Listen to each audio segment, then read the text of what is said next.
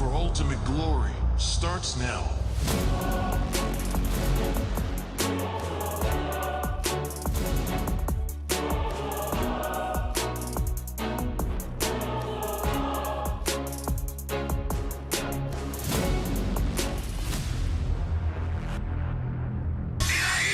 모바일 레전드 M6 スイスウォッチ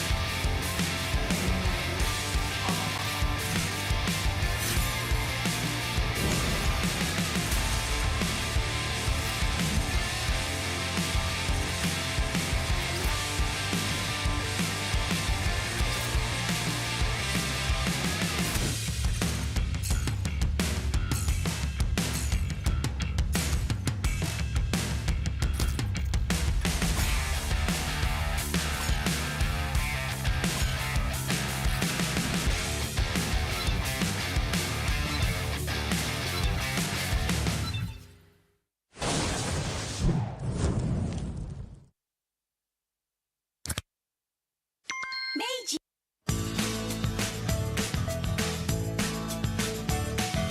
Hello panda, semua suka biskuitnya.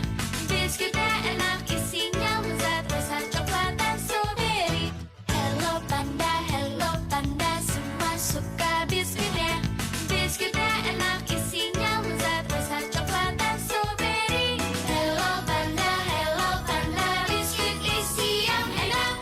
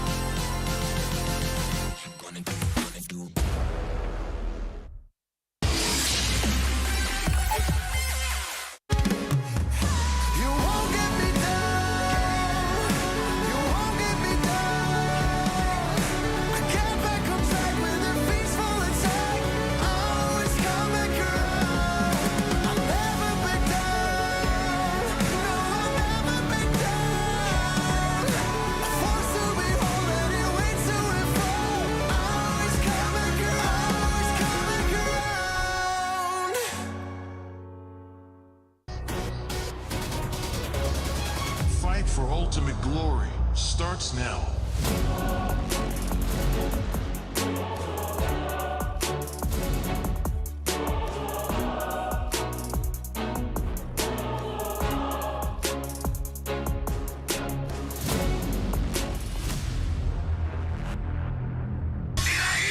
모바일 레전드 M6 スイスウォッチ 「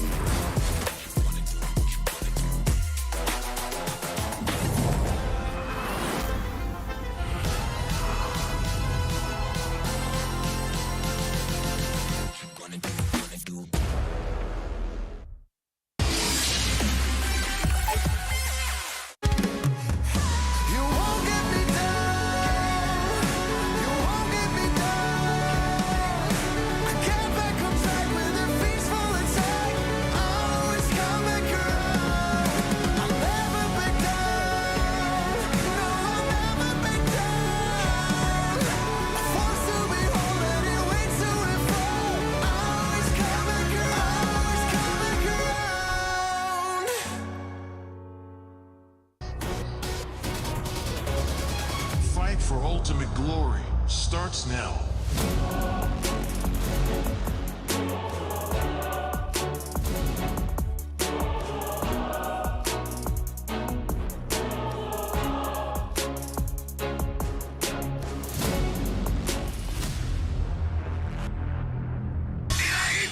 모바일 레전드 M6 スイスウォッチ。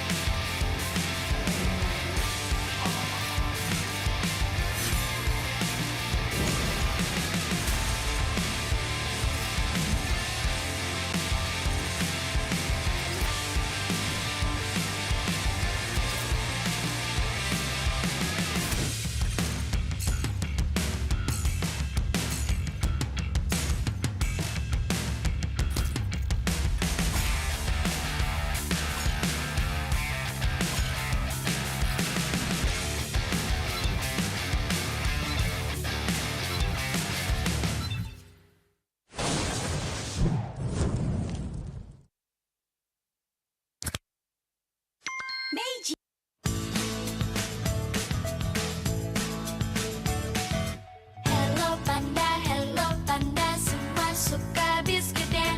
Biskuitnya enak, isinya lezat, rasa coklat dan strawberry. Hello Panda, semua suka biskuitnya. Biskuitnya enak, isinya lezat, rasa coklat dan strawberry. Hello Panda, biskuit isi yang enak.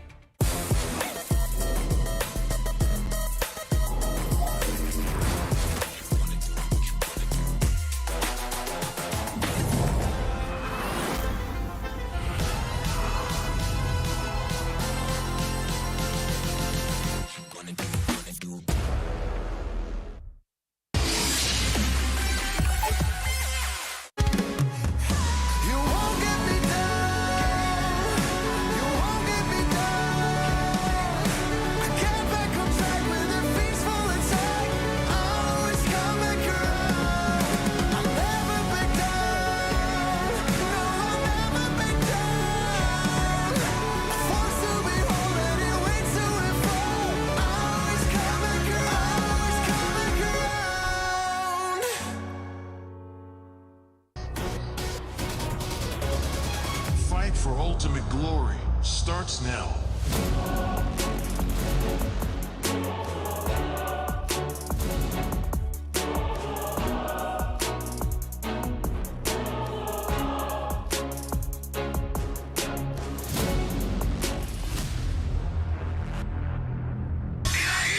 모바일 레전드 M6 スイスウォッチ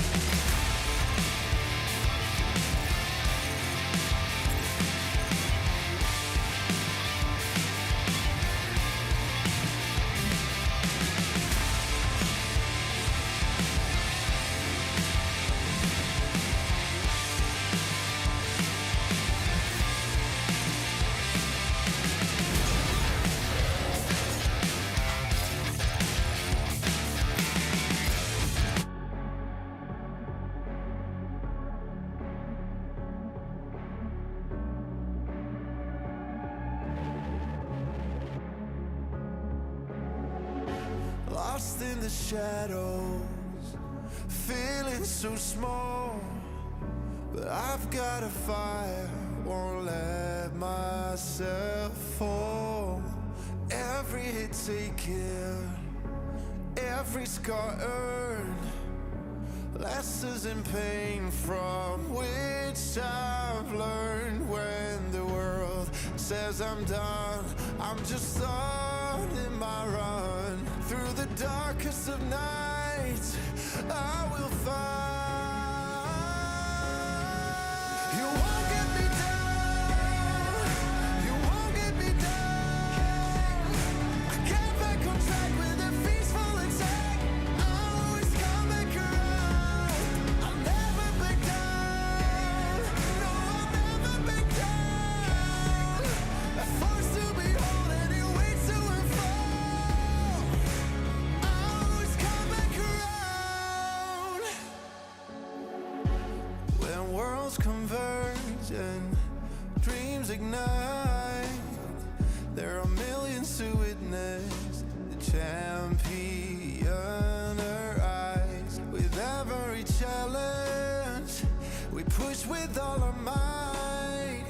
For we have only one goal, the ultimate prize. When hope seems so far, I'll reach for the stars. In the heart of the storm, I am reborn, I am reborn. You won't get me down, you won't get me down.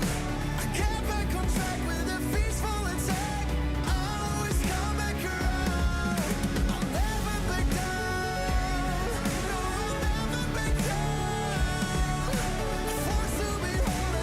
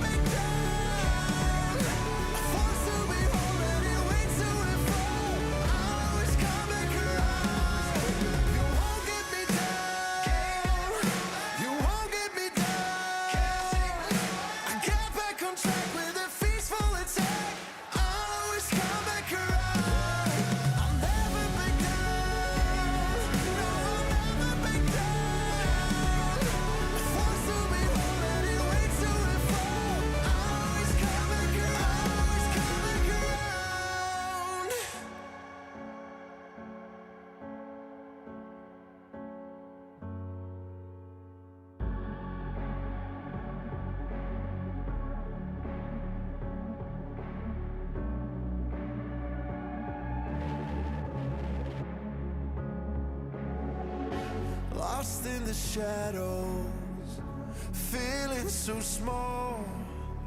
But I've got a fire, won't let myself fall. Every hit taken, every scar earned, lessons in pain from which I've learned. When the world says I'm done, I'm just starting my run. Through the darkest of nights, I will find. You won't get me down, you won't get me down. I get back on track with a peaceful attack. I always come back around. I'll never back down, no, I'll never back down. At forced to behold any way to unfold, I always come back around. When worlds converge and dreams ignite, there are millions to witness the champion arise. With every challenge, we push with all our might. For we have only one goal, the ultimate prize. When hope seems so far, I'll reach for the stars. In the heart of the storm, I am reborn, I am reborn. You won't get me down, you won't get me down. I get back on track with a peaceful attack. I always come back around. I'll never back down, no, I'll never back down. Forced to behold any way to unfold, I always come back around. Battle, battle, taking the right, make it, break it, hate it, I shine. You won't get me down, no, I'll never back down.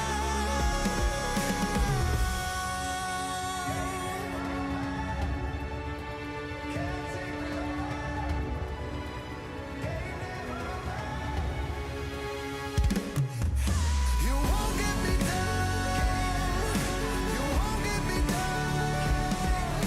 I get back on track with a peaceful attack. I always come back around.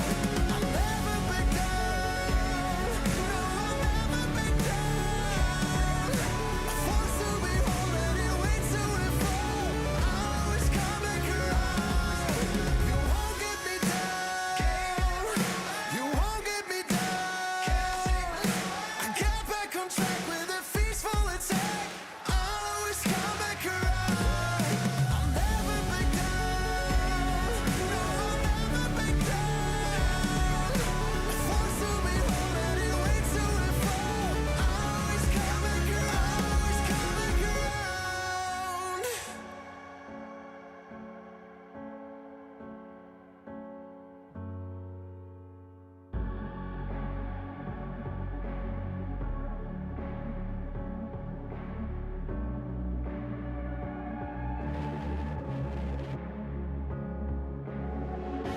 Lost in the shadows, feeling so small. But I've got a fire, won't let myself fall. Every hit taken, every scar earned, lessons in pain from which I've learned. When the world says I'm done, I'm just starting my run. Through the darkest of nights, I will find. You won't get me down, you won't get me down. I get back on track with a peaceful attack. I always come back around. I'll never back down, no, I'll never back down. At forced to behold any way to unfold, I always come back around. When worlds converge and dreams ignite, there are millions to witness the champion arise. With every challenge, push with all our might, for we have only one goal, the ultimate prize. When hope seems so far, I'll reach for the stars. In the heart of the storm, I am reborn, I am reborn. You won't get me down, you won't get me down. I get back on track with a peaceful attack. I'll always come back around. I'll never back down, no, I'll never back down. Forced to be whole and it waits to and fall. I'll always come back around. Battle, battle, taking the ride, make it, break it, hate it, I shine. You won't get me down, no, I'll never back down.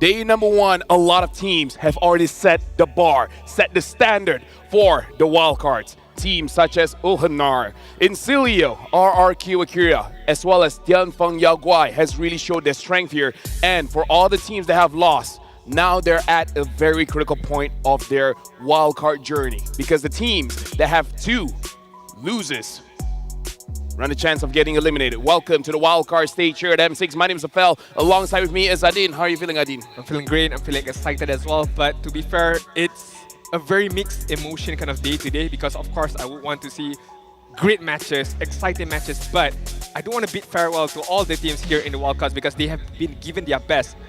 To be fair, it's a very tough competition, and we do have to bid farewell to few of the teams who won't make it to the main stage. Yes, for all of you, just to let you guys freshen up, we have 8 teams here. 8 teams competing, but only 1 team will get a final ticket to go to the M6. We have Group A, Group B. We'll be showing you guys the graphics a little bit later, where again, the top of each group will face against each other for the grand finals. Winner goes to M6. And for now, experience the thrill of gaming in real life at Kadia Gaming's and Esports District. Every detail is a celebration of play and entertainment. Thank you very much, Kadia Gaming, for supporting the wildcard as well as M6. And again, just like Adin has talked about, and well, me as well, teams, there's only 1 spot for each group, and then afterwards, grand final team goes to the M6.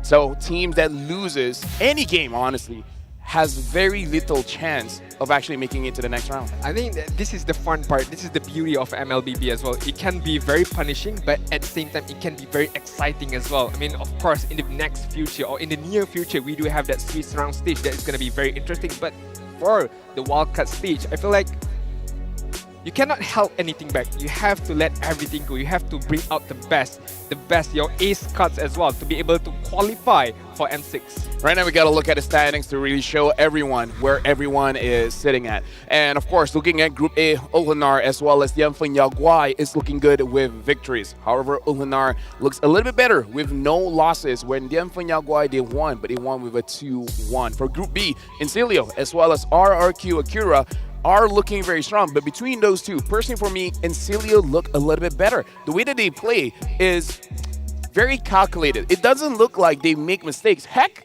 they make opponents make mistakes. I think that's the best part about Incilio, right? To be able to make or force the opponent to make that mistakes, and being an advantage to you as well. Being the top of the group with 1 more win could qualify them to the next stage, to the grand stage for the wildcard. But the Mongols have their work cut out for them. Oh yeah, for sure. Right now, we got to look at the schedule. We have 4 best of 3s for today. We're starting off with the Mongols going up against Incilio. Afterwards, Tianfeng Yaoguai going up against GK Esports. And in the final 2 matches, Uhanar going up against Nightmare. And the final match, it is going to be RRQ Akira going up against Legion Esports. And again, if you guys are looking at the schedule, we have teams like Mongols, GK, Nightmare, and Legion Esports that has lost yesterday. Losing one more time kind of solidifies that they won't be able to go to M6. If they win, they might be able to force a tiebreaker. That's why today is considered as elimination day as well, because for the teams who did not or were not able to get any points in the first day, right now it's a very I would say a mountain of a battle for them. Got a lot to do. Got to lock in as well to be able to get at least a victory, to be able to create that momentum. But then again, as I mentioned, momentum is a real thing. The first day, if you lost 2 games, your momentum is way down right now. Yeah, right now, honestly, I want to talk about the 2 teams starting off. We got Mongols going up against Incilio. We want to talk about Mongolia as a region. Honestly, MLBB scene there is growing. But the thing is, what I heard is that the players do have nervousness when they're on stage, and I can't blame them. Out of all the regions here, Mongolia definitely does not have a lot of experience, especially the boys here representing the Mongols, where I get it. Going up against all these big teams, you got to keep your emotions in check, and they haven't done that just yet. I mean, being good at the game is part of the battle as well, but mentally preparing for the offline stage, a big event such as M6 wildcard, is another different thing. And I hope like the Mongolian region take this as a big opportunity for them to even grow even further, right? Right now, yes, there might not be a lot of tournaments within the country, but I do hope this could be a massive stepping stone for the Mongolian region to be able to improve further. And I'm talking about EECA. They just finished Season 4 of MCC, and the scene is growing steadily. And looking at how they play, I really feel like they can compete against most Southeast Asian teams because, again, the way that they play, micro, their mechanics is absolutely amazing. But the way they move around the map, it looks like they have a better fundamental idea of what is really important in the game. Because every single time they look like they're starting a fight, they're not really starting a fight. They're just having false engages and then hoping for enemy to take the bait. So honestly, Incilio is one of those teams that does well against teams that's very aggro. So I really like their playstyle, and I wonder if they have anything else instead of just false engages all the time. We talk about meta all the time, right? And we talk about how the Southeast Asian teams are following the current metas. And I like how Incilio, I wouldn't necessarily breaking the meta, but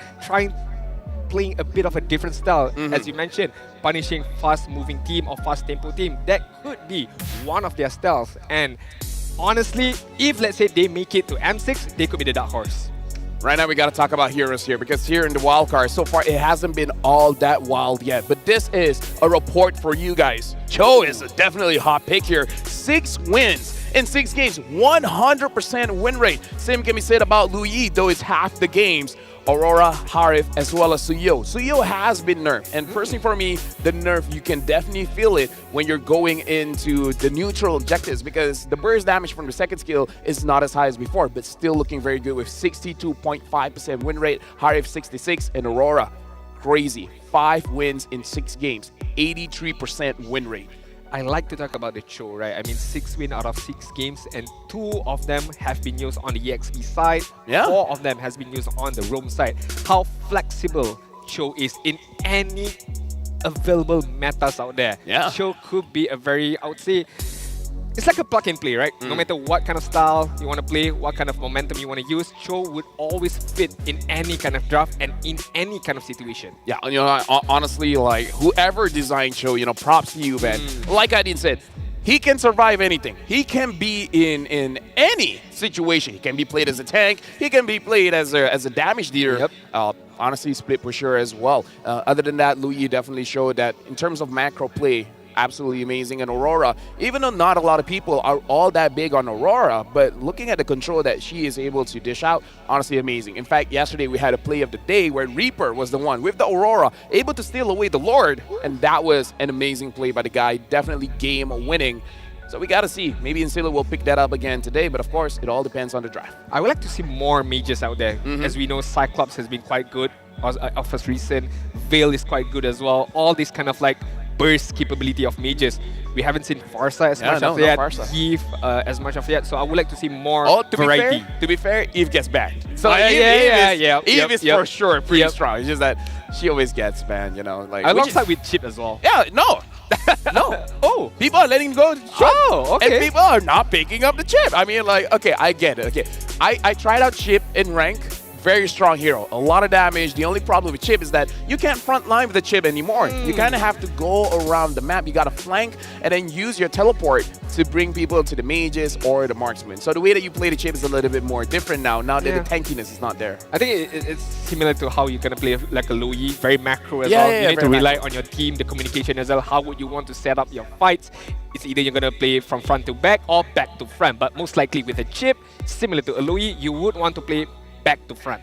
Yeah. Something like you want to play at an off angle. But now, again, talking about the games here today, first game of the day, we got to look at Encilio going up against their team. Now, the ideal preparation, we got a quote here from Coach G. What I like about the players is their willingness to admit mistakes and adapt. Even when there's negative feedback, they use it to improve. Everyone knows how to play now. What sets a team apart is how one gives them ideas. That's why I would like to thank those who help us scrim, especially the M6 representatives from the Philippines. And honestly, we can see in their gameplay, it makes a lot of sense if they take a lot of inspiration from the Philippines because they rarely make mistakes and they know how to force mistakes from everyone else. I like to point out the willingness to admit mistakes. Not everyone are able to admit when they did anything wrong. Yeah. To be able to admit it and to be able to recover from it is definitely a big thing. And as you mentioned, Lafel, taking inspiration as well from the M6 representative, especially from Philippines, is a big factor for them. How they improve themselves as a player, as a team as well, being able to perform at the highest level for now. And I really would like, of course, honestly, I would like two teams to be able to make it to M6 from wildcard, but there's only one. If it happens to be Encilio, I would like to see more from them. What is in store by this team?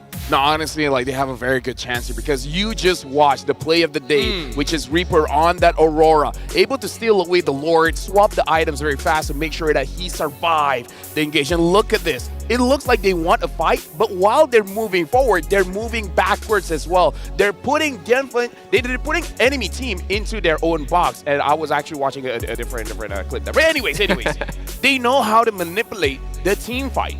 Yep. They set something up so that everyone gets inside a box. They immediately form a box around the opponent.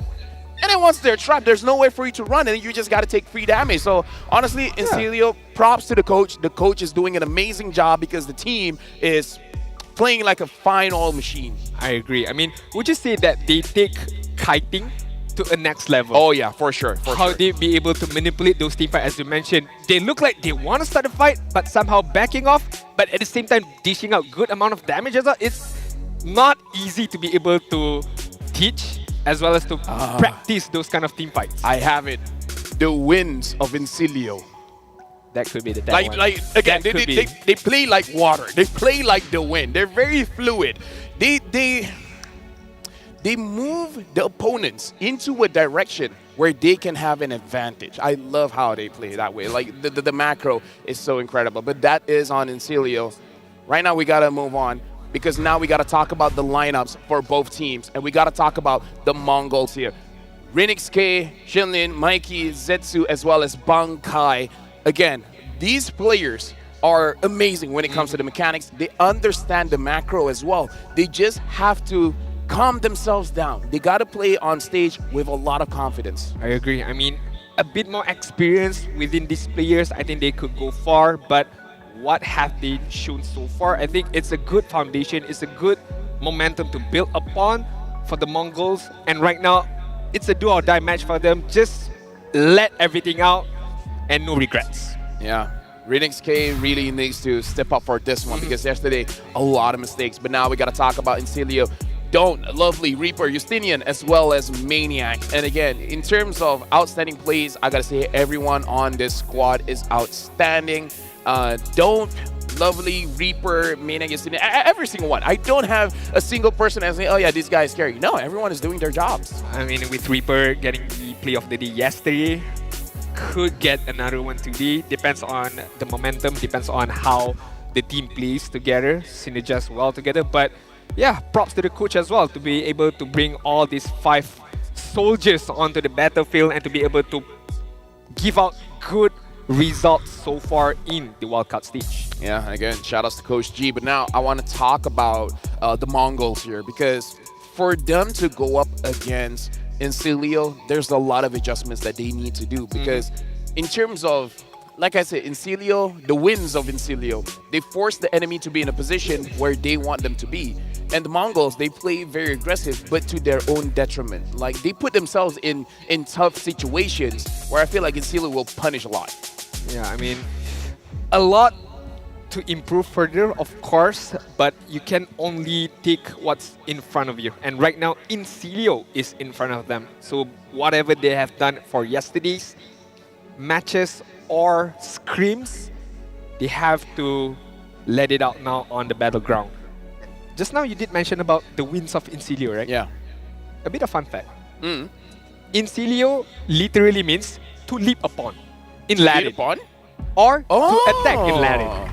So, I mean, it's mentioned here, are they going to be a hyper-aggressive team? Not necessarily. Like, yes and no. They're aggressive, but not hyper, not unnecessary. I agree. I think that's the one. They're not unnecessarily aggressive. But now we jump into the first draft of the day here in the wild card. It looks like Incilio will be on the first pick. Mongols will be on the second pick, which for now, fun fact, here in the wild cards, team in the second pick, 66% win rate. We'll see how that translates later when we go to the Swiss stage. But now let's look at the bans here. Eve, Fanny has been banned out by Coach G, and Coach Buyo has banned out the Jushin as well as Gato Kacha, where both Jushin as well as Fanny, 100% ban rate. I mean, again, we can't see both of these heroes on the wildcard stage. To be fair, I would want to see a Farsa could be picked up here as one of the first few pickups, but I love Farsa, but I don't know, man. so far, the wildcard teams haven't been that wild just yet. You know, they're like, whatever the matter was a few weeks ago, we're sticking with it, because once you see the once you see the picks, a lot of the nerfed heroes are still being picked up, and you know, to be fair, they do good. It could be day one nerfs. Yeah, it could be day one nerfs. Yeah, just trying to pick up something much more comfortable for them to be able to play with. So that's why the Chow, the Auroras, you've been seeing quite a lot and doing quite well as well. I mean, 100% win rate so far in the wildcard stage. For the side of the Mongols right now, the last ban before we move on to the first pick, the Chow is gonna get banned out. I mean, they also know the stats. They also know the numbers right now. Yeah, Incilio, they were amazing yesterday with the Matilda, but looks like they're picking up the, oh my god, how can I forget about the Hilda? Hilda picked up, and now Coach Buyo picking up the Khalid as well. Again, very flex. You can put in Rome, you can put in EXP, but if he's in the EXP, let me tell you, this Hilda is not going to allow him to move around the map. From an amateur standpoint, in ranked games, I played Hilda against Khalid. Yeah. I bullied the Khalid. Oh yeah. I mean, Hilda is 2+. It's too strong. Too strong. You can out-heal the Quicksand Guard just by staying in the bush. And you can kind of out-damage the Quicksand Guard as well. So if this Khalid is going to go up against the Hilda, it's going to be a tough battle for the Khalid, man. Yeah, you know what? I agree with you there. Something that has been buffed recently, that a lot of teams are experimenting to deal with the Hilda is a Fredrin in the EXP. Okay. So far, no one has picked it up just yet. And there you go, the fun fact that you mentioned. Incilio literally means to leap upon or attack in Latin. It's the sign that it will be hyper-aggressive. Not hyper-aggressive, but it's enough. But now, moving into the draft here, Coach Buyo has picked up the Khalid as well as the Alpha. Very strong front lines, maybe able to deal with the Hilda, but again, it's maybe. Incilio, Coach G picking up the Beatrix quite early. However, you know, I can respect that. Beatrix is amazingly strong right now. I don't mind at all, especially pairing up with the Loui as well. Could teleport her back onto the back line to be able to dish out a good amount of damage and to be able to avoid confrontation against the Alpha as well as the Khalid right now. Yes, Mongols have good frontliners, but they need to be able to dish out tons amount of damage, especially against the Hilda with the heal, with the shield that she has as well. So I'm not too sure. I'm looking somewhere along the lines of a Nathan right now, or maybe is it too early? I'm even thinking of something to punish the Hilda. Maybe possibly something like a Tigreal, picking up the Tigreal early, because if not, then it's most probably going to get banned out. Honestly, for Mongols, they don't have an answer for the Hilda. In terms of damage, they can damage the Hilda with the Alpha, but someone has to keep the Hilda there, because very experienced Hilda players, they don't use their first skill to charge in and deal damage and to chase someone. They use it to escape. So they need some kind of lockdown, and they have it with this Aurora. I can see the logic behind the draft coming in from Mongols, looking very good. I would say between them and Incilio looks like more of a specialized draft where the Mongols is following the meta. I'm just worrying about pacing right now, because looking at the Mongols lineup, right, you have Alpha, you have Khalid, you have Aurora, and you need to be able to land your skills. And to be able to land your skill, you would hope that the opponent has very low mobility kind of hero. Hilda is not that low mobility. She has her own dash. Loey, again, can be able to teleport from front to back, and she can hide in the bushes really, really well. She won't show her face too much, and the positioning of Loey will be at the back line. So Mongols would definitely have to bait out the positioning of Incilio, and that could be quite hard, because we've seen in the first day how Incilio plays. Back and front, kiting is very good. Just manipulating the team fight is so, I would say, a specialty of Incilio. So Mongols right now, it's a bit tough. It's doable, but it's a bit tough. Right now, looking at the bans here, Suyo has been banned out, same as the Bruno. Looks like the Mongols, they are targeting Justinian in the jungle. However, knowing Justinian, he has a lot. His hero pool is very deep. He can still go for the Nolan, he can still go for the Joy, and the like. So a lot of options still for Incilio. Mongols right now, they got a ban out. In my personal opinion, I kind of feel like the Nolan is a pretty good ban here, and they're the ones that ban out the Tigreal. So now it's on Incilio. If they want to get rid of long-range marksmen here, honestly, the Natan is not a bad shot at him. Yeah, I mean, the Natan, again, in general, there aren't many magical defense items to be able to withstand, to be able to, you know, protect against a Natan. So that's why I would opt to go for the Natan up against this Incilio's lineup. To be fair, I don't know if they are comfortable enough to play that. You could go somewhat of a safer pick. Something like a Curry could be an option. A bit slow, but I think you would be able to follow up against an Alpha or a Khalid as well. Yeah, Tilda, pretty solid pickup here as well. Looking at the Mongols, they're still hiding where this Khalid is going. It could go to the EXP, could go in roam position. Like you said, Adine, if it goes to the EXP, it's not going to have a good time going up against the Hilda. The Mongols can still hide it by picking up their marksman here. Honestly, still quite a bit of picture. They used the 1-1 as well as Melissa yesterday, but they're picking up the Granger. This is a debut pick. Has been buffed, has been revamped, in fact. But so far, no teams has picked it. Mongols will be the first one. Nice. You did mention about a long range damage, right? I mean, Granger fits that to a T right now to be able to deal at a very maximum range. Doesn't need to come near with them, so it really depends. But Granger, one thing that I've noticed, is a very momentum-based kind of a hero. You need to be able to get that momentum early on to be able to use Granger effectively. And looking at Incilio, good shout out with the Joy pick. Something much more comfortable for them to be able to use. Again, a lot of dashes, very hard to catch. So this is what I'm afraid for the Mongols. Can the Aurora catch the Joy? Can the Khalid catch the Loyi? Can the Alpha catch the Hilda? They need some kind of cash here, someone to stop the Joy, because the Joy is going to be very difficult for both Aurora as well as Granger to deal by themselves.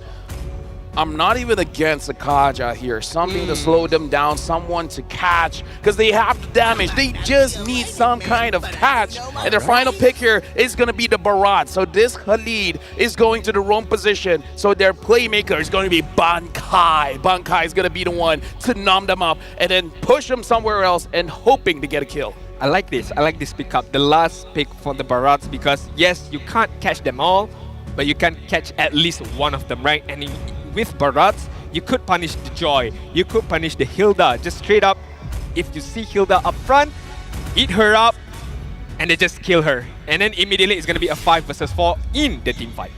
There you go, folks. This is going to be the first game of the day. And Cilio going up against the Mongols. Now we have a debut by Renex K with the Granger. This is going to be the first Granger in the wild card.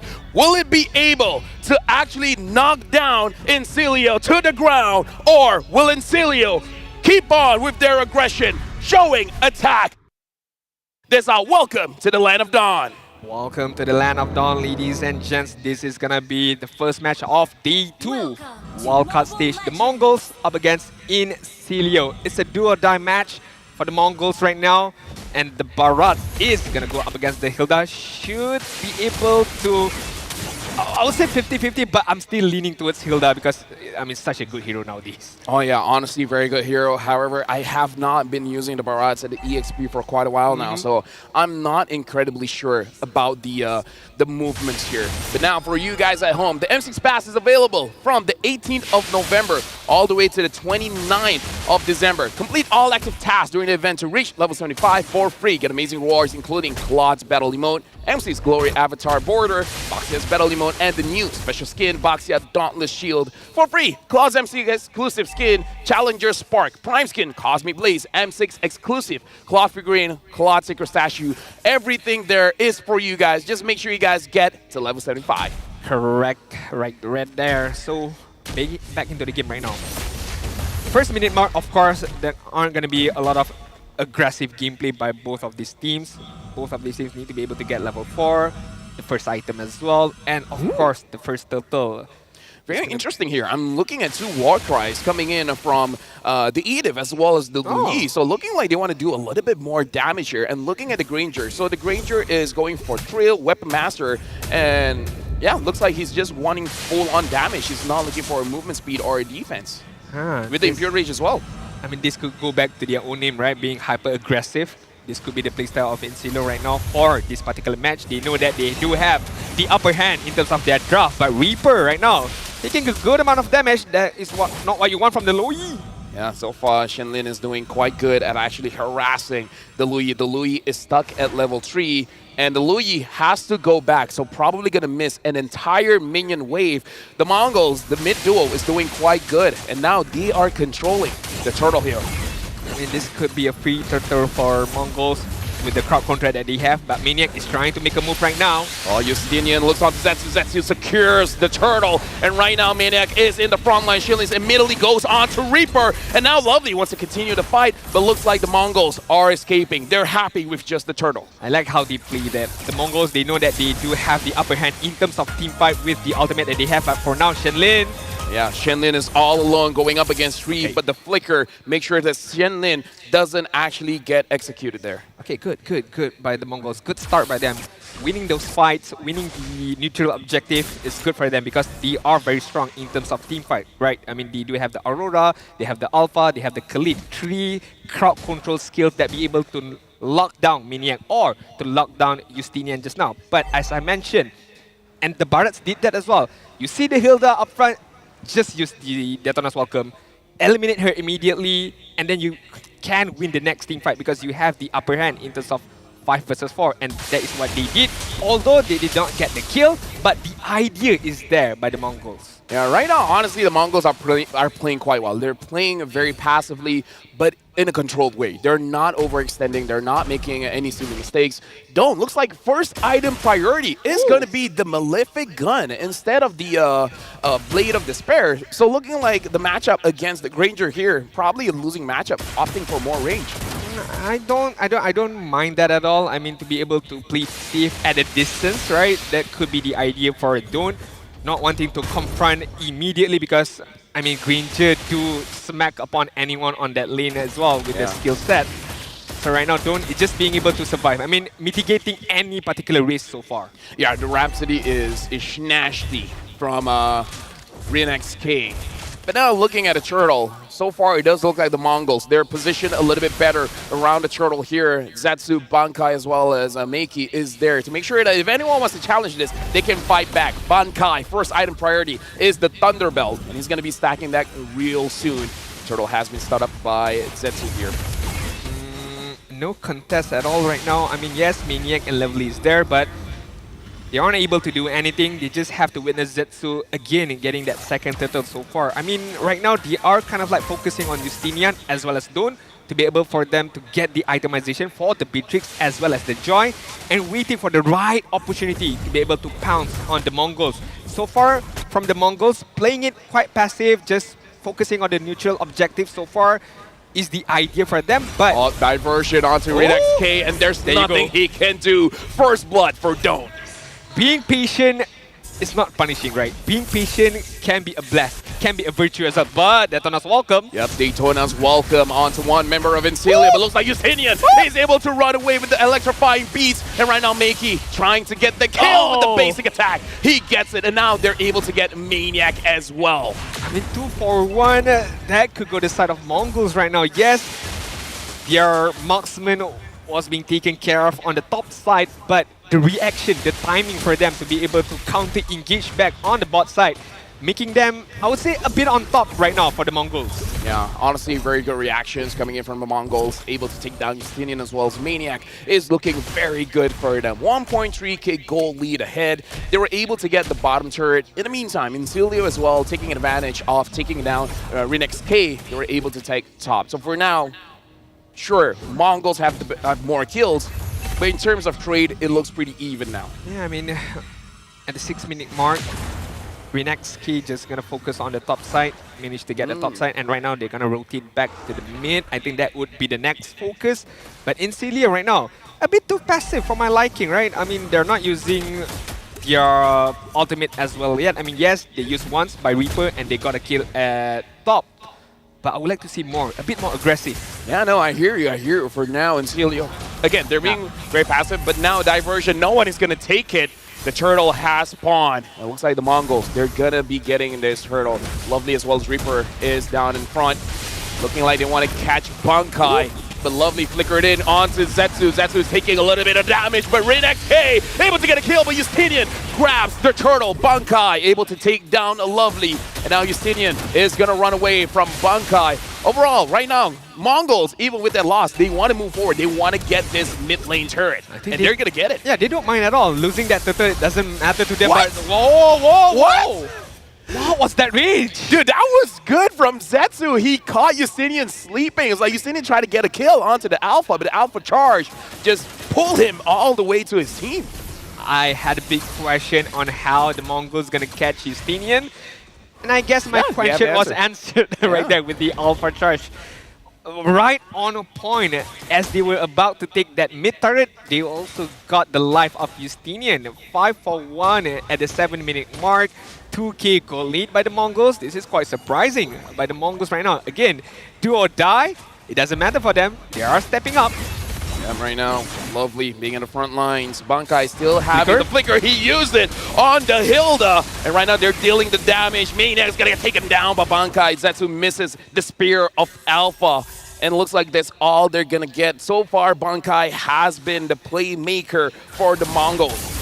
I like the flicker, I like the aggression as well, both by Bankai as well as Shenlin right there. They know the targets are clumped up in one particular area and they all dove in and managed to get a kill. And right now the Mongols are kind of in the driving seat right now. 2.7k goal lead, almost reaching 3k.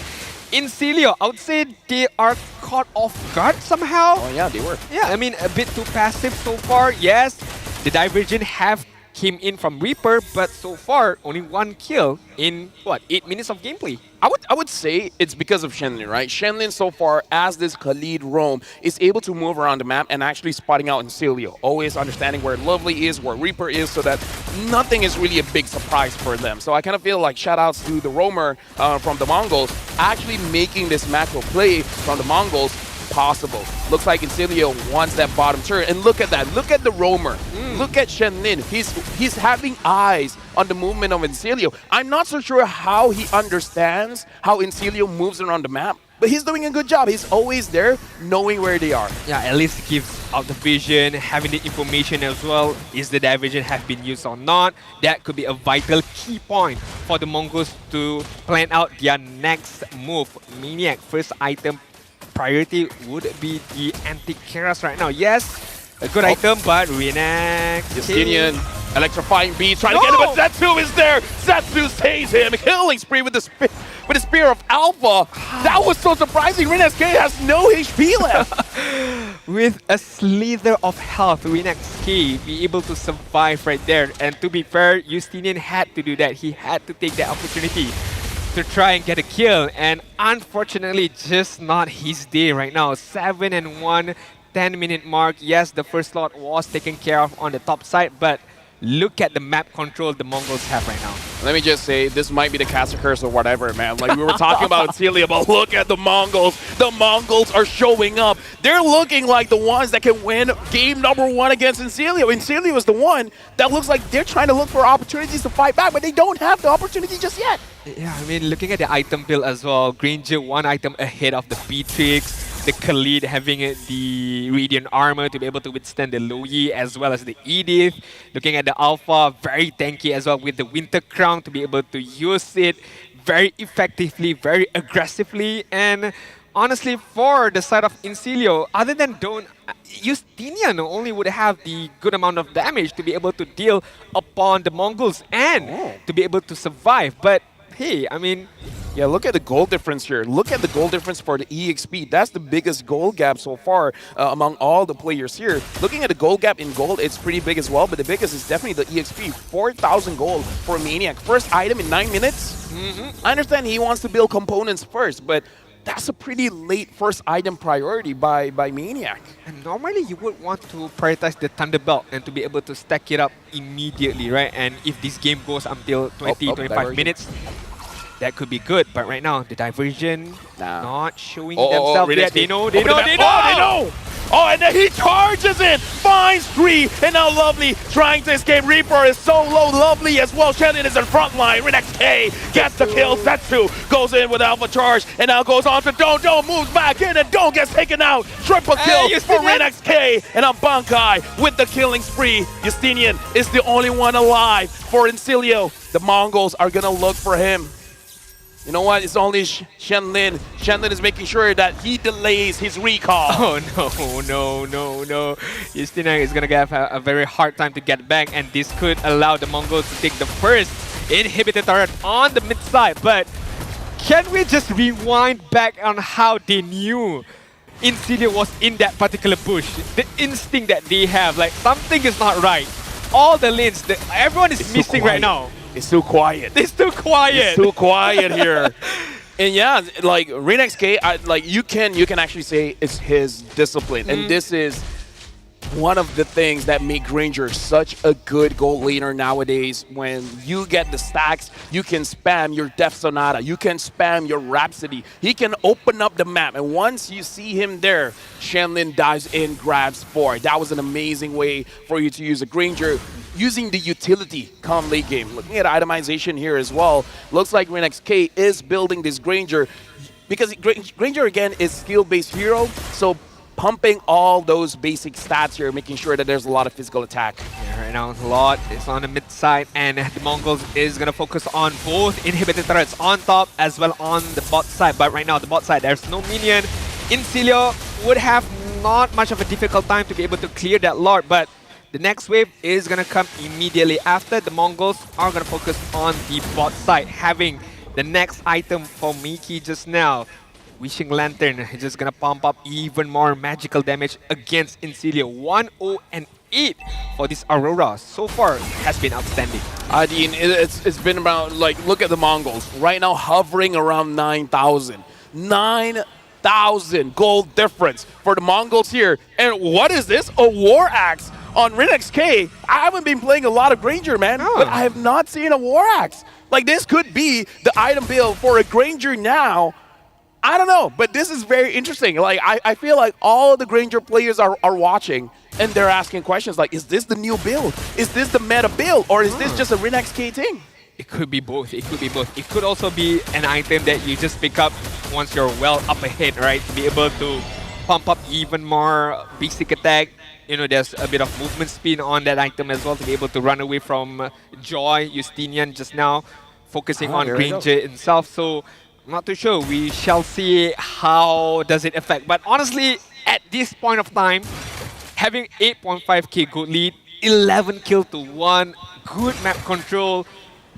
Any item I wouldn't be, questioning about whatever he builds right now. Right now, Renek's K, the only defensive item that he really has is the Rose Gold Meteor because his only threat is Justinian. Looking at the stacks here, 678 stacks. He killed like I don't know how many minions at this point with 678 stacks. He can use Rhapsody all like look at his energy. It barely goes down. And this is why I'm seeing teams going for gold lane instead of the jungle because in the jungle you get the stacks slowly. But as a gold laner, you saw that 15 minutes in, almost 700 stacks.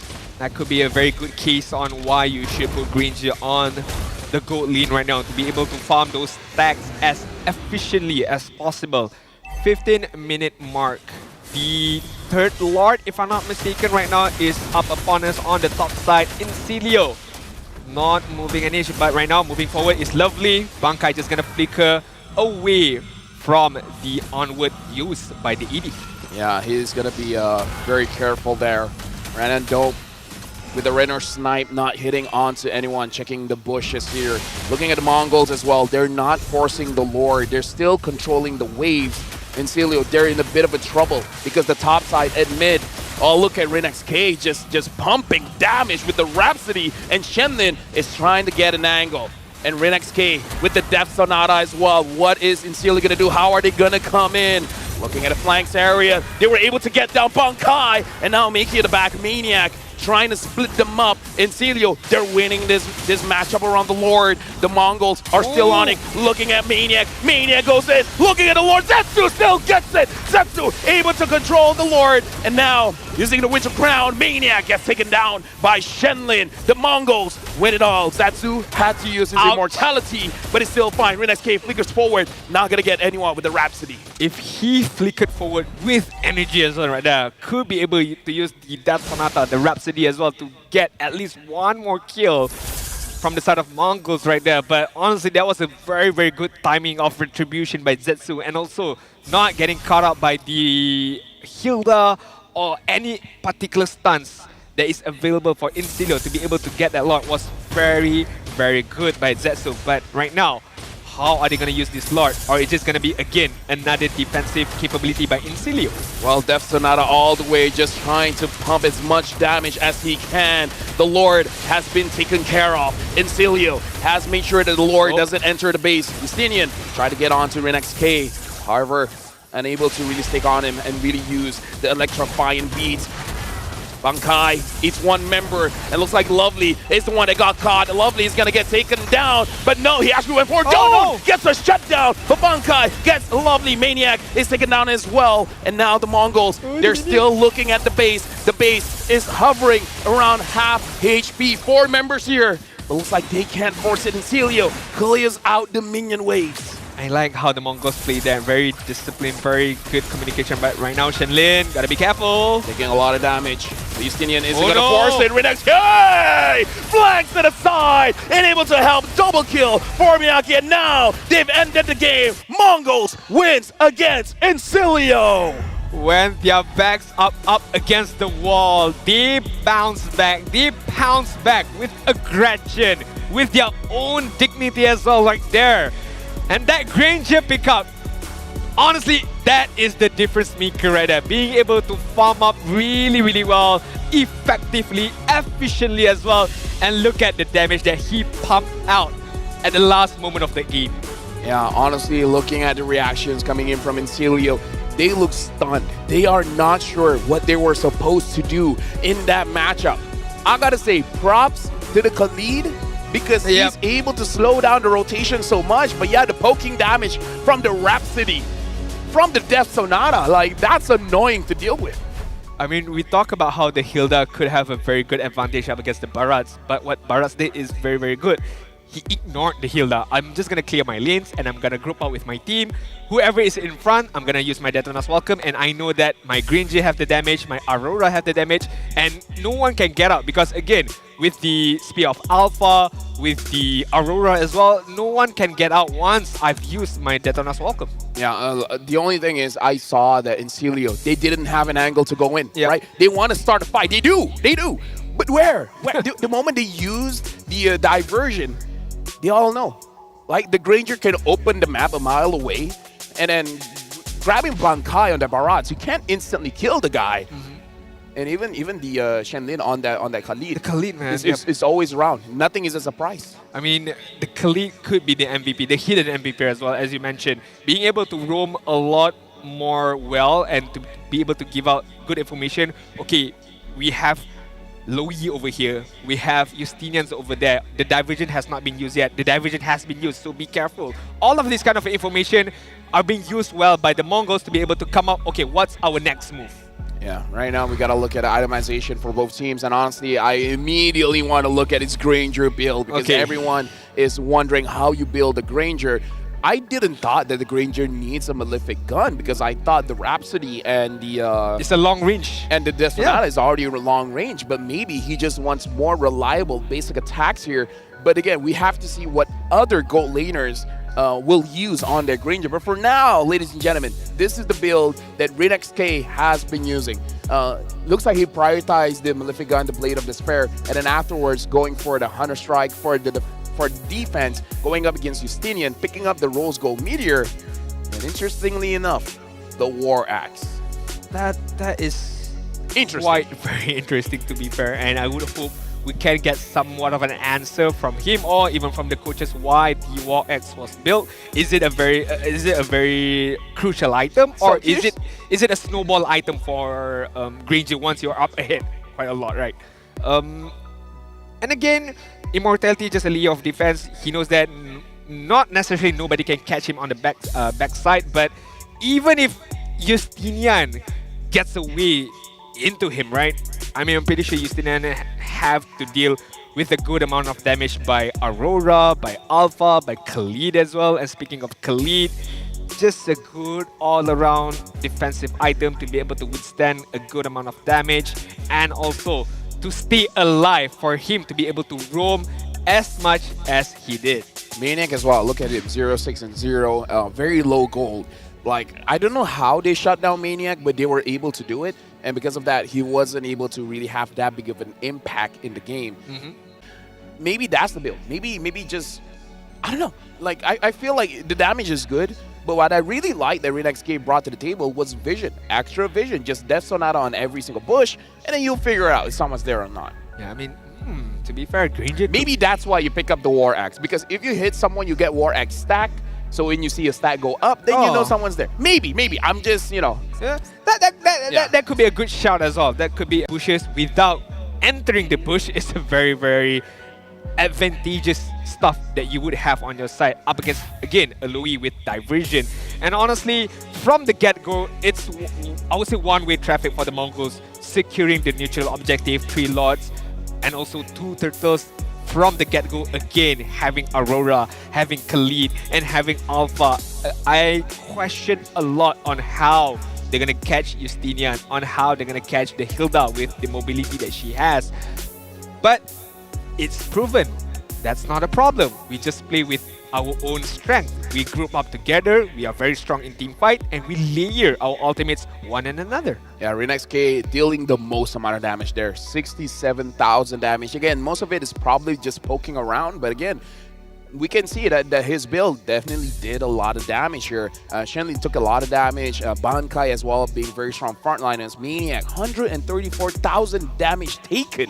He took a beating in this game, and someone has to, right? Someone has to. Lovely tries to set up for those engages, but unable to.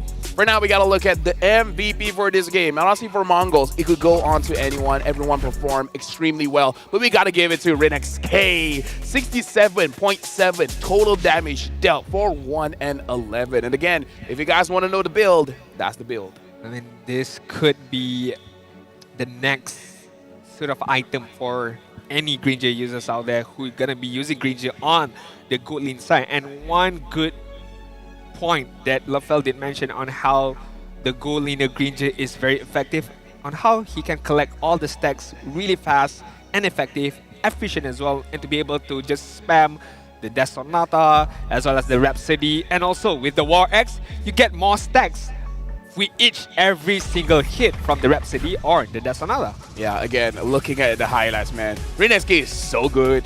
So good. But yeah, the Granger, look at him just poking around.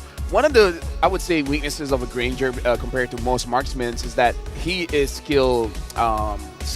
Yep. Skill shot based.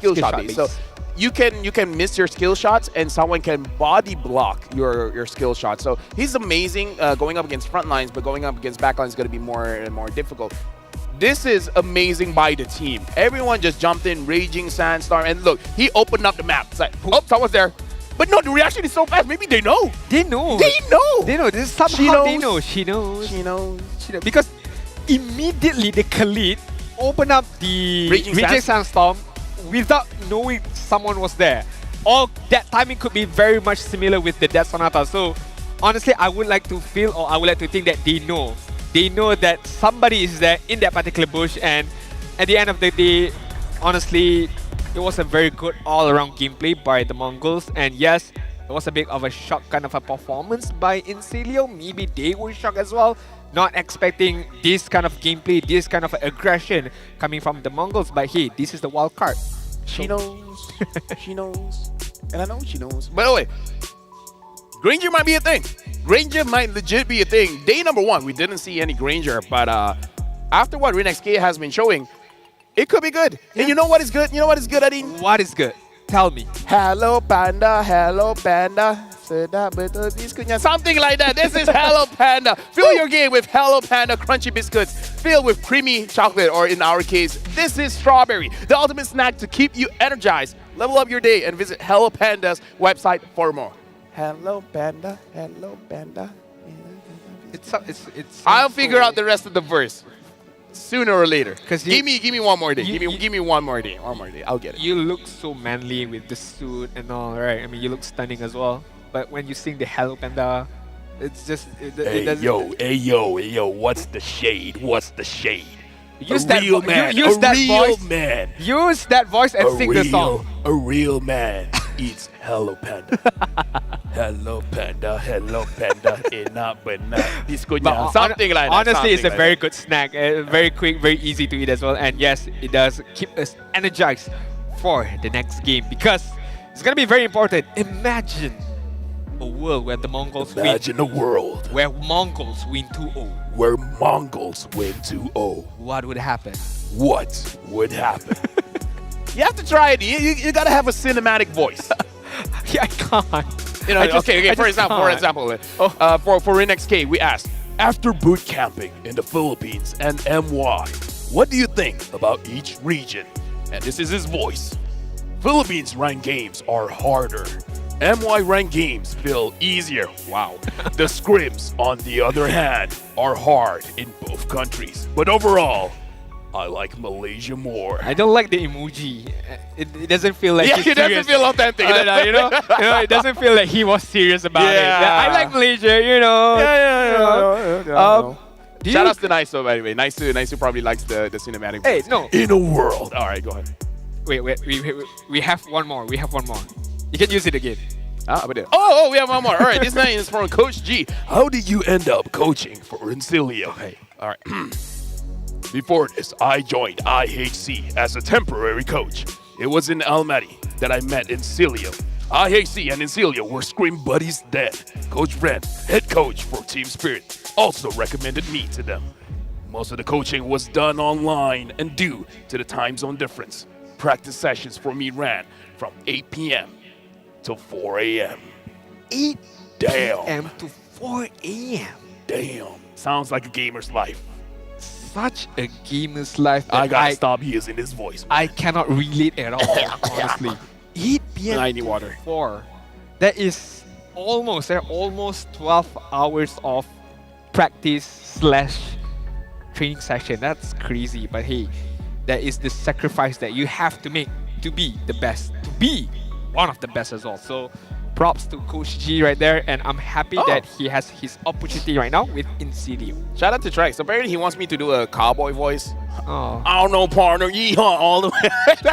All right, we're going to draft. No. I'm not gonna get myself into trouble. Yeah. We're going into the draft here, Adi. We're going into draft. Okay, I'm glad you did not continue Yeah, down that path, I'll that stop. road. Okay, drafting phase for game number 2 right now. Sir, How what's your will command? Insilio bounce back, or how will Insilio respond to the aggression that the Mongols have provided in game number 1? We started with Mongols will be on the first pick, as well as Insilio will have the benefit of the second pick. And to be fair, again, 66 win rate for second pick teams. This could be good for Insilio, but Yeah. if Gatot and Chow has been banned out, meanwhile Insilio banning out the Jushin again, 100% ban rate, as well as the Fanny. Yep. Fanny, Jushin banned out. Still leaving quite a lot of things here open. I wonder if Insilio wants to take away the alpha, because so far, Zetsu. Oh, now I'm starting to see the theme. Zetsu, Bankai, they like Bleach. They like Bleach. I mean, that is the most easiest way for you to pick out an IGN, right? Just pick whatever you like to watch. You know, it could be a TV show or a movie. And just pick one of the main characters, or one of the characters within that particular movie or that show. I was talking about the alpha, but I was thinking Insil would pick it up, but it looks like they're batting it out themselves. So I wonder if Mongols, they pick up an essential jungler here. What else is open now? Hilda still. Oh, Hilda is still open, but they're taking their time. They're wondering, is like, is it worth it though? High loss, they prefer the high loss over the Hilda. Or maybe they're just like, Maniac Hilda. What's the big deal? I don't like the win rate of high loss just now. 29% win rate. 7 times being picked up. That's not good. I would hope that that number increases even further right now. Insilio again doubling down on the Hilda once again with the Suyo. Yeah, okay, so the CEO, he can be a little bit more aggressive, hopefully, because so far we saw the Joy didn't really have a good time actually going for a lot of early trades. I wonder if he will change that up. Now the Mongols still with the high loss, they can switch it up. It can be XP, it can be roam. They were able to take down the Hilda by picking up the Barats. If they don't pick it up now, then it could get banned out. But it looks like they're not picking it up at all, because they're going to opt for the Khalid as well as the Aurora. So this, actually no, they can swap. They can do whatever they want. Yeah, I like the saying that goes, you know, if it's not broken, why would you want to fix it? So again, the Khalid and the Aurora did well in the first game. Proven that how they played, they could get a very good result out of it. So again, using it for game number 2. Could be the same job desk, could be the same responsibility by the Khalid. Roam around, give information, provide vision as well, to be able to plan out your next movement, especially when it comes to those turtle team fights or even the Lord team fights now. No, actually, I was corrected. I was thinking of Ichigo's sword, but Zetsu could also be Naruto. Of the villain. Yeah, the the guy, the black and white guy. Yeah. The yin yang guy. But then Kaguya, again, I don't like Kaguya. But then again, you have Bankai over there, so like, it's I more think towards- Zetsu's in Bleach too. I think so as well. I don't know. Okay, Granger band. Yeah, Granger band. Right? Good band. Granger band. I like the band. Don't give anything comfortable for Wait. Renexki. But okay, so Renex K so far, he hasn't used the same hero twice, if I believe. He used the 1-1, and then he used the Melissa, and then he used the Granger. If he wants to, I mean, he doesn't need a hero like Granger, because again, the Louis is not there. It's always good to open up the map, but it's not necessary now, because you're not going up against a Louis. I mean, you're going up against a Hilda as well, who likes bushes a lot. You know, you're just gonna hide in there and just come out at any given point of time to be able to catch any particular members of the opposing side of guard. So, yes, it would nice to have someone with a long range kind of skill. Leela could do that as well. Mia could do that. Honestly, Mia is an okay shout. However, I kind of feel like going up against Hilda might still be a problem. Because the I Hilda agree. can just chase after the Mia. But you could pick up again a Nathan, you know, be safe. Honestly, like I don't doubt that RenXK has such a big hero pool because so far he has not picked the same hero twice. So he might surprise us again here today. We talk about the Clint, maybe the Clint. I'm not so sure Clint is a good matchup here with the current 3 heroes that Coach G pick up for Encilio, but still, it's an option. I do agree. Maybe he can pick up the Beatrix. I mean, not you. I would say me myself doubted the possibility of their draft in game number 1, and I was proven wrong. So I would be happy to be proven wrong once again right now by the Mongols. Matilda is open with whatever they pick up. I mean, Matilda is open if they do want to pick it up. Are they gonna pick it up? Well, they're not still yet, not hiding. yet. I mean, like, what are the chances that Mongols pick up the Matilda, right? Yeah, they already no. have a Khalid, they already have a True. Hyla, so yeah. What kind of a jungle are we thinking right now for the side of the Mongols? Fedrin is still there. Yes, Alpha has been banned out.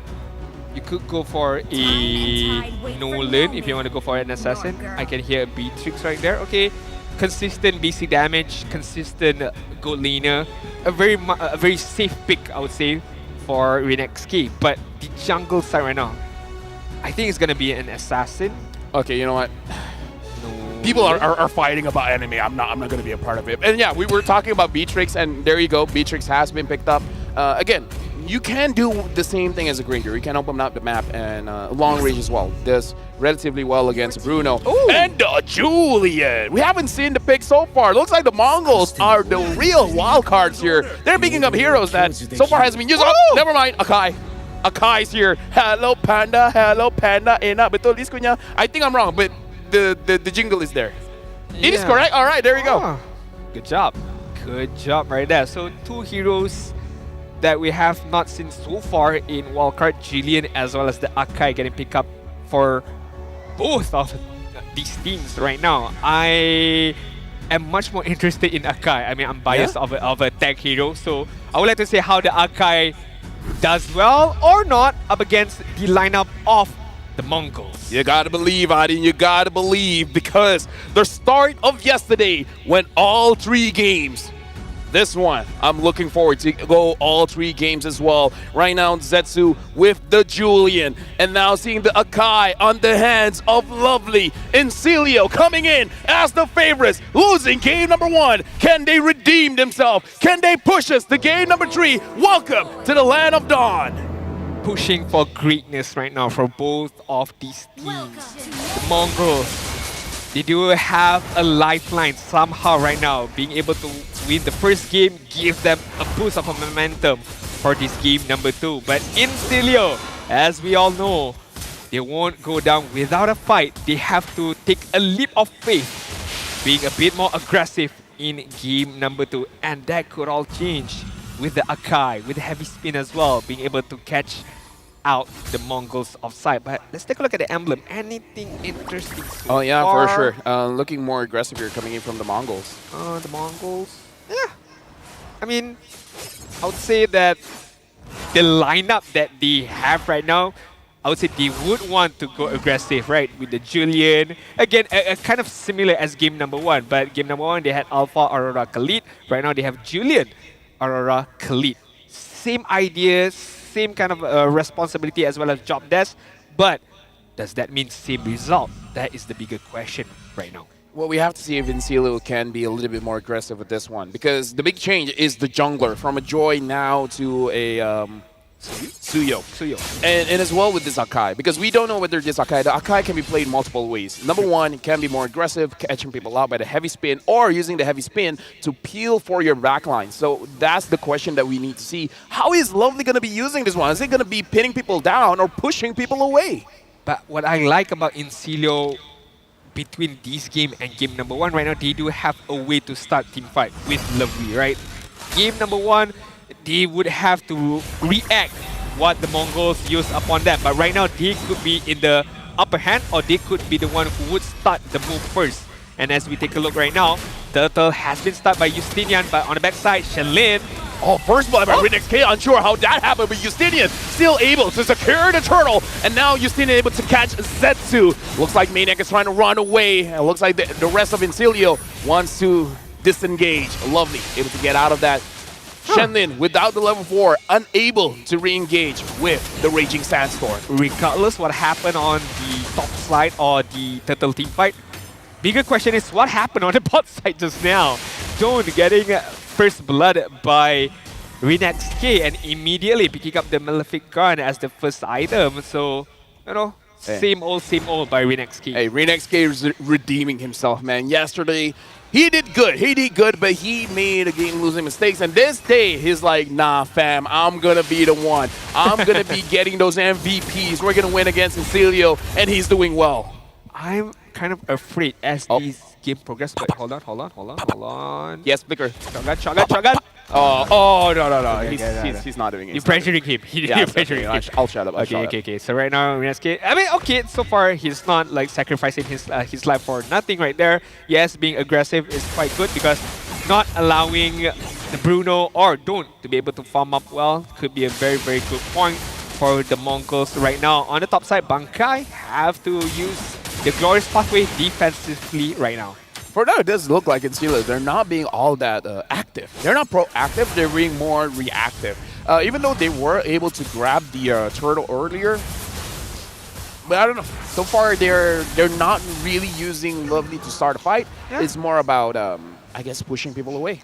I'm kind of afraid a little bit because you have a very, very good early game hero with Suyo as well as Lovely being able to pin anyone down. But as you mentioned, they're not using that at all in these early stages. They're just farming up, you know, allowing Justinian to get a few more levels, a few more items, as well as Bruno. So this could bite them back when we enter the mid-game stage where the Mongols are much more superior. To be fair, it's going to be hard to pin them down. The only way that they can do it if Zetsu goes in and then he pins him down with the heavy spin. Maniac is on the back line. So right now, Mongols, they're actually trapped on both ends. But it looks like they're the ones being a little bit more uncomfortable. On left and right, you got Lovely as well as Maniac. So they're actually caught in some sort of a semicircle here. And it looks like they're not going to get baited in. They're not going to be taking free damage from either side. I mean, the fact that both EXP laners are just ignoring their own lanes right now, focusing on this turtle, and neither of them are, you know, brave enough to start this fight. They're just hovering around, waiting for the right moment, waiting for the right timing as well, or one of these members slips up or make a mistake. That is the time they could pounce. So I'm not too sure how long can they be patient about this. They need to start a fight. They need to do something right now, or else it's just going to be a back and forth fight. Well, Justinian try. Oh, Mickey flickers forward, unable to catch anyone with the Frigid Glacier. So far, no one is caught by Incilio. Incilio is looking very safe. It looks like no one is going to start something. You were right. You were right, Adine. Mongols, they tried to start something, but Incilio was able to escape. So no aggression is going to come from Mongols. Nope. Justinian, yeah. That was a... I don't blame him trying to get a kill, but you still have to remember Aurora have the passive, and right now, Lovely flickers in, able to catch one, taking a bit of time, but Zetsu eventually falls. Shenlin, is he gonna try and get this turtle? It's not gonna be worth it, buddy. Reaper secures the turtle for the team. Bankai flanks, but no fight is gonna continue. They're just gonna protect the mid lane. I was gonna like give credits and props to the Mongols right there. Being able to catch Justinian out was really, really good. And I thought that, okay, this could be an easy turtle for the Mongols, but Lovely had other plans right there. Being able to pin down Zetsu right there and immediately kill him, but in the mid side. Looks like Lovely has been caught. Miki will secure the kill. Not really catching with the Frigid Glacier, but still caught nonetheless. Oh, Renex K! Oh, he's too far forward. He's going to get taken down by Don't. But no, Shenlin goes on to Don't as well as Maniac. But looks like the Mongols, they don't want to overstay their welcome. Now even the Suyo is there. Bankai gets caught by the Frigid Glacier. And now he's going to get taken down as well by Justinian. But very good macro gameplay by Zetsu, knowing that fights are happening on the bot side, so focusing on the top side is the decision that was made by Zetsu to be able to balance it out so far. But Mongols, Renex K, gotta be careful.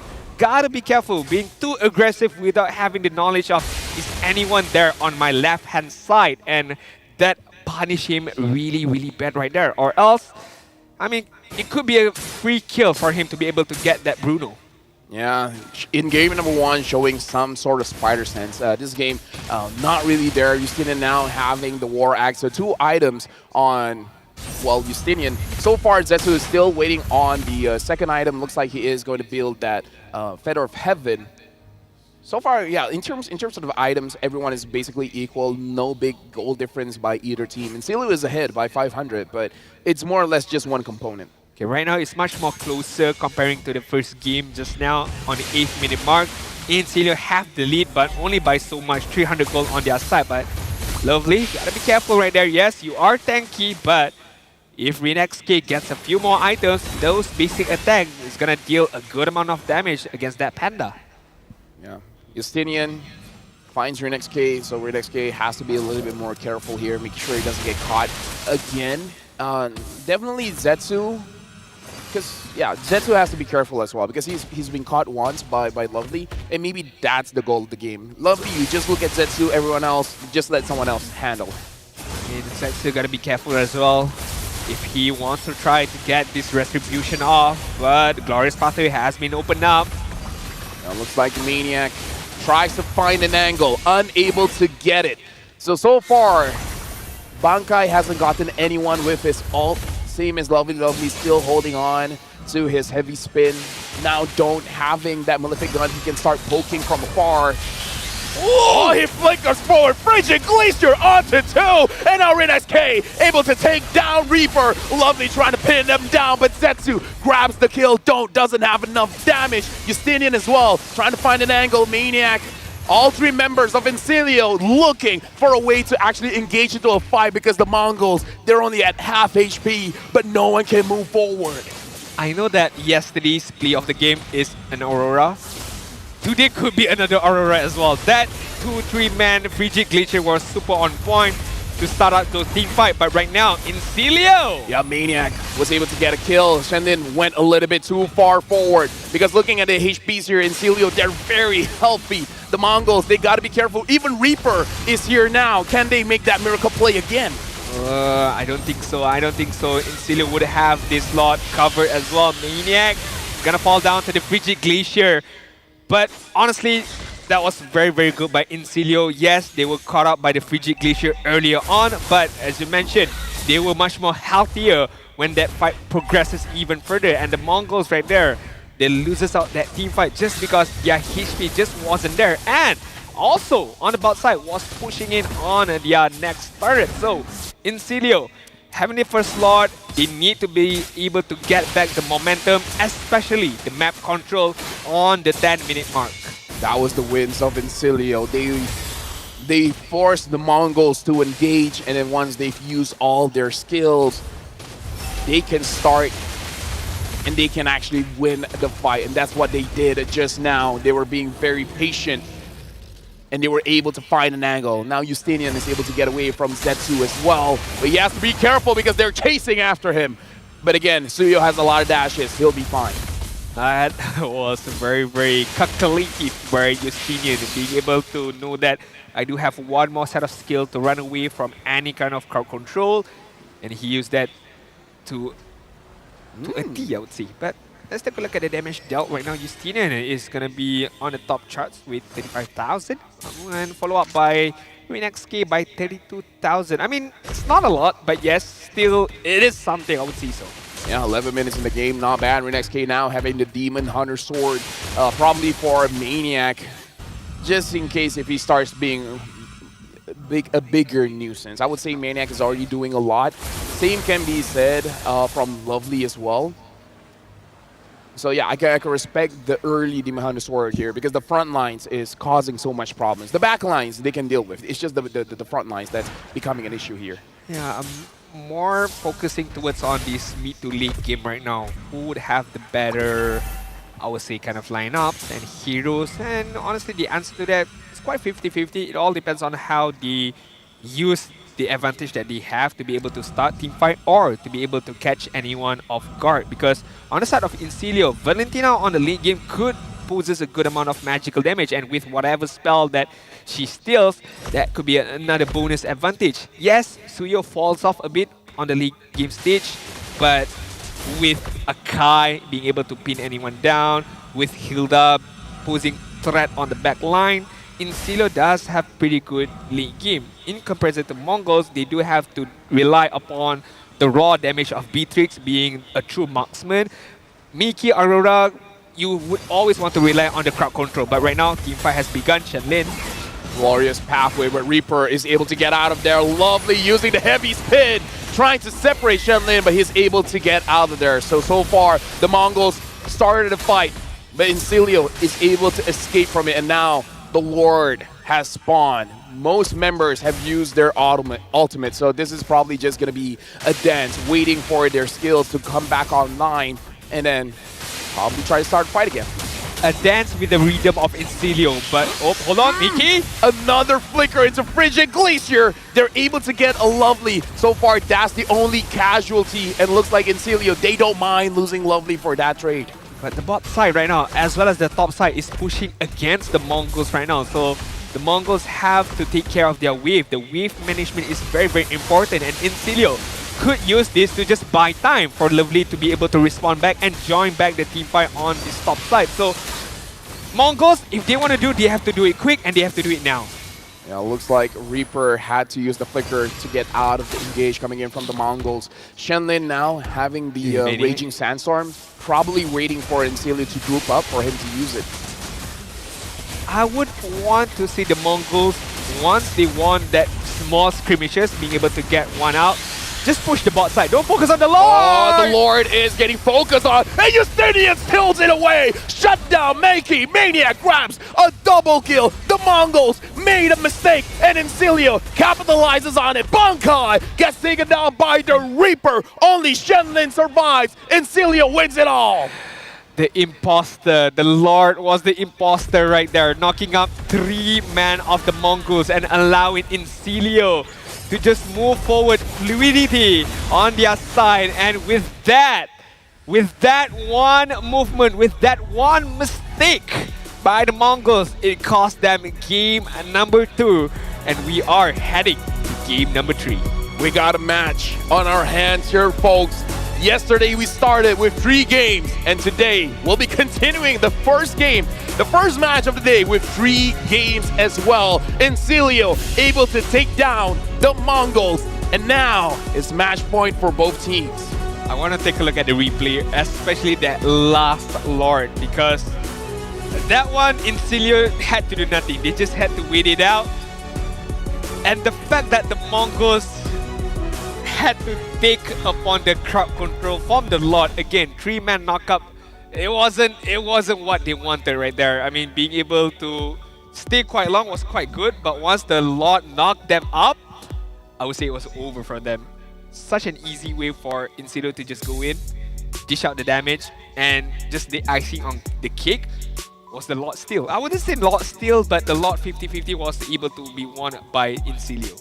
You know what, that's just RNG, man. Like, I honestly, even I didn't notice the Lord knocked them up, but if that really happened, then, you know what, GG's Lord. You made this game 3 possible for Incilio. But I gotta say, Makey was very proactive. Yeah, a lot of times, like the moment the flicker is up, use the flicker, Frigid Glacier. Sometimes you're able to get multiple members, but in the final moments, only able to get Lovely. And again, Incilio, they're okay playing without Lovely on that. Like, their draft doesn't depend on Lovely. They can still play around without him being there.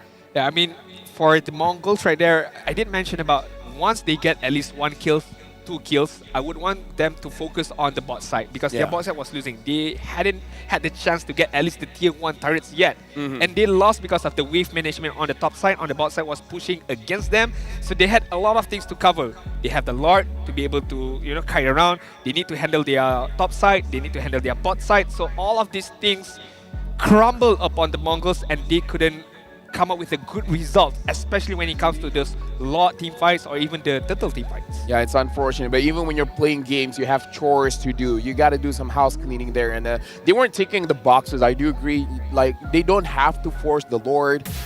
someone has to keep an eye on the Lord, but everyone else, they can start moving the map around. But now let's look at the itemizations here. And again, looking at the draft, I would say it's pretty equal. We have new pickups here in the wild card, both the Julian as well as the Akai. I would say neither really had that flashy of a showing. 132 and 135, but again, they serve their purpose. They were like, we can see Lovely. If you have an opportunity, catch Zetsu. If you don't, just push people away. Make sure that Don't doesn't get caught. Make sure that Reaper doesn't get caught. Yeah, well, Lovely did have one good moment early on the game where he managed to catch Zetsu, and everyone from the Insular side just dish damage upon him and kill him off, and that made Insilio get the first turtle earlier in the game. But taking a look at the item, I like how the Malefic Gun is, becoming much more of the priority item right now. Even the Bruno as well as the Beatrix pick it up early on the stage to be able to withstand or to be able to survive the laning phase even much more efficiently. Looking at Justinian, of course, you would want to go for the Blade of Despair, the Hunter Stride, as well as the Malefic Roar. Not much complaint by me so far by how Insilio played. Just stick with your own gameplay, wait for the right timing, and wait for Lovely to be able to catch anyone out. If no, it's okay. We just have to kite around because, again, that is Insilio's specialty.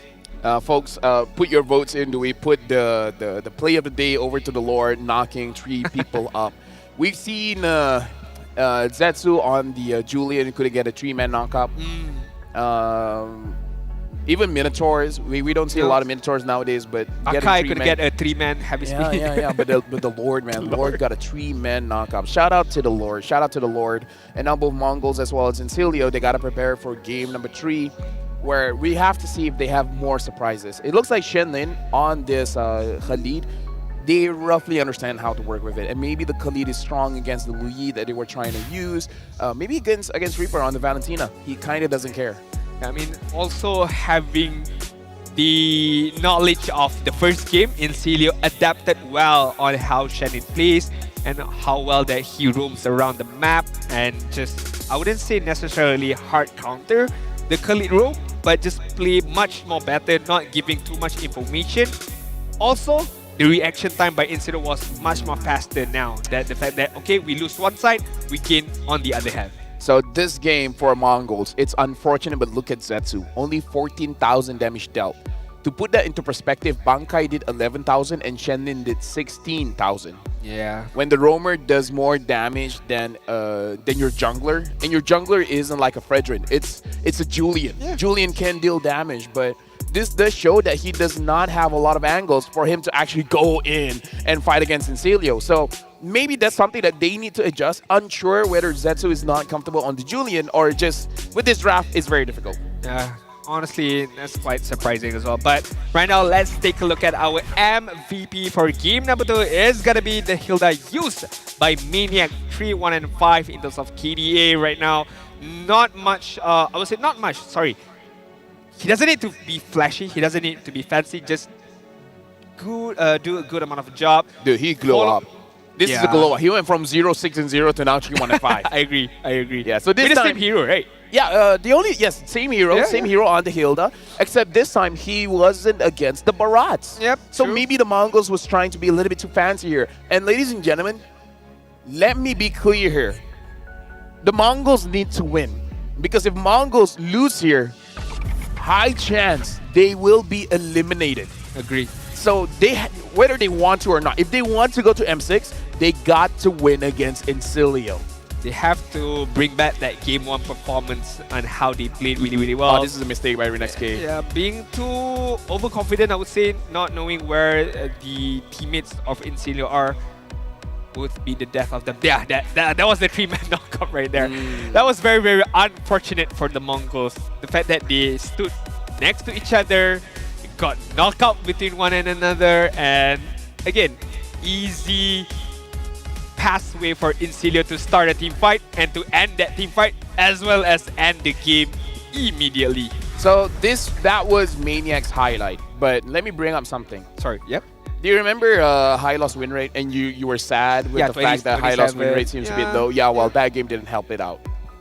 another loss for the high loss. No, such a good hero. It's a good hero. I really like high loss with the Thunderbolt. So good, but I mean, those are in ranked games. You know, in competition level, it's much more different. Of course, I do understand that, but you know, as a tank player, just a bit sad.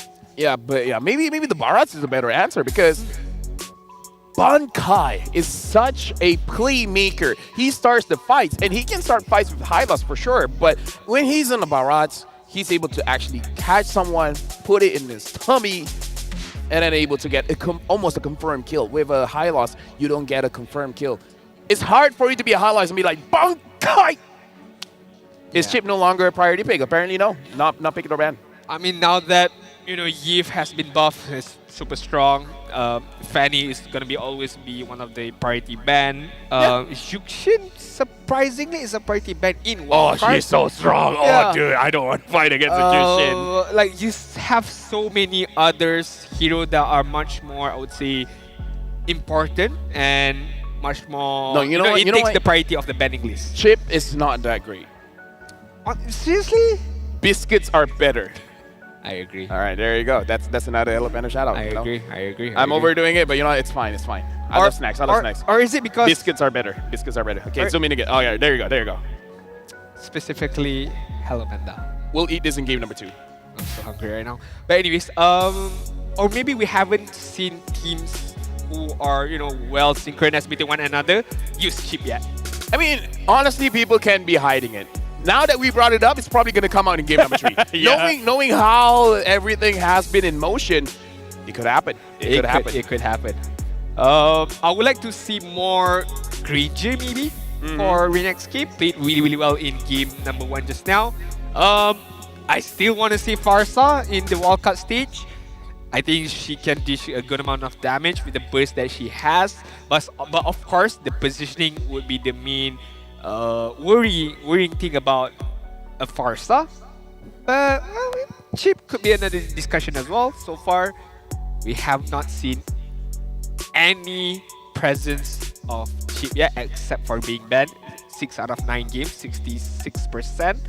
Other than that, in terms of hero, yeah, I mean, there are a few, but that one is a bit outlier, I would say. I think we have a higher chance to see it in Swiss stage because I feel like Philippine teams and Malaysian teams, especially like best of 1. Especially in best of 1. I mean, I don't know. I legit don't know because Chip can be that the X factor. Like once you see it, then there's nothing you can do about it in game number 2. So yeah, maybe in game number 1. Heck, Vamos could bring it up. Yeah, the thing about like MLBB professional stage are like, okay, for example, Chip. Yes, we haven't seen Chip for so another long. thing. Sorry? The Chip is not about the user. You can be an amazing Chip player, but if your team doesn't know how to use Chip, it doesn't matter. So it's like a team. It's like a team thing as well. Yeah, I agree. I definitely agree. But the thing about this whole MLBB professional scene, right? When we have not seen a hero for so long, and suddenly one particular team brings it up, and let's say that team wins by a landslide. The domino effect on the next day, you get to see a lot more teams picking up that particular hero. Yep. And this could be another a whole thing for Chip. Yep. We have not seen for a long time. We just need that one team use Chip and wins by a landslide. You will see the next following days, Chip, and again Chip. He's not here, but shout outs to Beloyski, man. He always brings out all these old heroes and then it just works. Yeah. The Gato Kacha was great.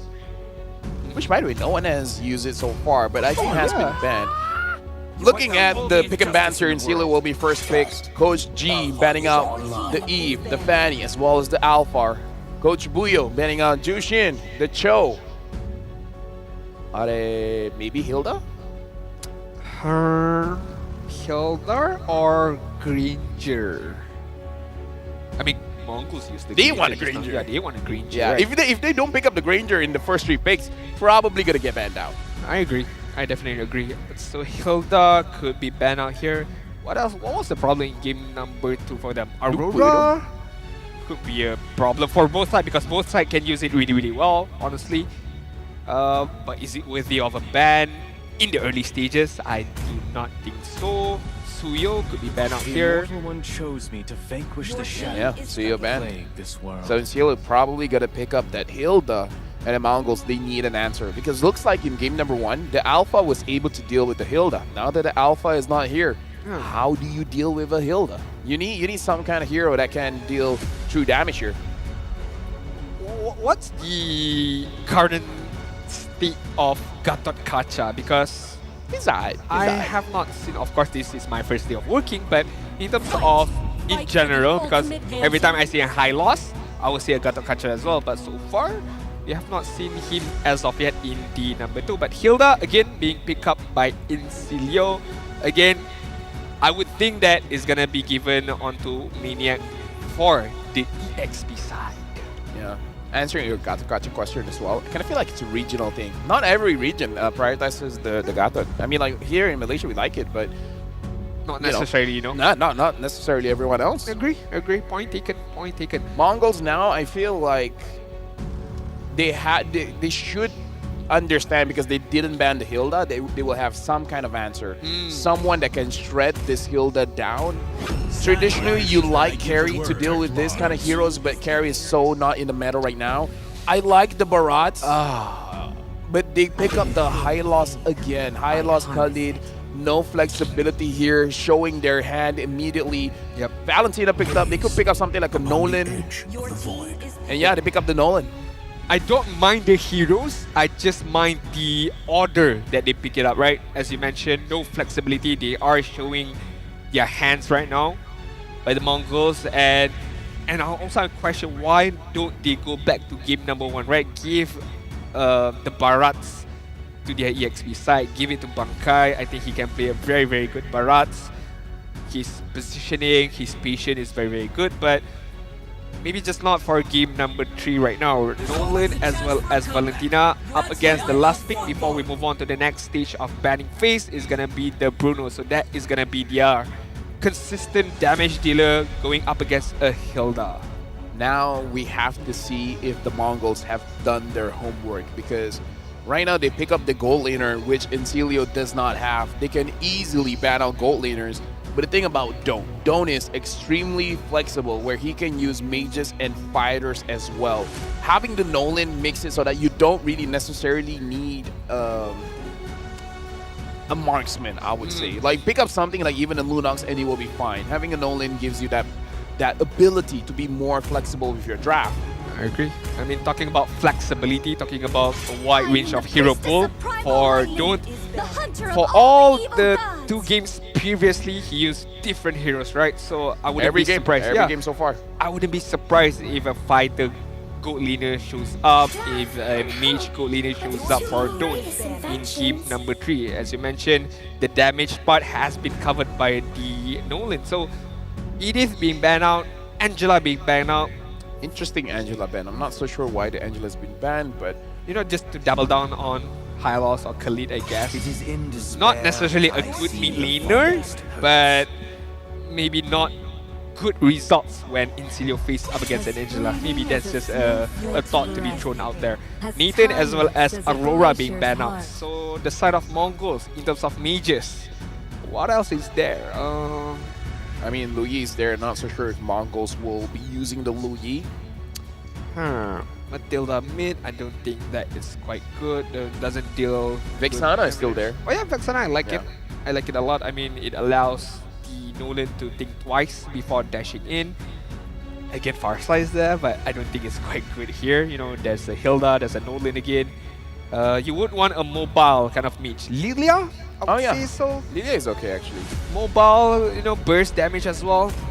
Of course, needs itemization. I mean, every mage needs itemization, but we shall see. Yes, they pick up the Vexana so far. No surprises here in the draft. Incilio gotta pick up a marksman here. The Beatrix is open, so they can go for there. But looks like they're picking up the Harif. Again, very flexible so far. And now the Tigreal is here. Gotta be careful, because now you have to start considering the Purify. And when you're considering the Purify, you're not gonna be able to run away from a Nolan. This is gonna be a predicament for Mongols. This is very important. Flicker or Purify? Are you worried about the Tigreal? Are you worried about the Nolan? Oh, that is such a tough question to answer. But honestly, if I were the gold laners of Mongols, I would bring Purify. I just don't want to get caught up by the implosion, because Implosion, if you get caught up by implosion, that is 100% you're gonna die. You're definitely gonna die. Especially with Harith, with a Valentina as well, who can just immediately burst you down. So Purify should be the answer for the side of Mongols in terms of the last pick right now. Ling! All right. This is very interesting. The Mongols have to win this one if they want to survive the wild card. If they want to go to M6. Picking up the Ling is a risk because now you have a scaling jungler, which is good, but he needs the farm, which is bad, which we have to see. If Incilio can slow them down, then Incilio will probably win this game. If the game pacing is slow enough, then this Ling might take over. I did mention about the Mongols, leave nothing behind, no regrets. You want to give your best, you want to give your all right now because this is a do or die match for the Mongols right now, sitting last in their own grouping. So we shall see how the Ling fares up against Incilio. Right now, it's going to be the match between both junglers here. The Nolan going up against the Ling. One that has a strong early game going up against one that is very dominant in the late game. Welcome to the Land of Dawn, where the Mongols have to win this one for them to survive the wild card and for Incilio to win this one, making their chances to win the groups much more brighter. Ladies and gents, boys and girls, welcome to match of game number 3. For this particular group stage right now, the score is currently tied 1-1 between Incilio and the Mongols. And as you can see on your left and right hand of the screen, yes, it's gonna be a Link up against a Nolan. Assassin classic battle, you know, each deal as time, but right now we shall see who will have the better advantage between one and another right now. Yeah, very early rotation here coming in from Shenlin, able to deal damage against the mid duo, and now Maniac as well. Looks like they want to get a kill here, but Maniac with the Revitalize is able to survive. And so far, Justinian having the advantage, getting one in jungle camp here. But again, this pacing, Mongols looks like they don't mind speeding up, which is good, because if you put on aggression on the mid duo, then they won't be speeding up. Yeah, definitely agree with you right there. And the fact that not yet level 4, they are pumping up the tempo. It just shows that once they get that level 4, especially on the Link, they would want to go ham either on the top side or the bot side later on. Looking at the emblems right now, Wilderness Blessing for Valentina as well as Hilda being able to rotate much more faster when they use the reverse side, being able to get a much more extra movement speed, especially with the Vexana as well as the Khalid. So the roamers as well as the mid laners and the EXP laners are able to just move around the map quickly as possible. Yeah, the Bruno as well, looking at the emblems, gonna have more crit as well as the Weapon Master. So it looks like in case the Ling doesn't do well, the Bruno will have a pretty strong late game as well. Incilio have a good understanding, knowing that the Ling will probably not contest for the turtle, immediately grabs it. So Incilio understands what's on the game, what's on the map here, that they have priority over all neutral objectives. So very good on them. They have a good macro understanding of the match. Yeah, I mean, the fact that they cleared that turtle very fast right there is quite surprising. But right now, Shenlin is going to get caught out. Flicker by Shenlin. Being used defensively. Okay, no first blood as of yet. As we approach the 3rd minute mark, the Ling is still going to farm up. Zetsu could Such a possibly beautiful need the first item before he makes any particular move. Shenlin now sees Lovely is there. Shenlin doesn't have level 4 implosion. Over to Shenlin, nowhere to escape. First blood for Justinian. I like this kind of roamers, right? You know that you have a very big ultimate and you're not afraid to use it at all, even if it's against a singular target, right? Because you know that with one kill can ramp up even more. So knowing that, okay, I do have my implosion, let's go on Khalid, let's go on Shenlin, he doesn't have his flicker, this is an easy kill for us to give to Justinian, and let's do it, let's move to it. And Incilio did that with perfection. Right now, again, the Mongols, as long as they're not losing by 2,000 gold, it's completely fine. Right now, it's only hovering around 1,000, which, again, you don't want to be in a condition where you're losing, but it's not that bad. Zaman Force has been used by Don't defensively to make sure that he doesn't get caught by 3 members of the Mongols. I like how the Mongols want to take on a team fight, trying to get a kill, but, you know, 3-man clumping up against the Harith and Don't, you know, doesn't have any particular problem opening up the Zaman Force. Shielding under his own turret as well. I mean, Mongols could use a much more better timing to be able to catch anyone out. You cannot just straight away front to back kind of style just show your face. It's such an easier way for you to react or for Incilio to react. But now, looks like an implosion being used, able to get two, but Lovely is the one gonna get taken down. Zetsu grabs the kill. Maniac is slowed down by Bankai, but looks like he wants Zetsu. But the Tempest of Blade, Bankai gets the kill, and now even Reaper is gonna get chased down using the flicker to save himself. But looks like the Mongols, they're not gonna continue. They gotta take what's good for them and now continue on farming. Zetsu able to get a kill and an assist. This is good for the Mongols. And it's not so good for the Incilio side right there. They want to try to be able to dish out good amount of damage, trying to counter-engage the Mongols right there, but taking too much of a damage. Maniac right there was an easy food for the Mongols with the Temples of Blade and the raw damage of Zetsu. But right now, focusing on the first turtle on the top side. Oh, Justinian still able to grab the turtle. Looks like Shannon has to use the flicker. I was thinking whether they want to go for a fight there, but again, it's very unnecessary when you have a scaling comp. Let them have the turtle, it's completely fine. Yeah, and also, if I rewind back to that small team fight that happened on the bot side before the turtle was taken by the side of Incilio, I like how the Valentina right there, I mean, just being a bit more aggressive by Reaper, but honestly, maybe not the right timing yet. You need to get a bit more of an item for him to be more aggressive with whatever skills that he steals from the side of the Mongols. So good initial aggression that Valentina has, but just have to be a bit more patient. And also the right timing. Meiki a little bit slower compared to Ripper, but now Meiki has the first item, the glowing wand. Looking at the positioning from everyone, Incilio is not being as proactive as I would like, especially having the Tigro here where they can force fights. But so far, he's holding on to his flicker. I think he can go for it now because Reaper and Justinian is very close by. He could have gone onto Meiki, especially because Meiki is using a flicker. Meiki is not using a Purify, so I don't know. Firstly, for me, he could have gotten that kill, but now they want to go on to Bankai, and Bankai gets taken down by Dome. Perfect Sacred Hammer right there by Lovely to just stop the movement of Bankai right there. And right now, Shanley is gonna get caught up by the implosion. Summon Force 2. Just finish him off. Icing on the cake by Incilio. As you mentioned, you did comment about how you don't like Incilio playing a bit more, slow tempo, and they just immediately changed that narrative. Yeah, and now having 1.6k gold lead, having the top turret as well is going to jump it out all the way to 2,000. This is the point where they start to ramp up. This is where they're starting to get stronger and stronger, especially when it's getting closer and closer to the Lord. Don't almost got it 1v1. Again, not enough just yet, but sooner or later, once the Holy Crystal comes in, he can take down Renex K. The fact that there's no Holy Crystal as of yet, and yet don't be able to deal that kind of damage against a Bruno is very, very scary. So the future doesn't look well in terms of the damage output being able to withstand by the Mongols, but hey, they need to do something, and they need to do something immediately. Glorious Pathway was opened by Bankai, but just a tad bit too late right there.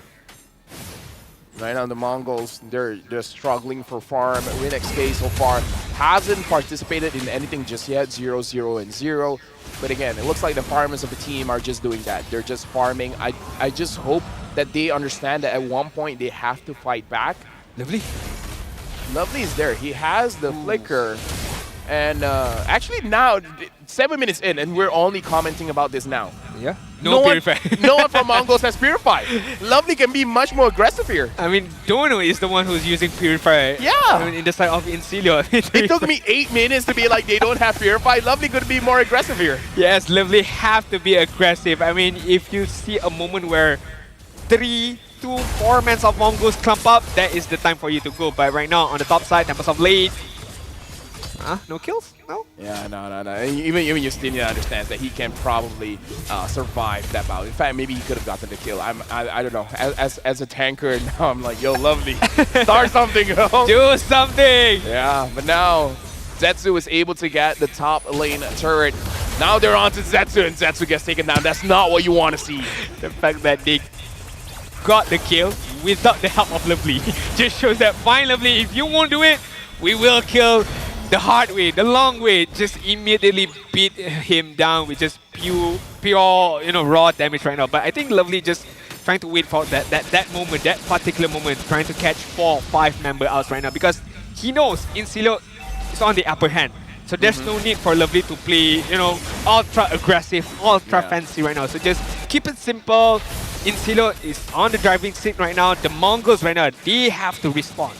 This is why he's a professional player and we keep losing rank. Because we're forcing. We're forcing everything. Like, go! It's like, okay, how did we lose that fight, guys? I mean, I had a good setup. I had a good setup. What's wrong with you guys? Yeah, I mean, that is the biggest differences between mindset, right? I mean, if we were in the game right now, we would want to, make all those fancy plays. But I mean, this is not the way of the professional player. They know that they have the advantage, and even bigger advantage as they secure the Lord. For Incilio, this could be used to at least get one singular inhibitor turret either on top or on the bot side. Right now, 5,000 gold lead for Incilio. This is a good time to check out the items. 10 minutes in, we have to see if Zetsu already has his Trinity items. And it looks like he has his 3 items here. Almost. He has the Hunter Strike, the Blade of Despair, as well as the... Oh! Okay, I'm looking at different graphics here. He's almost... Wait. What are you looking at? Wait, is that his items? 4? Does he have the Haskell? Oh, yeah. Oh, okay. Okay, yeah, never mind. I was actually looking at Nolan. I was looking at Nolan. Nolan. I haven't seen Ling for a while. That's why I was so confused. Like, what? These are the items for him? This doesn't look like Ling items. Like, okay, my bad. Okay, hold on to your seat right now. This could be the moment for Lovely right now. This could be the moment.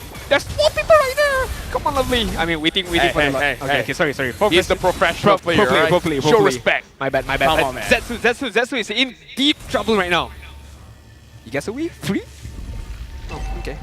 I was gonna say like he is in deep trouble, but he gets away for free to be able to defend, to be able to create that great wall of defense right now. Lord is marching on the bot side. Conceal. Everything is being thrown right now. A lot of flicker has been used by the Mongols. And Incilio, they're being very disciplined here. Raging Sandstorm hits on to no one. Incilio is able to get a lot. Battle spells, ultimates, a lot from the Mongols. And now they can safely siege against the turret. Even Shenlin is taking quite a lot of damage. If Wishing Lantern was built upon that, Valentina, that could deal a much more damage right now. Glorious Pathway, defensively by Bankai, but focus on the top side, getting that inhibitor turret, the first inhibitor turret for Incilio.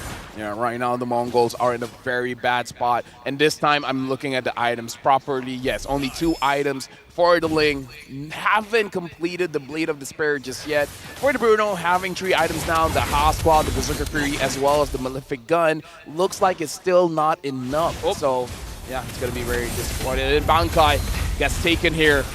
Not able to run away. Don't secures another kill. That's such a good feeling for Lovely, right? Being able to catch anyone out, we just use the use of your Sacred Hammer. Not too good for Bankai. I think that he knows Lovely was in there, and yet he still want to face check that bush, and he got punished right there. Yeah, and now looks like the mid inhibitor will be taken down. Incilio 8,000 gold lead. Win rate prediction 92% for Incilio. Only 8% win here for the Mongols. Zetsu hasn't even hit level 15 just yet. This is a very bad position to be in for the Mongols because you have the Ling, you want to be able to survive the late game, but now 2 inhibitors down and you haven't completed your 3 items. It's not a good place to be. I'm trying to be a bit more positive for the Mongols, right? I'm trying to see a way for them to crawl their way back. And honestly, the answer to that question is 1. Mistake by Incilio, and Mongols try to capitalize on it. That's one or maybe the only way for the Mongols to be able to crawl their way back. And I don't see anything else because they can't start a team fight. They have to react. They have to counter-engage. The Incilio have the most upper hand right now, especially with Lovely with the implosion. Yeah, Lovely's probably waiting Summon Force now on the bottom side of the map. But looks like they try to get onto Shenlin, but they're just gonna end the game. Incilio closes this out with a 2-1 victory. Unfortunately, the Mongols have to suffer another loss. Unfortunately for the Mongols, they did show a great showcase, a great showing in match number 1, but could not replicate that kind of performance in a game number 2 or in game number 3. And talking about game number 3, it was a drive-by, a win of sale by Incilio, who gets the win, who gets the ultimate victory up against the Mongols, with Tigral not, needing to do too much. They just stick to their game plan. They played accordingly. They knew their job desk. They knew their description. And yeah, there's no need for wild plays. There's no need for fancy plays for Incilio.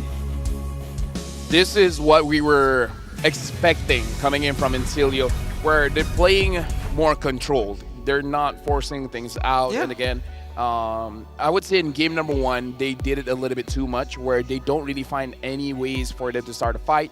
In game number 3, especially, they don't really start the fight, but they're able to grab objectives. That's the biggest change from game number 1 and game number 3, is that even without aggression, they're able to get something. In game number 1, because of the non-aggression, they allow the opposing team to get a lot.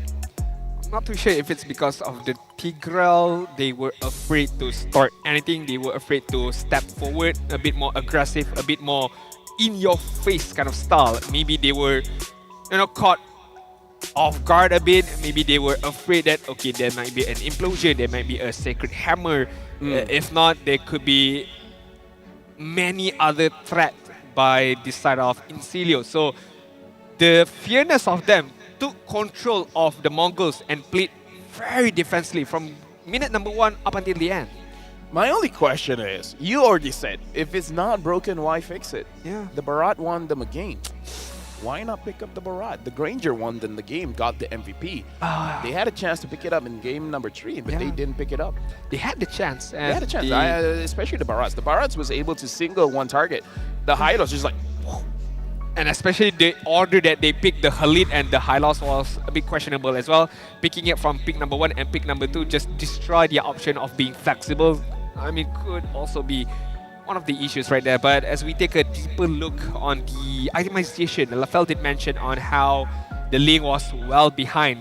Even after the game ended, he still did not manage to grab the third item, which is the Blade of Despair, in comparison to Justinian.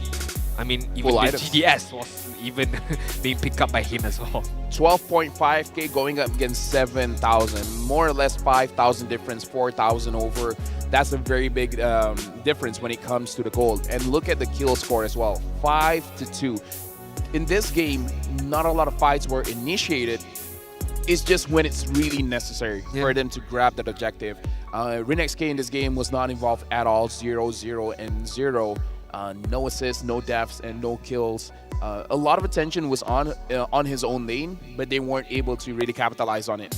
Yeah, I mean, our Incilio, apart from the implosion, right, by Lovely, they did had another threat, which is Reaper using the Valentina, and especially constantly stealing the Eternal Guard. I mean, every single time Reaper had the opportunity to use it, he used it upon Mongols, and it's not necessarily to get kills, but it's just a matter of establishing dominance against the Mongols, where they use that ultimate to get turrets, to get turtle, or even to get the Lord. So I think that could also add on the fearness of the Mongols. We are afraid of the implosion. We are also afraid of the stolen Eternal Guard by Reaper. Let me just say as well, I feel like moving forward, if Incilio does get to the M6 Swiss stage, a lot of attention will be on to Maniac, because so far Maniac has used 2 heroes, the Hylos as well as the Hilda, and both performing exceptionally well. In game number 1, not so great, 0, 6, and 0, but other than that, Maniac has been very consistent. He's been able to having this false engages, where it looks like Incilio is looking for a fight, but then they just kite it back. So I feel like Maniac is also one of the reasons why they've been winning a lot of games. In fact, I'm still gonna say this. In his own region, 100% win rate on the Arlet. Wow. 6 games used, 6 games won. That could be the eye-opener for any other teams going up against Incilio. Not to mention Dawn, how his hyper, very large hero pool very, very beneficial for any team that have him right now. Being able, that is any coach's dream, right? Hold on. You give this, don't be able to use that. You give that, don't be able to use that. I want to look at the damage here. Look at Rin XK. Look Okay. at Zetsu. 11,000, 12,000. Like the Rome Khalid almost it did the second highest damage in the game. Almost the highest damage. You compare that with Lovely, who is not a damaging roamer right now. Oh my goodness. T-Crowd Lovely, is not a damaging roamer. Lovely did more damage than Rin XK and Zetsu. Right? That just explains They were it a lot. not in a good position to do much. It's very, very hard. But right now, we have to nominate one player from the side of Incilio as our MVP for game number 3. And that guy is gotta be the Valentina user, which is Reaper 1, 0-3. Again, nothing too fancy. Just played well, all around good gameplay. Yesterday got the play of the game. Today got one of the MVPs. And yeah, I mean, what more can you say? Just the stabilizer. Yeah, the stabilizer. Honestly, Reaper has been doing quite well. Interesting note here where instead of using the Stardom Scythe, he went for the Enchanted Talisman for his Valentina build. So really just want to spam the Shadow Strike to control the opposing side. And now we're going to look at some highlights coming in from Reaper. But in game number 3, honestly, there's not much because in this game, again, not a lot happened. 5 to 2 or 3 kills. So yeah, just very, very quick ones. Clean gameplay by Incilio. Nothing too fancy, nothing too extraordinary, nothing too out of the box. But I think that could also be the fact that the Mongols played very passively. The fact that they could not be aggressive, the fact that they were in fear, I would say, helped Incilio to win that game, really, really well. And right now, let's take a look at the overall standings for wildcard stage. Yeah, Incilio is still on top of Group B. They've lost 1 game so far, but they still managed to win 2 matches. So 2-0, 2 points, 4-1. And right now, RQ Akira, if they're able to get a clean 2-0, then they're looking a little bit better in terms of topping the groups. But then if they get to that stage, then it's probably going to be between Incilio and RQ Akira to be the one to actually get out of Group B. Yeah.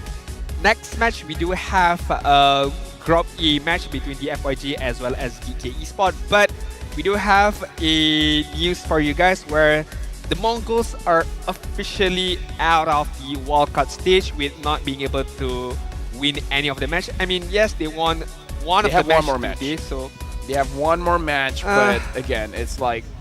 Okay, so just for folks at home to understand, the Mongols are still playing. It's just that they're not able to make it through. Yeah. Getting that number 1 spot of Group B is no longer possible for them. And because Incilio has a 2-0, the likelihood of it to be a tiebreaker situation is much, much smaller. Yeah, sure. But honestly, I mean, this could be a good thing for the Mongols. I mean, playing without any pressure.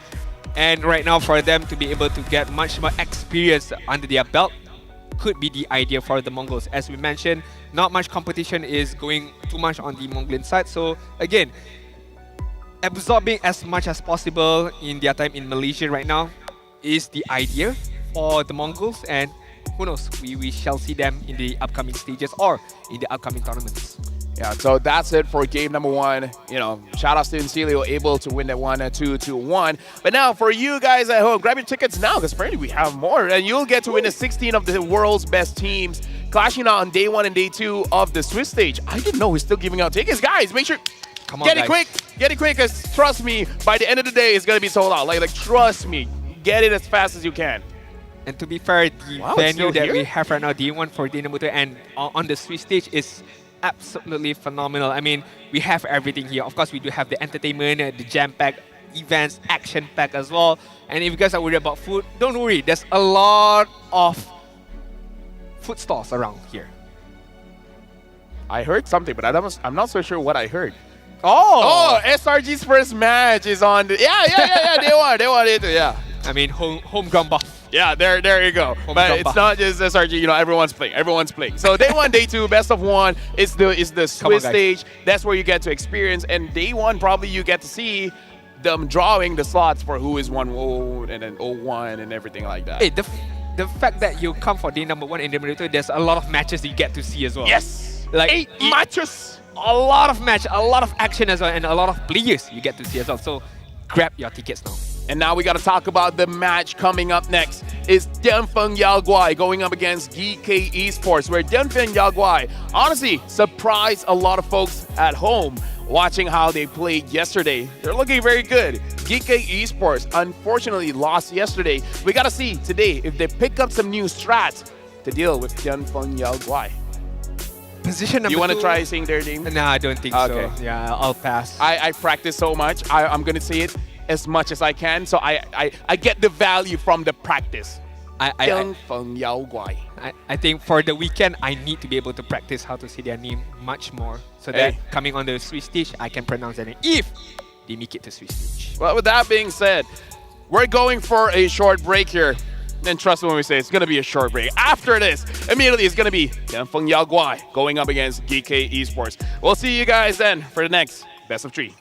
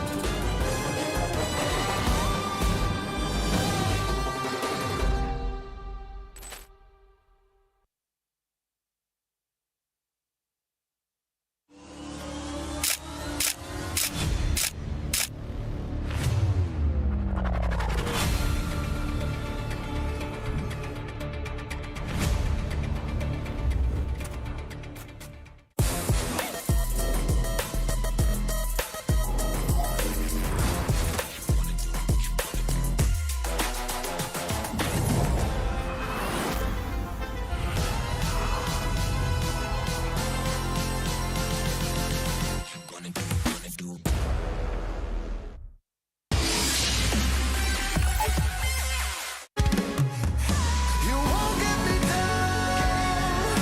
You won't get me down. I can't back up tight with their feet full of tight. I'll always come back around. I'll never back down. No, I'll never back down. Forced to be whole and it way to and fro. I'll always come back around. Always come back around.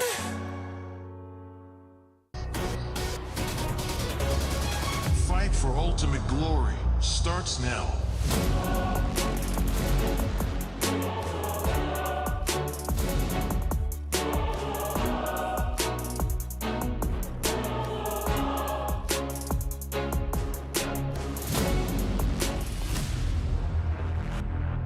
"モバイルレジェンド M6 スイスウォッチ」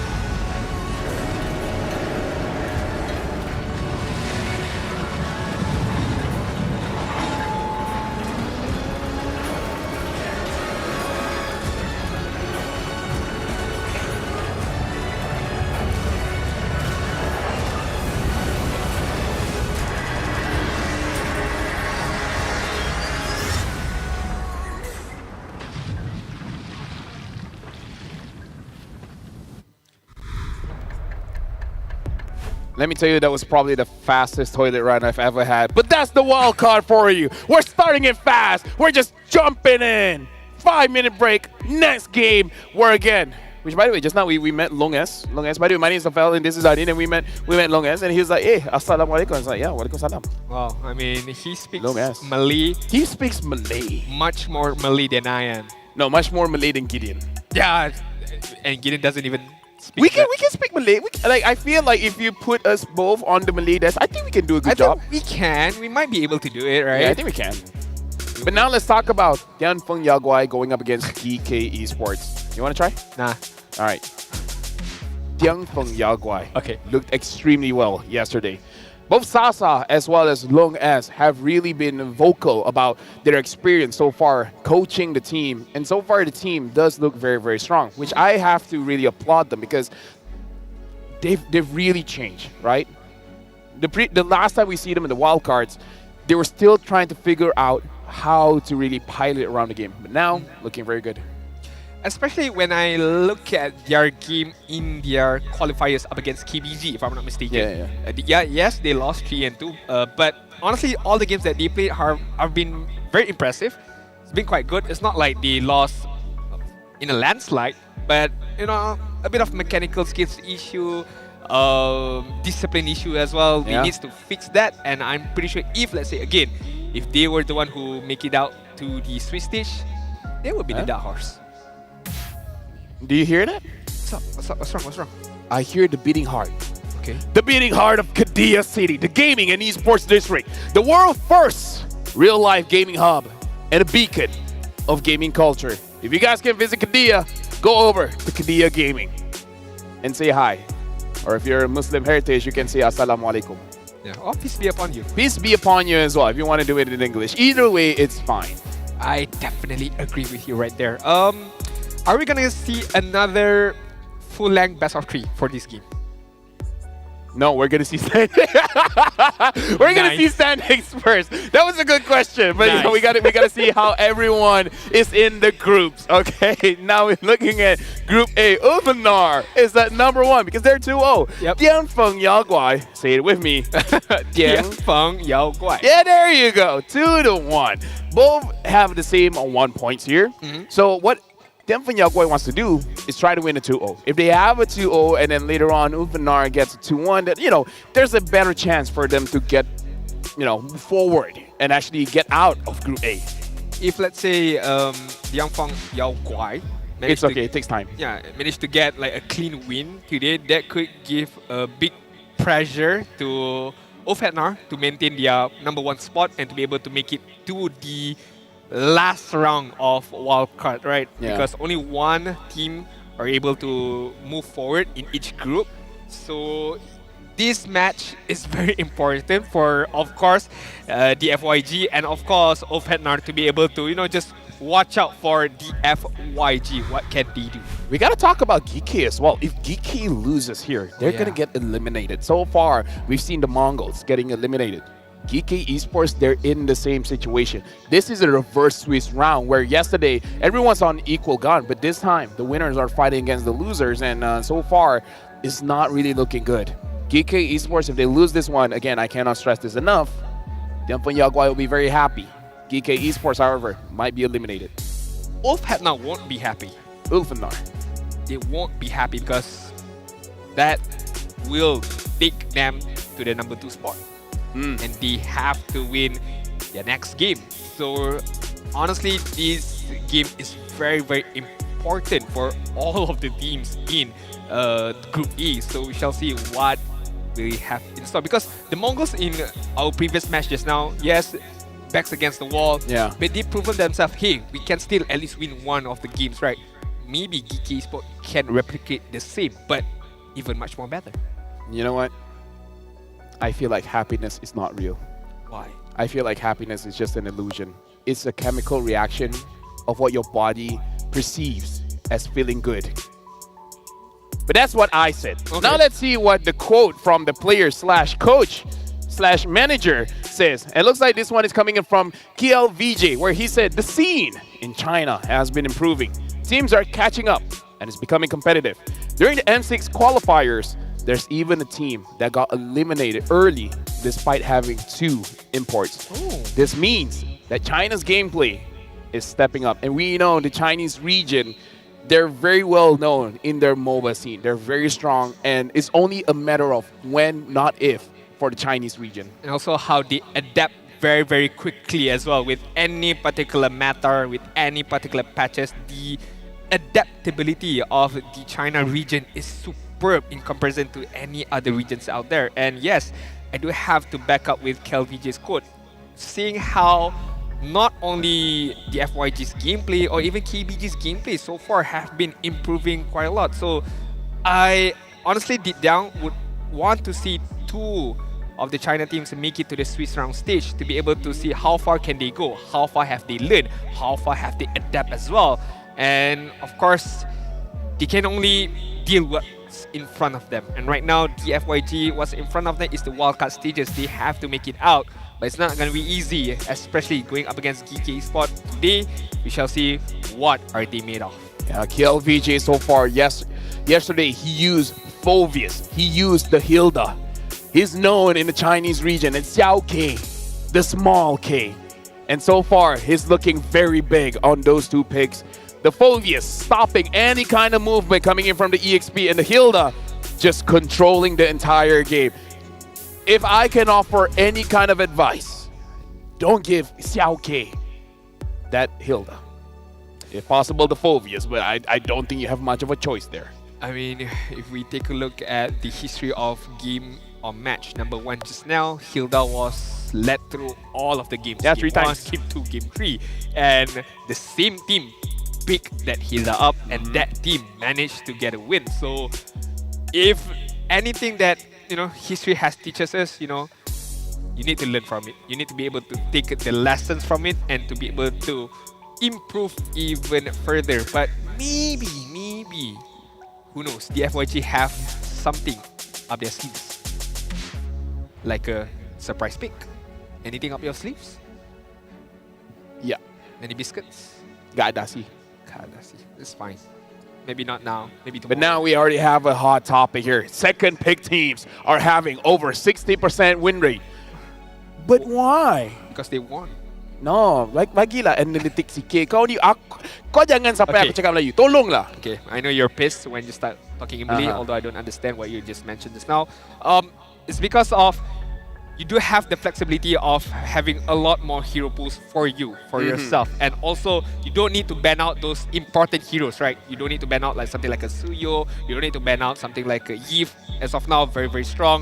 The Juxin as well. Although, yes, second team picks are banning quite a good amount of Juxin as well. So, the fact that you don't need to ban out strong heroes is a big win for you already. So, you save a lot more in terms of your banning options. It's about the mindset. Mindset. What if you're like, I don't care, I'm first pick or second pick, I'm not going to ban the strong heroes anyways. Let the Hilda through 3 times. It's all about mindset. Then there is a trade-off. What do you get in return, and what do you have to give to your opponent? Yeah, for me, it's all about getting those first 2 heroes. Because, folks, let me tell you, okay, I don't want to break my glass. It's not on the headset. It was Never bound mind, to be never cool. mind. It was bound to be very, very cool. But yeah, sometimes things just doesn't work. No, I feel like my wife will be disappointed. I tried to look cool, but I couldn't. it's fine. At least you have a L wife. for Lafel. L for Lafel. Anyways, yeah, I feel like second pick right now. I feel like the sample size is too small. I feel like when we start the Swiss stage, that's when we can really see the difference. But this is a good measure. What wildcard is and what Swiss stage is going to be different. It's going to be interesting to see if the data from Swiss stage and the data from wildcard is different. It will also be interesting if it's the same. No matter what, with the right mindset, everything is interesting. Yeah, honestly, let's take a look at the team lineup for both of these teams. Who will be their main five for DFYG? We have Lung. We got Long, we got PCU, E1, Z, as well as KLVJ, the Xiao K, the small K. It's pronounced PCU. Or for the Yes, the roamer. Roamer. Yeah, there you go. I'm basically part Chinese now. I don't think you can claim that as of yet. You need, No, dude. do I've been pronouncing everything perfectly. we do have one sound friend like a who can native. claim that she is part Chinese technically. and she's like over Hey, there. she saw me and she said, Ni hao ma. And you reply? I replied. But now I want to talk about GK Esports. We got Carvey, Shen, Smile, Zeno, as well as Samo. Something that I don't know if we should really be put on attention here, but I really want to know about their communication because I was watching their game off stream. Okay. Because, during that time, Mustafa and Gideon was on duty. I look at their camps and they don't seem like they're talking a lot. And I feel like going up against a team like Tianfeng Yaguai, where they pick up picks like the Kaja, where they can force fights whenever they want, you need a lot of communication. Yeah, communication is definitely the key right now.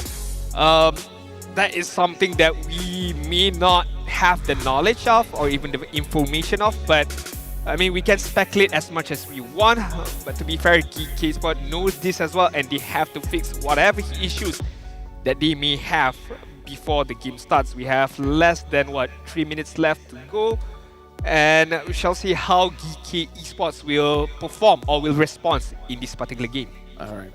And now we have chatted against Zed. What is one thing that people don't know about you? And he said, I live in China and Spain, so I can speak English, Spain, and Mandarin. I can also understand some Portuguese. Did I say something else? I'm pretty sure I said Spanish. You said Spain, I think, just now. No. That's You fine. guys heard it wrong. English or Spanish? And with that being said, guys, that is the fun fact of one of the players by DFYG living in China and Spain. That's very multi-role. Multinational, not role. You may speak, by the way. It was just a joke. Okay. I was afraid to answer. no, it's I was all afraid good, to answer all because good. I don't speak Spanish, which is funny because my grandma and granddad does speak Spanish, but I can't. I mean, you can a little bit, I guess. Unos. Yeah, unos, Is it dos, unos tres, or cuatro, unos? cinco. Is it uno or unos? Is that an Uno. S? Uno. I don't know. It might be copyrighted. Yeah, never mind. Anyways, right now in Tianfeng Yaguai, we can see Long being very Quiet. quiet, yes. And now GK, Hey, look at that. They look like they're having fun. See, who says communication is an issue for them? Yeah, okay, maybe they had a joke. Yeah. Or maybe What someone is a farted. good, clean joke I can tell on stream? Yeah, I don't think. Okay, I have a joke. I have a joke. Okay, go for it. If in the United States of America, Alright. they call it Smile, which is great because we have a player named Smile. If in the United States of America they smile, does everyone else around the world we kilometer? A math/distance joke. Yeah. Just did there. Get it? Smart. Smile, kilometer. Yeah, nice. Yeah. Good. Okay. Good. Good clean joke. Good clean joke. Very clean. Very knowledgeable as well. Okay. We'll see how Trex responds to that. If he's still alive, I don't know if he's. I don't know if he's sleeping right now. Time zone Time zone time zone mind zones, differences. yeah, time zones differences. All right, never mind. This is the sweetheart of Malaysia right now, Kage or Sasa, as he would like to call himself, I suppose. But not as a player, but as a coach right now, doing quite well for himself and for his team as well. But of course, job is not done. He needs to get a win here up against GK Esports, and of course, who enters any particular tournament or competition wants to lose this. So GK Esports won't give them a fun ride, won't give them anything away. So we shall see, we shall definitely see in the drafting phase between DFYG up against GK. I almost forgot It's the alright, name. it's alright. Right now we have GK here, Coach Yako and Coach Sasa for Tianfeng Yaguai. Coach Yako immediately bans out that Hilda, the Phobius, and the Eve. Both heroes that KLVJ has shown he can use. Both are taken out. So probably a Hylos or a Gato Kacha is up next because they do roughly the same thing. Tianfeng Yaguai betting out the Fanny as well as the Jushin. Why? Why would you Why? ban out the Jushin if you're on the second? Because GK will pick it first pick. Correct. I was like, Okay. why would you ban it? Right. Never mind. I'll take Hey, it first pick Jushin. Let me tell you, if Sakai's on the lane can't kill the Jushin, I don't think anyone can. I'm just putting it out there, like if Sakai Yeah. can do it, no one can do it. Just gamble it, Always What on the way. makes you think that GK Esports will take that Jushin in the first pick? It's a strong hero. It's a strong hero. It's a strong hero. I got no ways to answer that. It's a strong hero. Okay, never mind. Let's take a look at the first pick right now. The fact that the Hilda has been banned out. Cho is open. Cho has a very good track record so far in the wildcard stage. If not, Hylos is open. We've seen it quite a few times. Hylos being picked up very, very early on. But the win rate is not as good. Started with what, 26%, and I'm pretty sure it's much more lower as of just now. Hylos did not manage to get a win. So let's see, GK Spot gonna open up with the Cho. All right, 6 picks, 6 wins, 100% win rate. And now Dianfen Yaguai. Do they pick up the Suyo? And we have to see what is going to be the priority EXP here. Do they want to pick up the Highlands and such? Pisiu is a mythical Chinese creature that symbolizes wealth, good fortune, and protection. The word also can be interpreted as fierce beast. Pisiu. Fierce beast. Fierce beast. I like that. I like that. Beast. I definitely like that. I would hope that I like Ayman. I hope that Means lucky leader. translate into his own gameplay, you know? Fierce beast right now. Right now, Chip! There we go! Finally! We talk about it. We talk about it, and now making the first appearance in the wildcard stage. All right, Chip EXP. Don't push it too far. Okay, maybe not. But yeah, Chip finally picked up here. We're gonna see how Dianfen Yaguai uses it, because like we talked about before, it's not about a good chip user, it's about a good chip team, right? Like a Louis, like everything else. Like any kind of macro type of hero, it's all about how you move as a team. Very well coordinated teams really use the ult very well, the portals. But now, how does GK respond to this? They can still flex the Cho going to the EXP if they so choose. Are they gonna pick up the Louis here? Because I feel like this is a trap by the FYG if they pick up the Louis. Okay, they don't pick it up. They pick up the Aurora.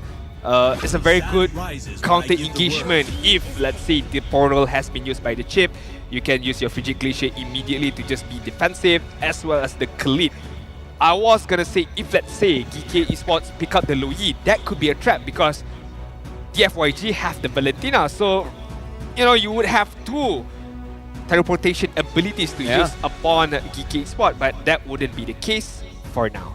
Yeah, looks like they pick up the Valentina after seeing the Cho. So far, the Valentina has quite a lot of good ults here. The Raging Sandstorm, the Frigid Glacier, and now the Suyo has been picked up, which I feel like the first 3 picks for both GK as well as Dianfen Yaguai is very solid here, where GK, they can start to force fights. They have a very good front line as well as backup from the Aurora. When it comes to Dianfen Yaguai, they're very much flexible in their draft for now. Not in the terms of the roles, but what do they play in the roles, right? Like the Valentina can stop rotations coming in from mid, but of course she can be a utility mage. The Chip as well. I agree. Can flank, can be a front line. We'll see what they choose to do so with Chip. Very flexible so far for the playstyle of the FYG. They ban out the Joy as one of their bans. I would thought that they would want to ban out the good laners in their banning phase. Something like a Nathan, something like a Harith as well, could poses a good threat up against the side of the FYG. Meanwhile, GK Sports Gatot Kacha has been banned out by their side, not allowing any kind of a frontliner, very tanky with the Revitalize, can poses a good amount of threat as well. So the FYG, if I were to choose their good laner for Lung, I would want a pure good laner, a pure marksman. Bruno is very, very good. It's one of his favorites, man. Like if the Comfort Bruno is hero. Comfort, very, very much comfort. So far, he used 2 hero. He's used the Bruno and the Moskov. And he used both of them very, very well. Dianfen Yaguai, they banned out the Harith, which Harith is a good matchup against both Bruno as well as Moskov. I would say Moskov, you can still fight against it, but yeah, overall, very good bans here. GK, they want to see 1, 2, 3. 3 EXP laners have been banned out. Do they want to go all in and ban out maybe even the Hylos? Oh yeah, Hylos is still open so far. They could make that ban actually. The thing is, I feel like another pickup that Dianfen Yaguai can pick is something like Edith.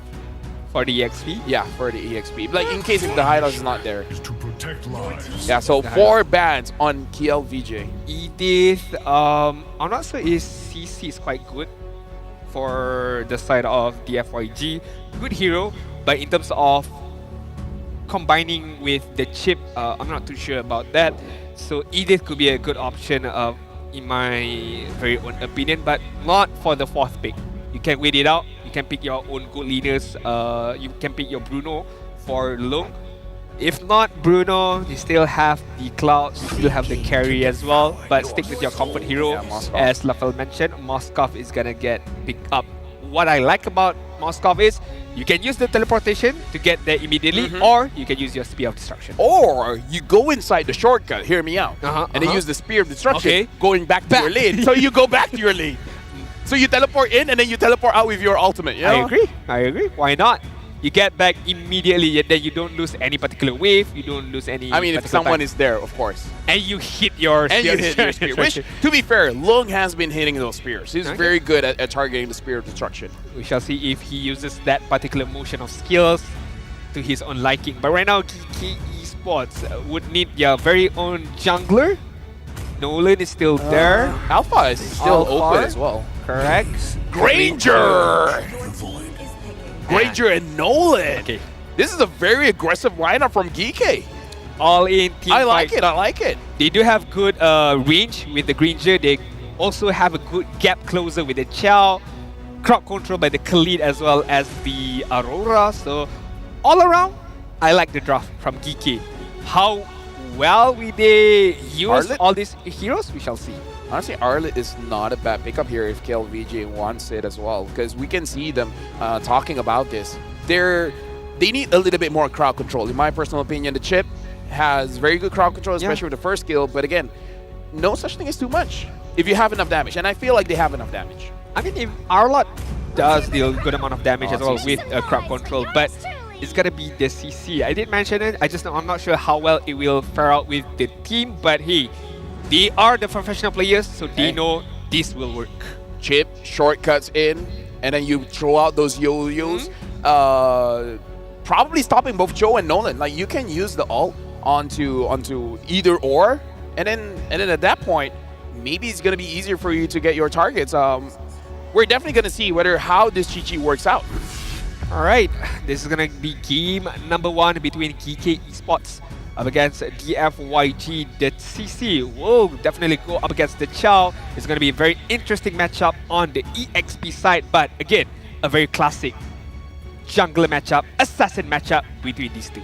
Ladies and gentlemen, this is the second match of the day. We ask, where is Chip? And Denfeng Yaguai has showed up with the Chip here, but Carvey is on that Granger. We'll see how the Granger fares in this matchup. Welcome to the Line of Dawn, the first game, Denfeng Yaguai going up against GK Esports. Hold on to your seats, guys. This is gonna be a very, very rough ride because I do expect a lot of team fights, a lot of small scrimmages is gonna happen once both of these assassins, junglers, hit level 4 later on. We definitely have to focus on the total team fight later on, especially with the shortcut, with the macro gameplay of Pishu using the chip. Interesting here, because if we're looking at the emblem setup here for Carvey, having the lethal ignition as well as the Master Assassin looks like he wants to win out the lane. But if you look at Lung has Master Assassin as well. So this is going to be very interesting how the gold lane is going to shape up, because I have no idea how does the Moscow fare against the Granger gold lane. Yeah, I definitely agree. We shall see later on. Also, one thing to note that we shall see if, let's say, this Granger or Carvey's Granger is going to build up the War Axe, similar to how we've seen previously just now. So definitely a point to take on to. But as we take a look at the minimap, Samo is going to get, a bit of pressured by the CC as well as Zed being on the bot side. Meanwhile, on the top side, Zeno as well as the Khalid just, helping the Nolan try to get the level 5 before the first turtle arises. Yeah. PCU is there making sure that he can handle Shen and make sure that Lung is able to freeze his lane more effectively inside of his own lane. Yeah, correct, definitely correct. We're approaching the 2nd minute mark. No kill as of yet, of course, still too early on. These are not early game aggression kind of lineup or early game aggression kind of tempo style play. Definitely, the first turtle definitely should have some first blood here and there, but as we take a look, Zeno is gonna get pinned down by Pichu first of all. Yeah, first blood for KLVJ. It's okay, and now they want to continue on. Frigid Glacier onto Shen. Shen is able to heal up, but now Samo is there. Wave the Dragon onto the member of Diamphon Yagwai. They got KLVJ. Now PCU trying to make sure that Yiwon is able to deal free damage. And there you go! Spear of Destruction from Lung, able to get the kill, and now Zed grabs the turtle. All the way from China, Lung throwing out that spear of destruction and hitting it point blank, getting that kill from a range. Hey, you thought Granger had a damaging long range kind of skill? You thought wrong. Moskov can do the same. But as we take a look at the instant replay, Pichu immediately went forward, get the kill up against Zeno. Well, technically KLVJ who got the kill, but he was the one who initiated that team fight even further. And yes, it prolonged a bit more because I think Geeky Esports has good crowd controlling skill. But look at the minimap, Moskov just timing and waiting for that perfect moment to get a kill against Chen. And all the while, Samo got a double kill as well. And another fight continues. Chen grabs KLVJ. And now E1 as well as PCU has to get out of there. Again, I gotta talk about the Cho. Samo, he did die, but so far doing a great job. Able to get away to Dragon in the previous fight. So Diamphon Yagwai and Gike, for now, looking very even. It's like when one person wants to fight, the others respond. I definitely agree. And on the top side, to be fair, Carvey are doing quite well, to be honestly. Just holding his ground right now, but Pichu is gonna go forward up against Smile. Oh yeah, Smile now, triggering the passive, but Zed secures the kill. Diamphon Yagwai being much more aggressive here. But Geek Esports, they're looking for their opportunity as well, but Zeno unable to get a kill onto Yiwon. I like how Pichu is playing right now. Very aggressive, not shying away from those team fight and not shying away from engaging, starting on a team fight. Looking at the bot side, Samo have to be a bit more careful. He knows that Zed is, all around his own place. Pichu is not moving anywhere, not using the shortcut at any given time, just waiting it out because he knows that the next turtle is gonna arise on the bot side and he wants to start a team fight before this turtle arrives, but I don't think he has any particular opportunity to do so. Looking at the top set is gonna focus on to clear those jungler minion first before he rotates back on to this turtle. And right now, they can do a gank on the gold lane because PCU is here. He can use the shortcut for them to continue contesting this turtle. So hold on, Spear of Destruction. Unable to hit onto anyone, so no vision is being brought through by Diamphon Yagwai. KK Esports, they're hovering around the turtle. They're also looking for an opportunity. KLVJ so far has died twice.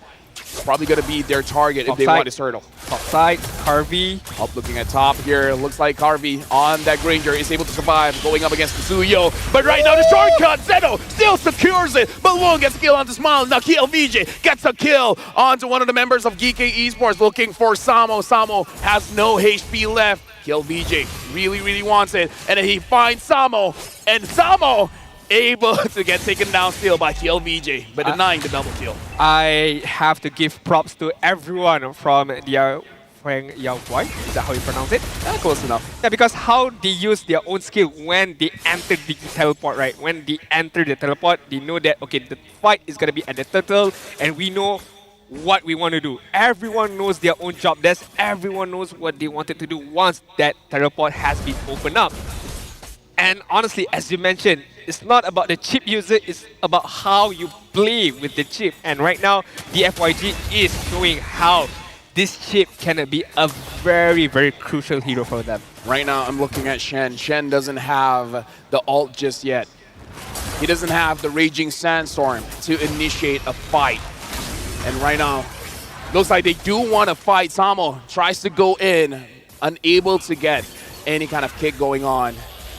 PCU is looking at Samo, and Samo finds PCU, the shortcut being used, and now they're going on to Samo. The kick connects onto KLVJ, but the vengeance keeps him alive, and now Geek Esports, they have to retreat.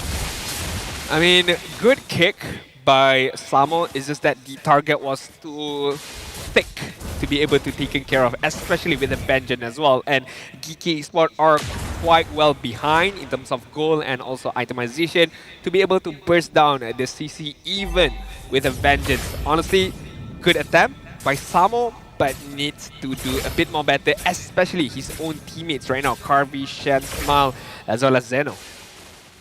Right now, looking at the rotation, Demfan Yaguai with 5.3k gold lead. Now they want to rush down the turtle.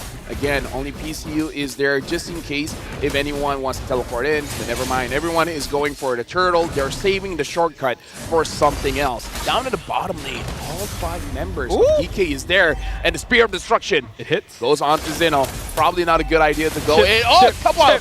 Chip. A fight there. Chip got caught. I don't know what happened. He used the shortcut. He used the Oh, I see, I on see. the bot side, and everyone was waiting for him right there. I mean, it wasn't the welcoming party that he expected on the bot side.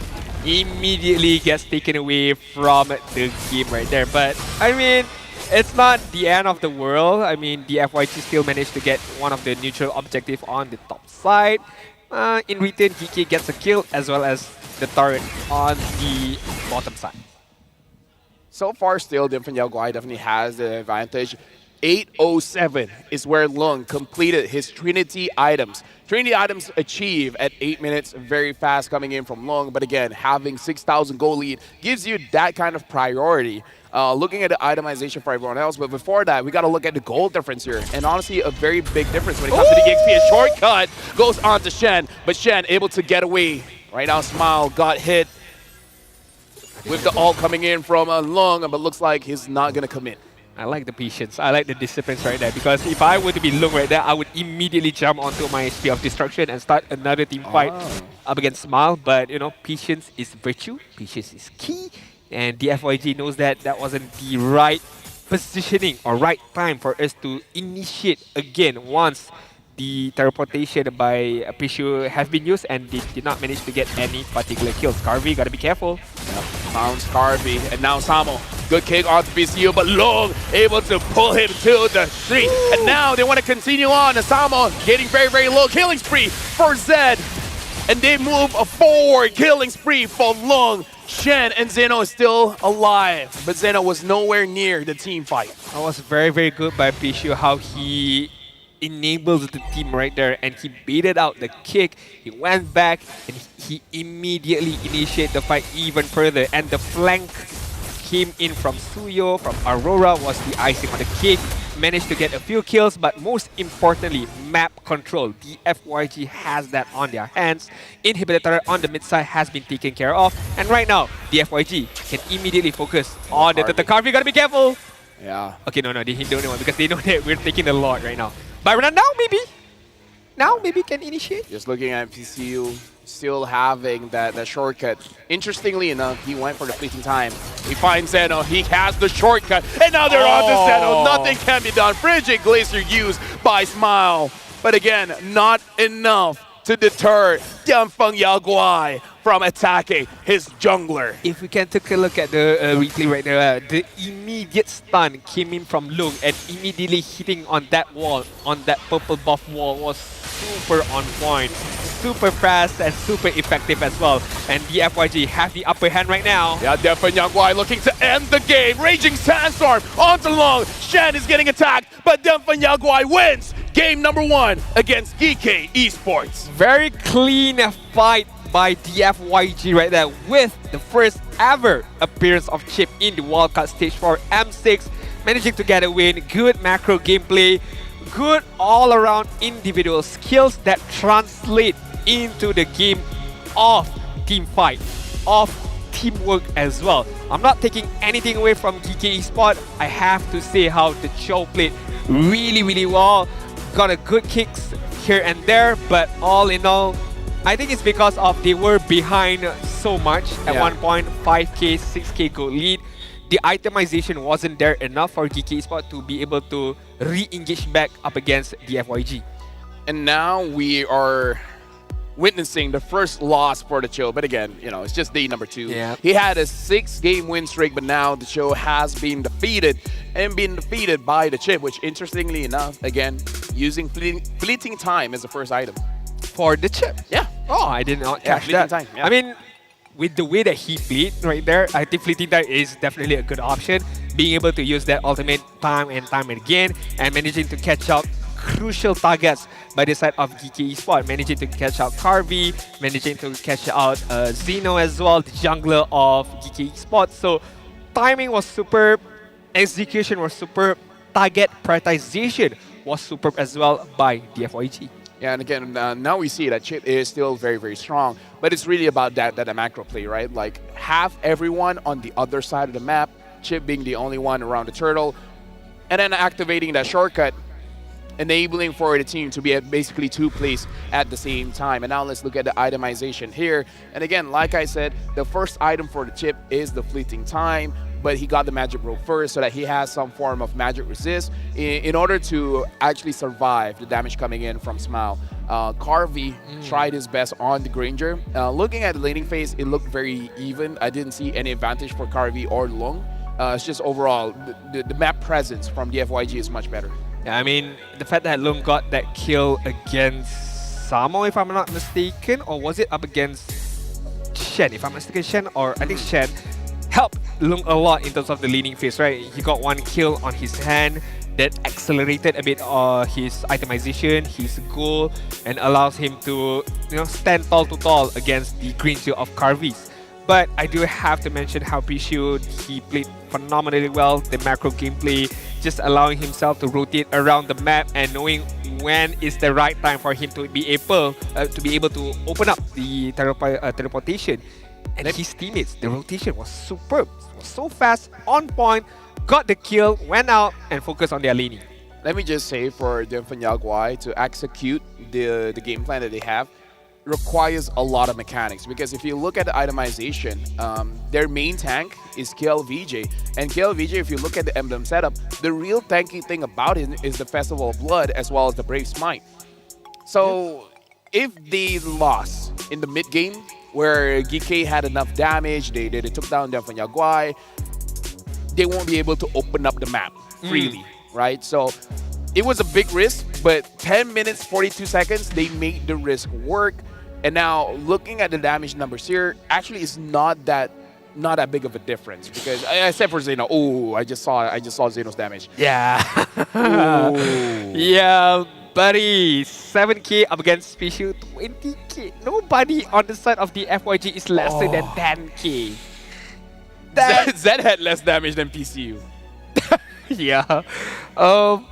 Damn. Yeah. Okay. Yeah. PCU. Like I said, I think I told this to Husky, but Chip does a lot of damage for a tank. He does. And now I like that we have the graphic to show it. Chip did almost the same amount of damage as Lung on a Moskov that has 3 items, maybe even 4 items. I didn't see it that well, but yeah. Trust me when I say Chip does a lot of damage. He's just not as tanky as before. With the tenacity as well, and hitting a couple of targets at the same time, that is the valuable or the crucial part of Chip. And with this kind of graphic, as you can see in terms of the goal, of course it's going to favor the side of the FYG. Momentum, I did mention this time and time again, momentum is a real thing, and once you're behind, especially like this much where Geeky Esports had to experience, it definitely shows. I think GK, they need to get Zeno on a comfortable jungler, because 7,000 damage is it's not it, fam. For me, it's not okay. Yeah, true. For me, it's not okay. Alpha was open, right? Alpha was open, yes. Yeah. Could be a fighter jungler kind of option for Zeno, but definitely not the no-lane kind of game that we would expect. But honestly, let's take a look at our MVP of the game. Is definitely gonna be Lung with the Moskov, with the Spear of Destruction all the way on the top side just now. Reliving back that moment right there was superb by him. But yeah, honestly, simple gameplay, nothing too fancy, nothing too aggressive. 4-0 and 5 in terms of KDA, and definitely 3 items is that? Yeah, the Holy Trinity has been completed by Lung. Good game. I would hope for the same in game number 2. Yeah, Lung so far has been very impressive down in that gold lane, or in this case, up in that gold lane. And again, we saw in the early game skirmishes, GK Esports were willing to fight back, but then we see that it started slowing down. And I think it's on Devon Yaguai, always able to catch Zeno off guard. I don't know if this would count, but that could be the play of the day. The play of the day, all the way from the top side going down bot. That was amazing. Honestly, that could be a very good shout in terms of the play of the day, play of the game as well for this game, definitely. But all in all, just how the cohesion of the FYG played superb. They know their job desk, they know their individual tasks as well. Look at this. The teleport came in, immediate stun by Lung, and that allows the Aurora to just follow up as well with once the ultimate has been used or once the ultimate has been stolen by the Valentina. So GK Esports, in terms of game number 2, this is an overstatement or an understatement, but again, mountain to climb for them right now. I think it's all about the speed. I think the chip being on Nyafanyagwai just moves the game so fast that it makes GK unable to respond. It's like, wait, they're up there, and then all of a sudden they're down here. Who's the focus? Who's the target, right? Like maybe even 1 second Carpy's just like pew, pew, pew, pew, pew, pew. And then that's another. Hey, where are they? Oh, they're bot? Jeez, man. I'm teleporting in the bush and I die somehow. And now my favorite segment. Hello Panda, semua suka biskutnya. There you go, I got it. That's the right line. Fuel your game with Hello Panda. Crunchy biscuits filled with creamy strawberry in this case. The ultimate snack to keep you energized. Level up your day and visit Hello Panda's website for more. Oh my god, that game did get me hungry. Biscuits with strawberry flavored filling. Oh. It's gonna be so good. I'm pretty sure it's so good. You like it. You like sweet stuff. I know he likes his sweet stuff. Dude, I'm Malay. We like sweet stuff, okay? Yeah. No. Honestly, it's quite good. I Let me just place it here. Yeah, there we go. Now while Arjun is eating, we gotta talk I about. thought it's small, but it's quite big, you know. We gotta talk about the game, right? So the games now, I really feel like Chrissy on the chip did a very good job. So can we talk more about this? Yeah. The filling is so Hey, Becky. so generous. Yeah, You know how very you get generous. you know how you get like biscuits that like half of the filling only? This But is this why- one is like jam packed with strawberry. Between chip and biscuits, I like biscuits a bit more. I definitely like biscuits. Definitely, 100%. Without any doubt. So good. By the way, try that what? Yeah. Don't forget to join the lucky draw, from 18th of November until 29th of December. You can participate in the M6 Lucky Gift. Join the draw for a chance to win Cloud's new Epic Skin Challenges, Flare and Beatrix new M4 Epic Painted Skin, Light Seeker. So don't miss the opportunity of a lifetime and join the lucky draw. Can we? Yeah. We need more. I'm definitely bringing some home. I feel like So good. Gideon has to want to get this. But anyways, The packaging is cute as well. anyways, what was I talking about? We gotta talk about the draft. The draft for sure. Okay, let's talk about The draft for sure, because we've seen Nyafanyagwai's willingness to use heroes like the chip and willing to go for an offensive item like the fleeting time instead of going for the usual tank items. So, yeah, we got to talk to the coach here, Sasa. Good job. Okay. Has Nyafanyagwai scraped against big teams like SRG during your boot camp here? We haven't scrimmed against any Malaysian teams yet. And since SRG skill are on another level, it's not a good idea for DFYG to scrim against them. I'm afraid that it could affect our confidence and momentum. This is coming from a professional player that knows the ropes. He's been a Kage for years. He's a true veteran. He understands. Mental is so strong in the game, you gotta pick your battles. I like the sincerity and also honesty by Sasa, right? He knows that DFYG is not at that level yet. It's not at that same par of Selangor Giants or even any representative from Philippines or Indonesia. So let's stray away from them for now because we want to fight someone at our level because of confidence, mental.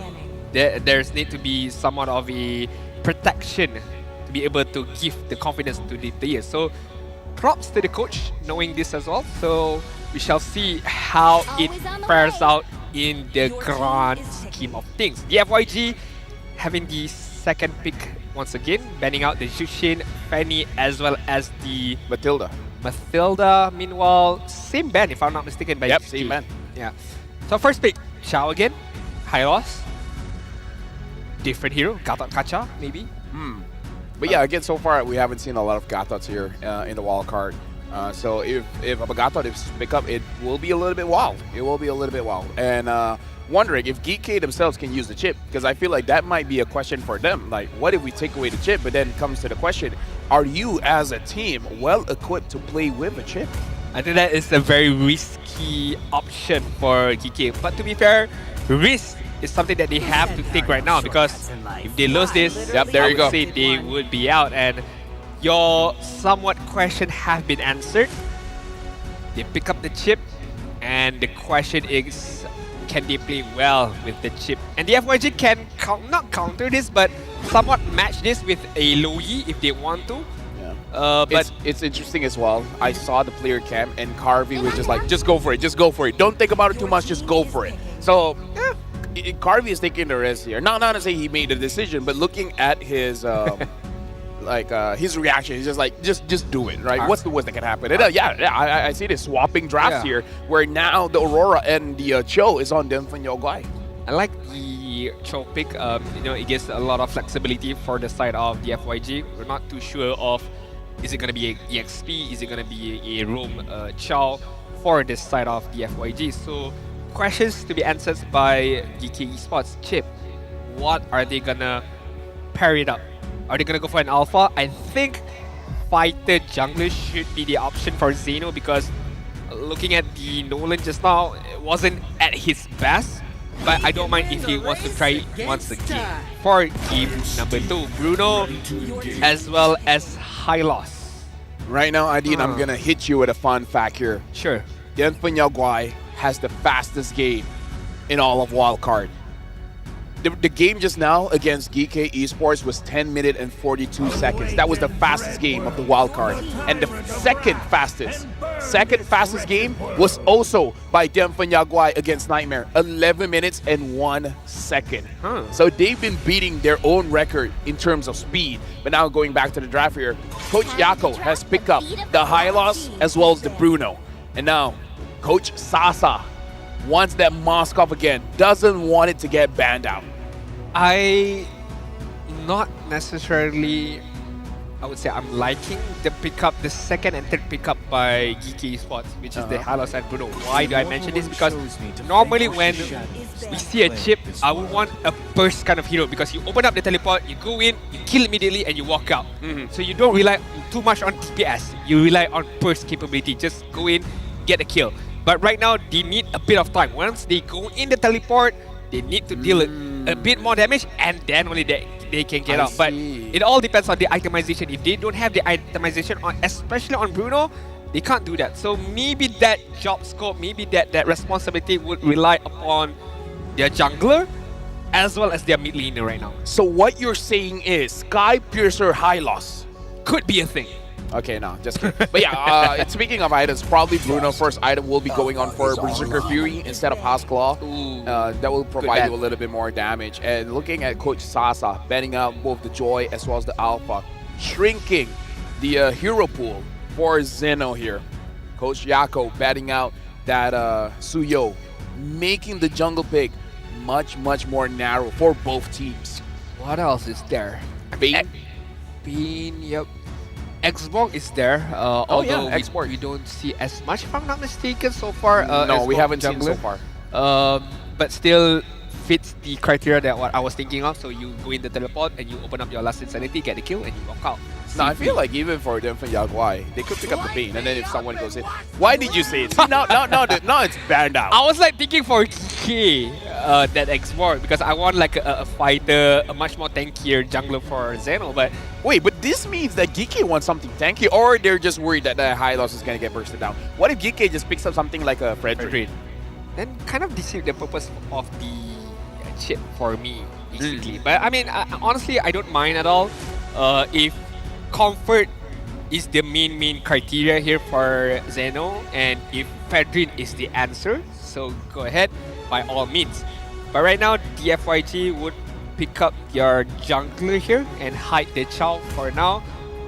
Bin, I like the option that you mentioned just now, but I hear Khalid if I'm not mistaken. Yeah, so Khalid has been picked up. Still doesn't answer. Swapping drafts, man. Swapping drafts. Only the Moskov is different. I'm gonna guess this Khalid is gonna go on the EXP and the Chow is gonna go on the roam. Because so far we've seen only 2 EXP Chow so far, if I'm not mistaken, based on the stats that was given earlier on. So we shall see. Julian! Julian picked up again, and now a Vexana. So a lot of control here coming in from GK. Down from Yaguai. Their pickup for the jungle here. We're looking at the player spaces and they're still discussing on it. And Nolan is still there. If they want to go for Assassin, right? Nolan? Yeah, Nolan is still there. Yeah, if they just want to change the draft, right? It's like, hey, actually KK Esports draft is pretty good. We can try it out. Yeah, just completely copies it, just tweak the goal laner, switching it to the Moskov. Because the way I see it, I don't mind Nolan, right? Just go in, get the kill, walk out safely. I'm pretty okay with it. Upon the edge of the void. Yeah, I mean, there you go. Swap draft. We're like, hey, Geeky, you actually had a pretty good draft. How about we try it out? Maybe we could do something different. Maybe Moskov is just the right tweak to handle against a chip. Yeah, to be fair, I feel like that's the thinking of DFYG currently, and going up against a chip with this kind of lineup by DFYG could be defensive as well. They could just wait out the teleportation and just wait out for the skills and then re-engage back up against a GK Esports. But again and again and again, it all depends on the execution. Let's remind ourselves, folks. GK Esports here is essentially playing an elimination match. If they lose here against Denfan Yaguai, the chances of them making out of the wildcard group will be much more slimmer. We're jumping into the land of dawn for game number 2. Denfan Yaguai going up against GK, where this time Denfan Yaguai is essentially using the drafts previously by GK Esports. Literally do or die right now for GK Esports. They have to come up big. They have to come up with something. Be able to destroy the confidence of DFYG. A bit of a classic, again, Assassin versus Assassin matchup between Julian and also Nolan, but all eyes on Shen. How can he uses the chip well up against DFYG, who, funny enough, using similar draft as GK Esports in match or game number 1. Yeah, and you called it that this Khalid is going to the EXP for now.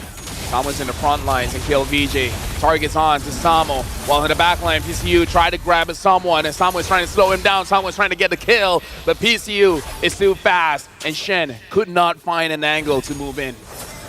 That flicker, first pass. That flicker right there, saved PCU a lot. And honestly, they could get the kill if it wasn't the Revitalize being used by GK Esports just now. But early skirmishes, no kills as of yet, no first blood.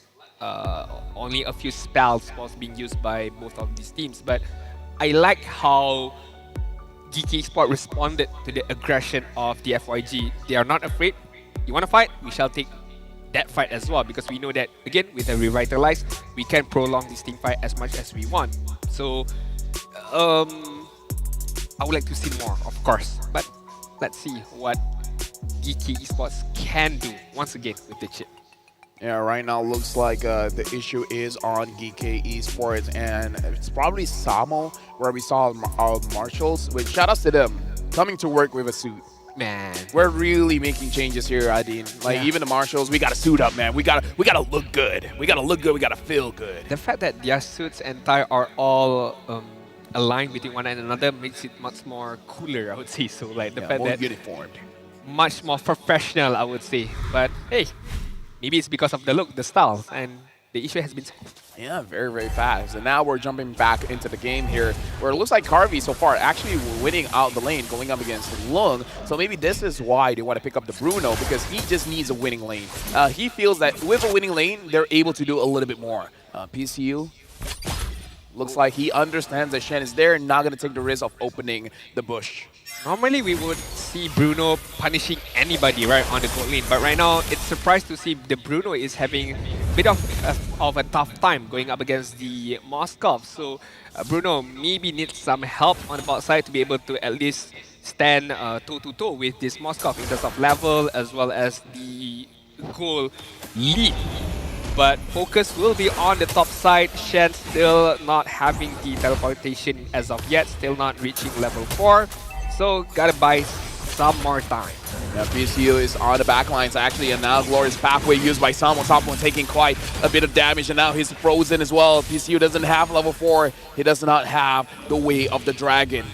And now neither does Shen. So that was a small skirmish resulting in essentially nothing. Right now it's equalized in terms of who has control over Turtle. I mean, CalVJ still has the Raging Sandstorm not being used up just yet, as well as the Frigid Glacier. So if they want to go once again, they could. The skill set is still there between one and another. Spear of Destruction hits on Zeno, so that gives them the information, hey, Zeno is nowhere near between this turtle, so it's a free turtle for Zed. It's amazing how the players of DFYG, they learn how to use vision effectively. Like they had no idea where Zeno is. Lung, as a marksman, provided the utility, the vision to figure out where he is just by throwing it on the map. If he's not down at the orange buff, it's probably purple. But now PCU got a good catch. First blood onto E1, and now Shen on the back line, probably using the shortcut as well. But Smile using the ult prevented Zed and PCU to have a way to engage further into the fight. It's unfortunate for DK Esports just now. They wanted to re-engage back, at least get 1-for-1 trade, but the skill set that they used was not aligned between one and another, because Samo was using the Glorious Pathway onto Moskov. Meanwhile, Smile hit the Eternal God on a different target. So again, not aligned between one and another, cost them the trade right there. In fact, they could have gotten 1-for-1, but honestly, they lose a lot more on the spot side. Yeah, right now looks like they have a very clear target here. Both PCU as well as Zed wants Carvey, and Carvey has used the Purify. So far Shen. they want Shen. Shen is in the middle of it. Way of the Dragon onto the chip. The chip still survives, but Lung is able to get a lot of gold plating there on the turret. Hey, I mean, good skirmishes by both sides, but neither of them get any particular reward in terms of kills. Only Lung managing to get, as Lafal mentioned, a lot of gold plating armor, and that is going to help him out to create or finishes his own Holy Trinity item.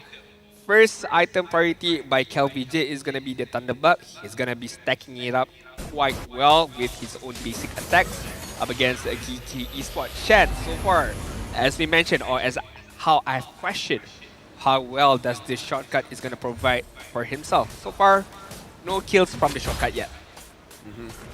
Delphin-Yaguai 1.6k ahead, and now they're starting the turtle. Spear of Destruction not hitting onto anyone, but now the shortcut comes in. But looks like the first kill is going over to Zed. Zed takes down Shen. Eternal God gets a good knockup onto KLVJ, but KLVJ is still able to survive, and now the turtle has been resetted. PCU doesn't have the Way of the Dragon. Probably not going to be able to engage here. Delphin-Yaguai, they're still waiting on a call. Do they want to continue or not? PCU looks like he has to back off, and now the turtle has been reset again. Nothing to rush for FYG. They can play this slow, they can wait it out. GK Esports will be the one who will take advantage of this and get that turtle immediately. Meanwhile, the FYG are going to try to focus on the mid side just now, but are not able to get anything in return except for that one particular kill on Shen. Yeah. Are they seeing a big difference here? Looks like Shen on this ship is going to be more defensive. Looks like he is aiming for a Dominance Ice as a first item. Probably to handle against Lung on this Moskov.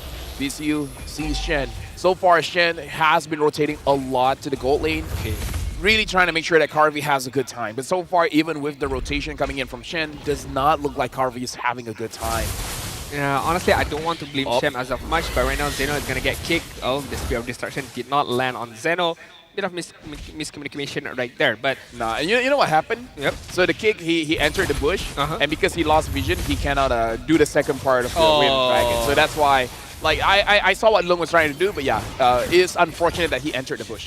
it's fine. I mean, it's a good attempt by the FYG just now. But honestly, it's not, going back to Shen, right? It's not much of his fault right now because the way I see it, with every angle Shen tries to take upon, there is always Chow. There's always Pichu on the way, right? And it's hard for Shen to start a team fight with the shortcut to initiate right now. So props to Pichu how he just mirror the movement of Shen. Wherever Shen is, there is always going to be Chow just waiting for the right time to be able to use the kick or to not allow Shen to use the shortcut.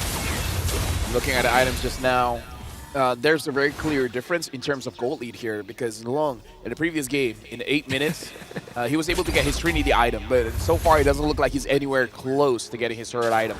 His heal, see Samo, and they understand that Shen is there as well. And you can see that Shen is taking quite a lot of damage because he doesn't have any magic resist for now. And this feels like the fact that Shen could not move anywhere else except for in the bush. It feels like it's going to be a 5 versus 4 right now for Geeky Esports. So they are at a big advantage in terms of manpower because Shen can't do anything. And this is one of the biggest weaknesses of Chip, right? I mean, if you cannot open up your shortcut, you're basically somewhat, I'm sorry, kind of a bit of useless right now because you cannot contribute anything in terms of team fight. Right now, honestly, them from Yaguai, they're just slowing down GK Esports. They're having a lot of man-to-man defense. Like, we see how Yiwan is down at mid, making sure that no rotation is going to be done. And PC, like you said, he's just like, okay, where's Shen? Where's Shen? Shen's here. All right, Shen, how are you? You're doing good. Have you eaten? You had lunch? You haven't? Okay, we can have lunch a bit later. This is what we call, although Pichu is not a Malaysian, but this is what we call the Malaysian hospitality, right? Wherever you are, we're just going to follow you. We're just going to make sure you're all right, you're in check, we know where you are, we know what you're doing, and that is what Pichu is doing to Shen right now. Just babysitting him to the max right now, mirroring at its finest. Oh yeah, right now Shen doesn't have any way to really move forward. Zeno taking quite a lot of damage from Lung and kill VJ. Shen as well, he's just going to get pushed. He used the shortcut, but look at them from Yaguai. They're already exiting any kind of team fight perimeters. And KLVJ still has the Raging Sandstorm, but looks like he's not going to use it so far. But that's a good vision. Glacier, Smile, had to flicker out of there. And now their focus is on the Shen, but Lung is able to take down Smile, while Zed able to take down Zeno. Did Lung hit the Spear of Destruction to get much nearer on Smile this time? I'm not too sure because the gap closer between Moskov and Vexana was immediately like Lung was on top of him. So I'm guessing yes, Lung did manage to hit the ultimate, get closer to Smile and got the kill. So props to Yuan right there, managing to get that 2-man Frigid Glacier out of nowhere. Dude, Lung is amazing. He's been hitting all of this Spears of Destruction. Yes, there you go. I was thinking of Blade of Destruction. I was like, that's not right. Oh, and now they get a kick onto Shen. Nowhere for Shen to go. Kill going over to kill VJ, and now Different Yaguai, they're controlling the map once again. 6,000 goal lead ahead. Now the Lord looking very free for Different Yaguai. Not feeling good, Mr. LaFell. Not feeling good right now. 5-0 in terms of kill. Geeky Esports down. Almost 7k goal lead, and saying that this is a one-way traffic is an understatement because Geeky Esports can't seem to do anything as of now. I mean, the fact that your roamer cannot start a team fight, even with a shortcut, is very much worrying. Yeah, looking at the goal difference here, one of the biggest difference is in the jungler. 8.5k for the Nolan, 5.7 for the Julian, almost 3,000 goal difference here. Conceal as part of the team fight. Frigid Glacier. Frigid Glacier hit onto no one, and now Samo wants to re-engage with the Glorious Pathway, but Lung is just guiding, dealing out free damage onto the members of Geeky, even using the minions to make sure that he has some penetration and going in. And now Geeky, they already lost the top inhibitor. Yaguai, they want the mid. and they're able to get an Eternal Guard, trying to slow things down, but still, the mid lane inhibitor goes down. Different Yaguai, they're not stopping. They want the bottom as well. This could be a 1 Lord and 3 inhibitor turrets, but GK Esports focusing all their energy and efforts trying to protect that bottom inhibitor turret, and they managed to do that. But honestly, to be fair, that is still a massive win for the FYG. With 1 Lord, they managed to get 2 inhibitor turrets, the mid side and the top side. That is pretty big, but right now, Lung gonna get caught out. Yep, the shortcut was used. Long Oh, this is using bad. the flicker, but now Kaide back hill. VJ is there. Zeno gets taken down, and now Shen looks like he has nowhere to go. Long secures the kill. Smile has to use the flicker to get out of there. Carvey and Samo unable to do anything. Now they just have to clear the minions. But again, Pissy flickers in. Way the dragon gets Smile, and they're able to take down Samo as well. Carvey is able to survive, but not the Crystal. Dempan Yaguai, a clean 2-0. Diana Fang, oh why, managing to get that victory. Clean as a whistle right there with the kick of Pishu, sending GK Esports all the way to the bottom of the group right now with not any singular points being able to take by them. I mean, honestly, GK Esports, they took a risk with the chip, and that risk did not pay it off. I still have to applaud their bravery, their willingness to do it. But honestly, in terms of the grand scheme of things, a lot more needed to be done for GK Esports, and props, congrats to the FYG. Oh yeah, the FYG played extremely well, and Long, I gotta say, he only showed Bruno and Moskov, but what a Moskov, man. Always hitting those spears of destruction. Like, dude, how do you do that? Even when he doesn't hit the spear of destruction, at least they gain something, which is vision. Yeah, vision, Right, yeah. which is vision, knowing that, okay, Zeno is here, Zeno is not here, Shen is here, Shen is not here. That is very crucial for the whole team of the FYG to be able to, okay, what's next? We know that some of the heroes are here, some of their heroes are there, so we could start Lord, we could start Turtle, we could push top, we could push bottom, so it's very important. Vision, information is a very crucial part of the game. The way that they play around the macro game, right? Because we heard from Coach Sasa that they're not on that level yet, but I gotta say, looking at how they play, dude, 2 million IQ, man. You're being too humble right now. Yeah, that's the thing about the Chinese region. They're very humble, and I love them for it. But yeah, so far, very dominating performance. And looking as maybe the dark horse of Group A, because everyone is talking about Ulhanar, but Ilvan Yagua is in the conversation now. If they beat Ulhanar, they can go through Group A. They haven't fought yet. Haven't fought yet. So that's going to be interesting. Now let's look at the itemization here. While we're at it, looking at the kills here, Gike was able to take 2 kills at the end of it, but at one point he was 0 and 5. Different Yaguai, they're very disciplined in making sure that everything is A-okay. But items, I do want to talk about items. Okay. Lung, he went for his normal Trinity build. He goes for the Corrosion side first. Afterwards, it's the Golden Staff and the Demon Sword. But the Malefic Gun really helped him out, where even though he got ganked by Shen used the shortcut onto Lung, he was able to get out of there. Even though he flickered out, he was still, like, he only had to take a few steps to be in range to continue attacking.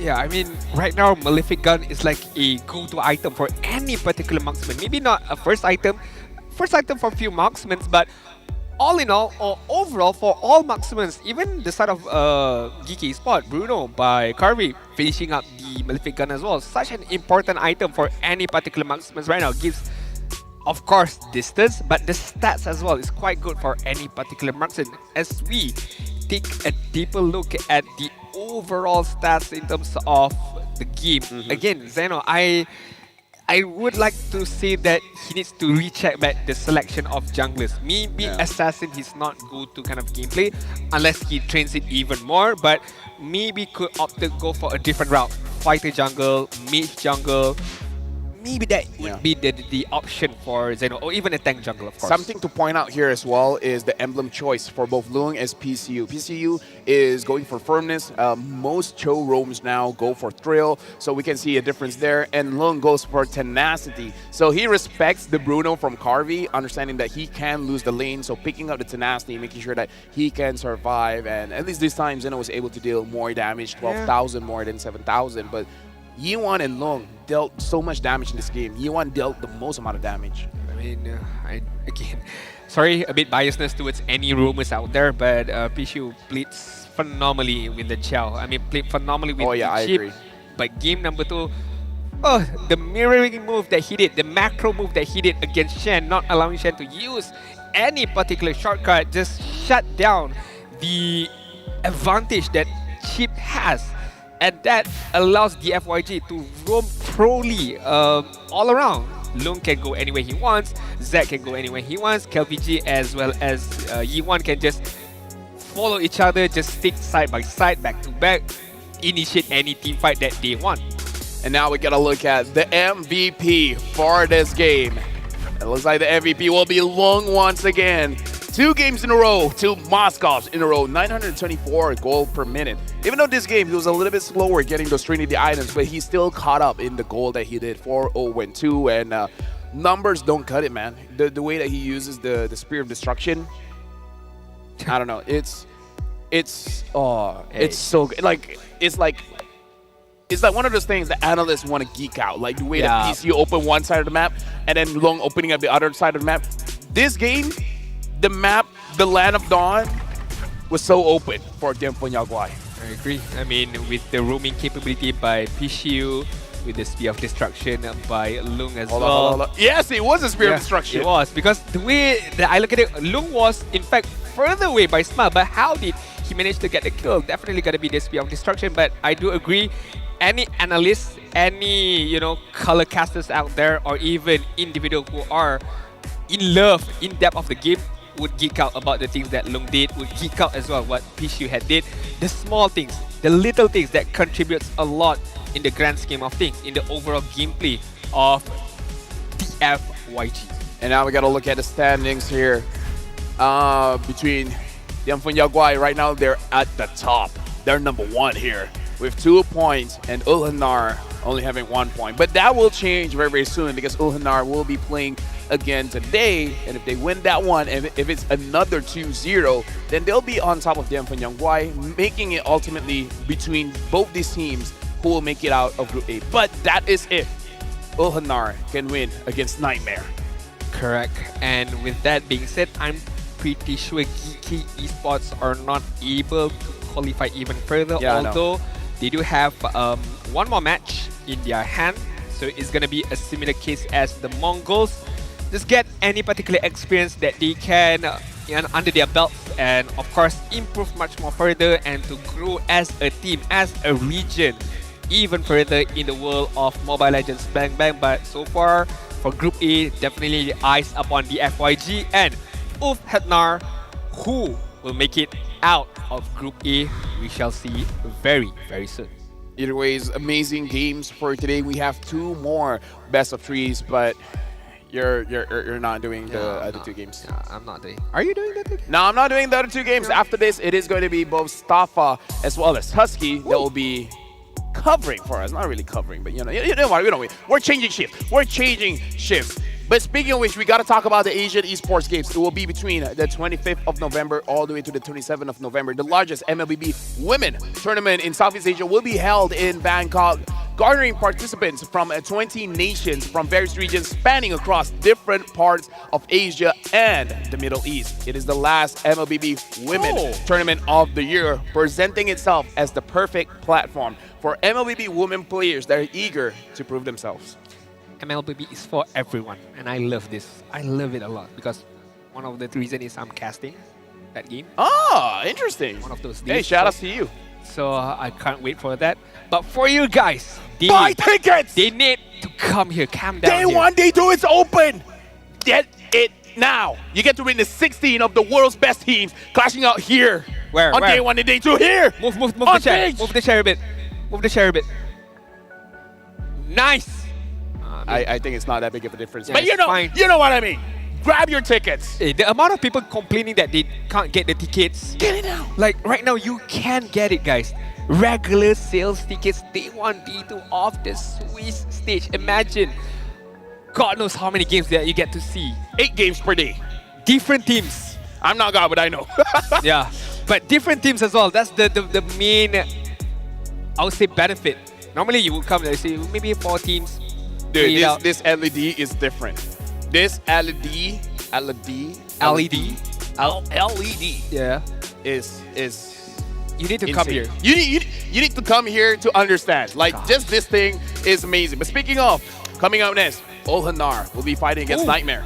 So that's the match that we have to see. If Ulhanar wins, then it's going to be an impressive matchup between the Chinese region going up against the ECA. But if Nightmare Esports, surprise, surprise, defeats Ulhanar, ooh, we got an interesting Group A.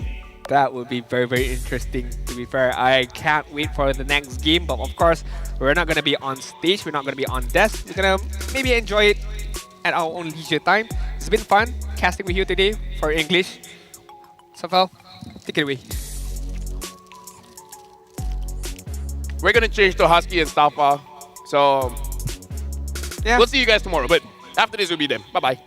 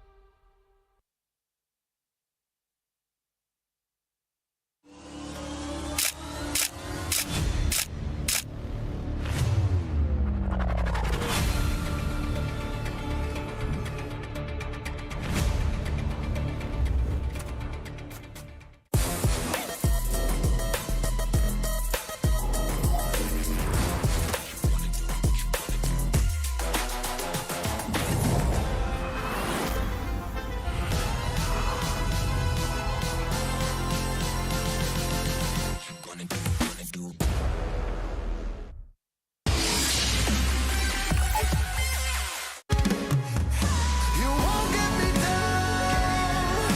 You won't get me down.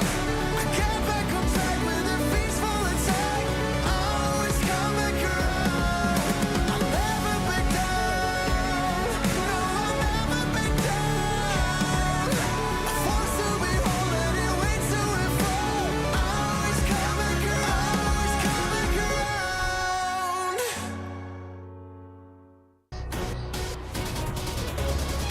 Fight for ultimate glory starts now.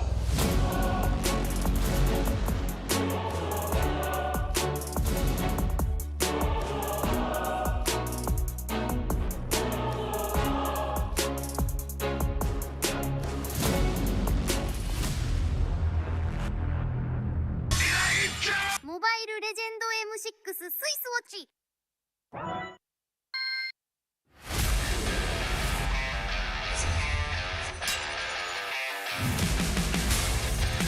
You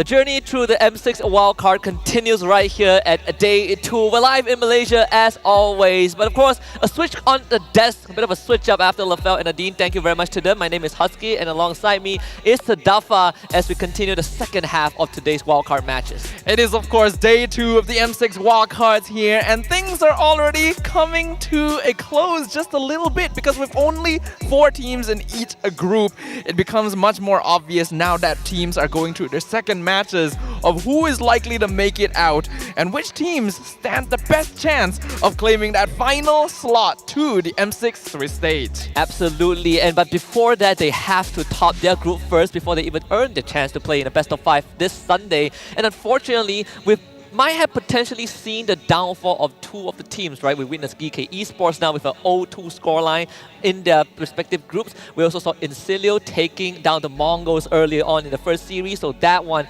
could end up in disaster, in tragedy for 2 of the squads. But that story might just continue, right? Because coming up, we got 2 more amazing matches, starting with the first one, Ulfanar against Nightmare Esports, another mountain for the Laos team to climb. A huge mountain, in fact, because Ulfednar still the fan favorites, just like our favorite gaming device, which you can use to unleash unmatched gaming performance with the ROG Phone 9 Pro. It's a mobile masterpiece that seamlessly blends high-powered gaming with sleek, modern aesthetics, Husky. Yeah, that's the best, right? You look good with your device and then you look good in-game. It doesn't get any more flashy than that. And that has been kind of the optimal performance that these players have been able to put out on stage. I personally am enjoying what we've seen so far in the wildcard stage in terms of the drafting, in terms of how the teams have been performing. Plenty of surprises, and even the Chinese region have stepped up.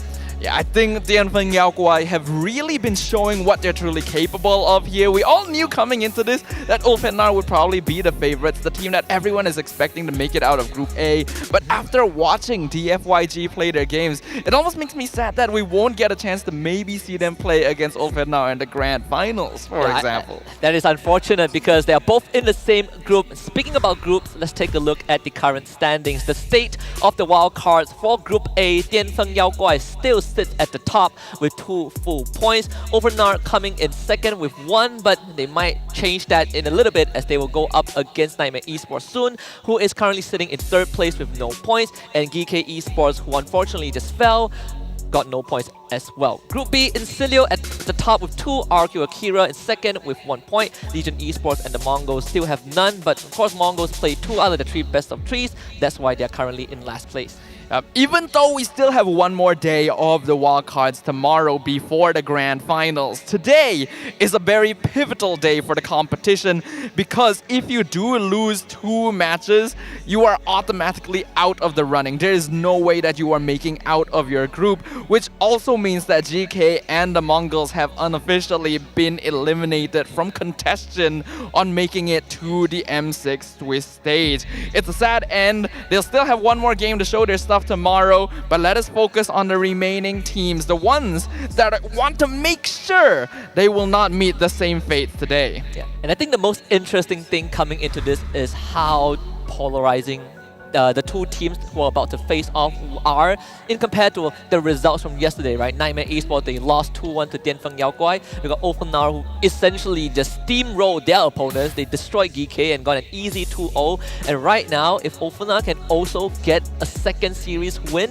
it's going to set us up for a very good best of 3 tomorrow when they take on Dianfeng Yaoguai. Yeah, that's going to be really, really exciting to watch. And like you mentioned earlier, Husky, this is going to be an uphill battle for our team from Laos here, Nightmare Esports. They have a lot of experience here on the international stage. They've dropped by. We watched them in the wildcards last year, but they still fell short. Right now, they're at risk of having the same thing happen to them, and they are up against a huge opponent, an M-Series mainstay, previously Fireflux, and now Ulfednar, who looked pretty good in day 1. Yeah, the last time we saw the Ulfednar, I was about to say, ex-Fireflux on the MSC stage, it was a couple months ago, right? And they did fell to SRG at that time. And right now, they are here, they're back with the vengeance. And not just towards SRG, who took them on MSC, but you look at the storyline of how Ofanar got to this spot, right? They lost to S2G as well.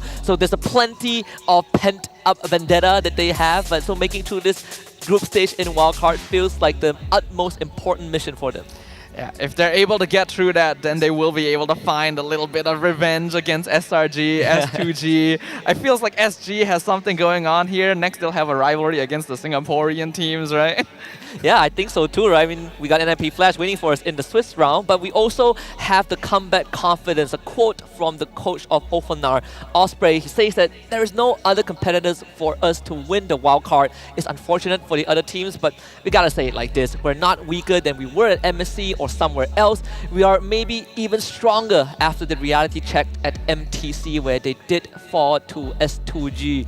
So much aura just from this quote alone. Well, they have aura. They're a team that has consistently impressed us on the international stage year after year after year, almost single-handedly raising the opinion of their region among the international MLBB audience. And they want to be able to do it again. And as bleak as it may seem, so far it really does seem true. A lot of the other teams here in the wildcards don't seem like competition for them. And especially after the wildcard stage, you still have to consider what your first opponent is going to be. And in this case, whoever makes it through wildcard into Swiss round will face off against the Bloodthirsty Kings from the NACT, which in of itself is already a very interesting prospect. But as we kind of circle on Ofanar just a little bit more, you could see how clean that performance against GK was yesterday. Yeah, it was almost not a competition at all. Really good confidence. You can see the communication between them leagues ahead of their opponents, taking an easy 2-0 clean sweep. GK Esports unfortunately just didn't seem to be in fighting form for this wildcard. Even their performance earlier against the FYG, it didn't seem like they were ready. It did. It's very unfortunate. It's a harsh truth, right? We were talking about backstage regarding communication and how they were approaching the wildcard. There were a lot of holes that needs to be plugged, but you did point it out. Tomorrow they still got one more chance against Nightmare Esports to show what they are made out of. A bit of pride at least, right? Some shred of that as they depart from the wildcard group stage. But I think for Ofanar, they should feel very comfortable coming into this. One person I want to highlight, aside from the Thorn Queen that has always been beside our lips, is Tianzi as the jungler, because he has been on a roll. Yeah, Tianzi looking pretty good, right? He's always loved those assassins, so getting to play them again on a stage like this is just showing off his capabilities. I think we gotta shout out Alien a little bit as well. This is a player we pointed out as having a bit of difficulty adjusting to the new meta because he's not able to play those 1v1 EXP laners, the fighters anymore, has to play more tanky heroes. But when he was on the show as the primary initiator for his team, it just felt like the good old days again. It feels so nice because we did see some glimpses of the Cho being flexed into the XP. I know from MPL Philippines, Sanford was one of the few users. We saw that in MPL Malaysia where Smooth, Cram also did it, and then it faded away for a bit. So to see Alien bring that back yesterday, it's a breath of fresh air. It feels like I'm reliving some good moments of ML. Now, I'm going to bet that a lot of people in the comments are listening to us right now and thinking that we sound very biased towards Ulfhednar. And it's not intentional, but you can't really argue that they look like the most likely team. They have been the fan favorites thus far, and this is definitely going to be a hard matchup. In fact, we could go as far as to say that if Nightmare are even able to take one game off of Ulfhednar, it would already be a huge statement. Yeah, I definitely agree with that, but at the same time, it's not completely hopeless for Nightmare Esports. There are some good points that I would like to bring up about Nightmare. Primarily, two of their most veteran players. We talk about Soso, we talk about Too Easy for Lexi yesterday, but one of the playmakers that has sometimes been overshadowed is Jasmine, right? Cho has been his primary pick alongside the Matilda. We've seen him succeed with Cho yesterday.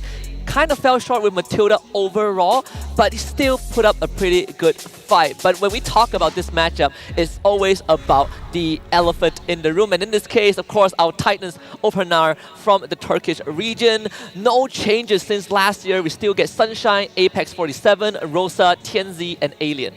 Rosa, the Torn Queen, going to be the main face of the lineup, gaining fans internationally in regions across the world for impressive gameplay in the mid lane and a very varied hero pool. As we mentioned yesterday as well, Ulfhednar, their lineup has not been through any changes recently over the past many years. So that chemistry is rock solid. Yeah, rock solid, and Nightmare Esports looking to crack that apart, make a dent as a start. We got Cammy, we got Jaspin, So, too easy for Lexi, and Oppa. Yesterday we did mention Oppa was kind of loaned over from 9 Esports, but overall for Nightmare, the one thing that they have demonstrated at the Mercon qualifiers is the aggression, right? The willingness to set up plays off of Jaspin's initiative. But the problem is, sometimes it doesn't work out well, and Nightmare Esports struggles to recover from that. Yeah, Nightmare Esports are an aggressive team, but also one that's very objective-oriented. They want to push leads after getting the objectives in decisive engagements. And most of their movements are slow and kind of checklist-like. They want to make sure that everything happens before they make the next step. And this can be a very clean way of approaching the game, but it also means that against more aggressive and unpredictable teams, you may run into trouble. Yeah. And also we talked to Alan about how Nightmare Esports recruited coach Exxon, and he said that we found him through social media. We even had 5 candidates for the tryouts, and in the end we feel like Exxon fits the requirements, so we decided to go with him, which is pretty interesting, right? Because even last year when Nightmare Esports stepped on the wildcard stage, they did show some promises. They captured the hearts of all of either local and international fans, but right now it's more than just capturing hearts. They gotta somehow be able to cast the net over Ulfhednar and reel them in. Yeah, the draft, we've highlighted it many times over the course of this tournament and in our recent MPL as well, with the way the meta has developed. Creativity and flexibility in the heroes that you pick up during the drafting phase are crucial in determining your advantage once you jump into the land of Dawn. So we're definitely going to see those coaching chops from Coach Exxon. He is a coach from the Philippines after all. He's coached amateur Filipino teams in the past, worked with teams like Occupy Thrones as well. So the experience is definitely there. You just gotta translate it. Yeah, and when speaking about translation, there's also something that is very interesting when you look at certain players from both ends. For example, when you look at Apex 47 and Jaspin, right, both in the roamer role, both have the same proactiveness, the same idea on how to play that role with the heroes that they're given. Again, Cho is a very big contention. We saw Khalid yesterday for Apex 47, but the thing that set them apart was that Jaspin was making very minuscule errors yesterday, right? Trying to force things too hard, and up against someone like Apex 47, you gotta be able to match his movements. So you did cast for Nightmare Esports' game yesterday, Husky. If you had to pick out one thing that they need to improve on, maybe besides Jaspin's aggression here, to put up a fight against Ulfhednar, what do you think it would be? It's something that you mentioned, the draft. I think one big talking point for a lot of people yesterday was Game 3 between Nightmare Esports and Tianfeng Yao Guai, where they had this draft. They saw a Hilda first pick, they went Hayabusa, Angela, and it went poorly, right? Completely backfired. They got rolled in, I think, 12 minutes. So that's something that I think Nightmare Esports needs to understand. It might be a strong composition on paper, but you gotta also be able to consider how much it takes to execute it. And yesterday, that Game 3 was just too much for Nightmare. Keep it easy, keep it simple, let your roamer be comfortable making those plays. Yeah, I agree with you here, Husky. I was watching in the backstage of that game yesterday as well, and when that Hayabusa Angela came out, I was also scratching my head. It's like, what is going to be the goal here? This doesn't feel like it'll be particularly effective. So changes have to be made, especially with the massive obstacle ahead of them. For Ulfhednar, on the other hand, this should be a pretty straightforward game based on what we've seen of their skill level so far. So without further ado, ladies and gentlemen, let's go ahead and jump into the drafting phase for game number 1. I'm liking how the draft has developed just after day number 1. Of course, the stats have kind of come into the light as well. Cho no longer 100% win rate, Chip no longer 100% picked and banned, but also winning and losing a game in the same series that we saw between GK and Tianfeng Yao Guai. But I like the respect given by Nightmare to Ulfhednar, right? Instant Cho ban, they've realize that it's a big flex for the Turkish team and they don't want to deal with it. It's a huge issue as well because Alien wants to play on these more aggressive fighting style EXP laners. If you get rid of the Cho, then it'll force him back onto things like the Gatot or the Hylos, which he's a little less comfortable on, which should allow you to control the map just a little bit easier, especially without diversion too. Yeah, diversion was also one of the few abilities. This Loi kind of helped Ofenar win their second game yesterday as well against GK. We saw how nasty Ofenar was with the movements, right? You really don't want to give them those extra cross-map abilities. The Fanny ban pretty much expected still 100% a ban in the wildcard alongside Tusin. I am wondering though, since Chip is no longer a must ban, will more teams let him through?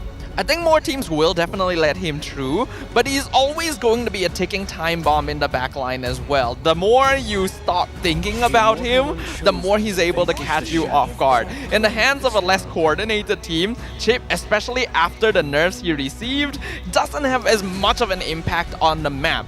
But in the hands of the right player, like Rosa, or not Rosa, that's Loi of course, in the hands of the right players, Chip becomes a beast. He just destroys your sense of scouting on the map. You lose all kinds of direction, I guess, right? Because he can show out of nowhere and then he brings the whole squad with him. He's just the perfect guy to hang out with, right? He always brings the whole crew along. We've seen it yesterday when you look at Ofenar's draft. They like these big combos as well. Gatot Kacha and Aurora, the Loi Cho. Obviously, Loi Cho is not part of the equation anymore, but the Gatot Aurora is still around. We also have Khalid available if Nightmare wants to first pick it. The Hylos, Phobius, plenty of options.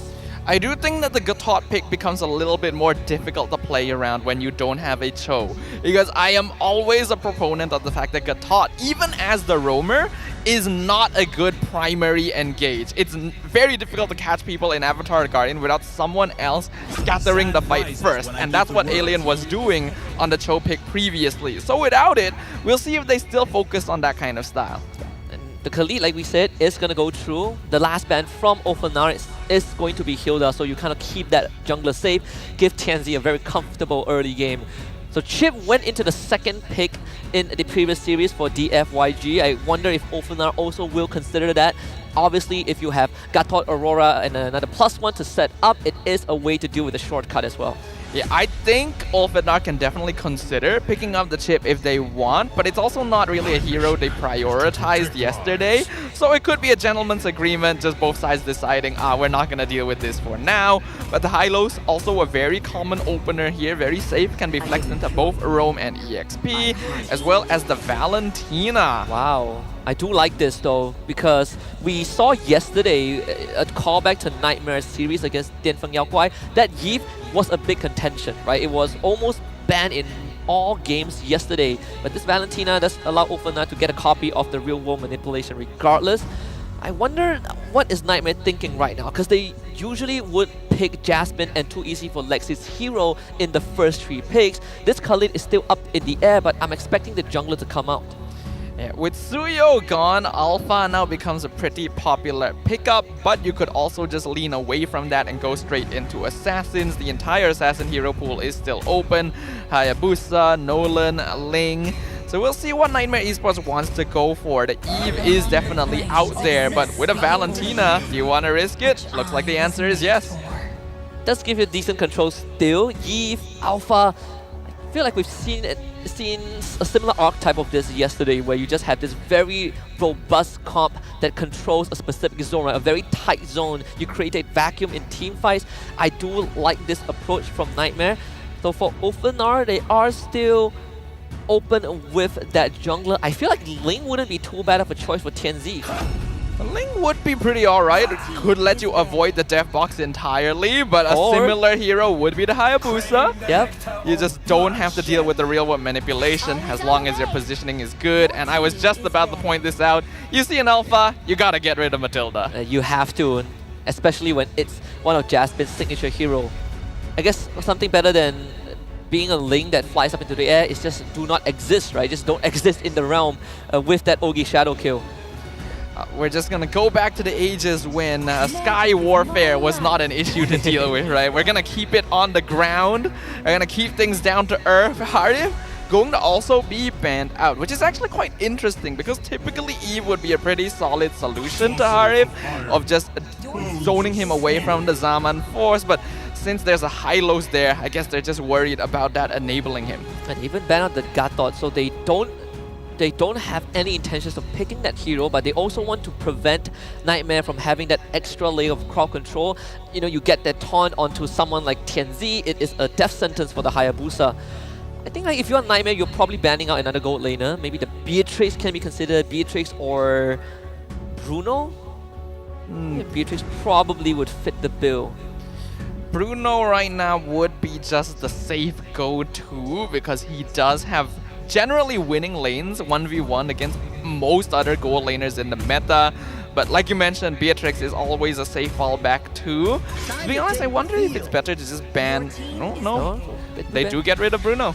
They could take Beatrix. I mean, they do have first pick in the second phase. They could take Beatrix now, and you still keep that high loss as a potential flex. I'm still seeing multiple options if you want to put high loss into Roam. I think that that XP lane still has some heroes that could fit it. The CC, we saw that by DFYG earlier on. If push comes to shove, I think the Damus could also be a thing, albeit a bit rarer. Do go for the Natan though, so the Beatrix does get let through. Natan, not quite as popular as he was during the MPL season, but I still feel like this hero can be kind of busted at certain times.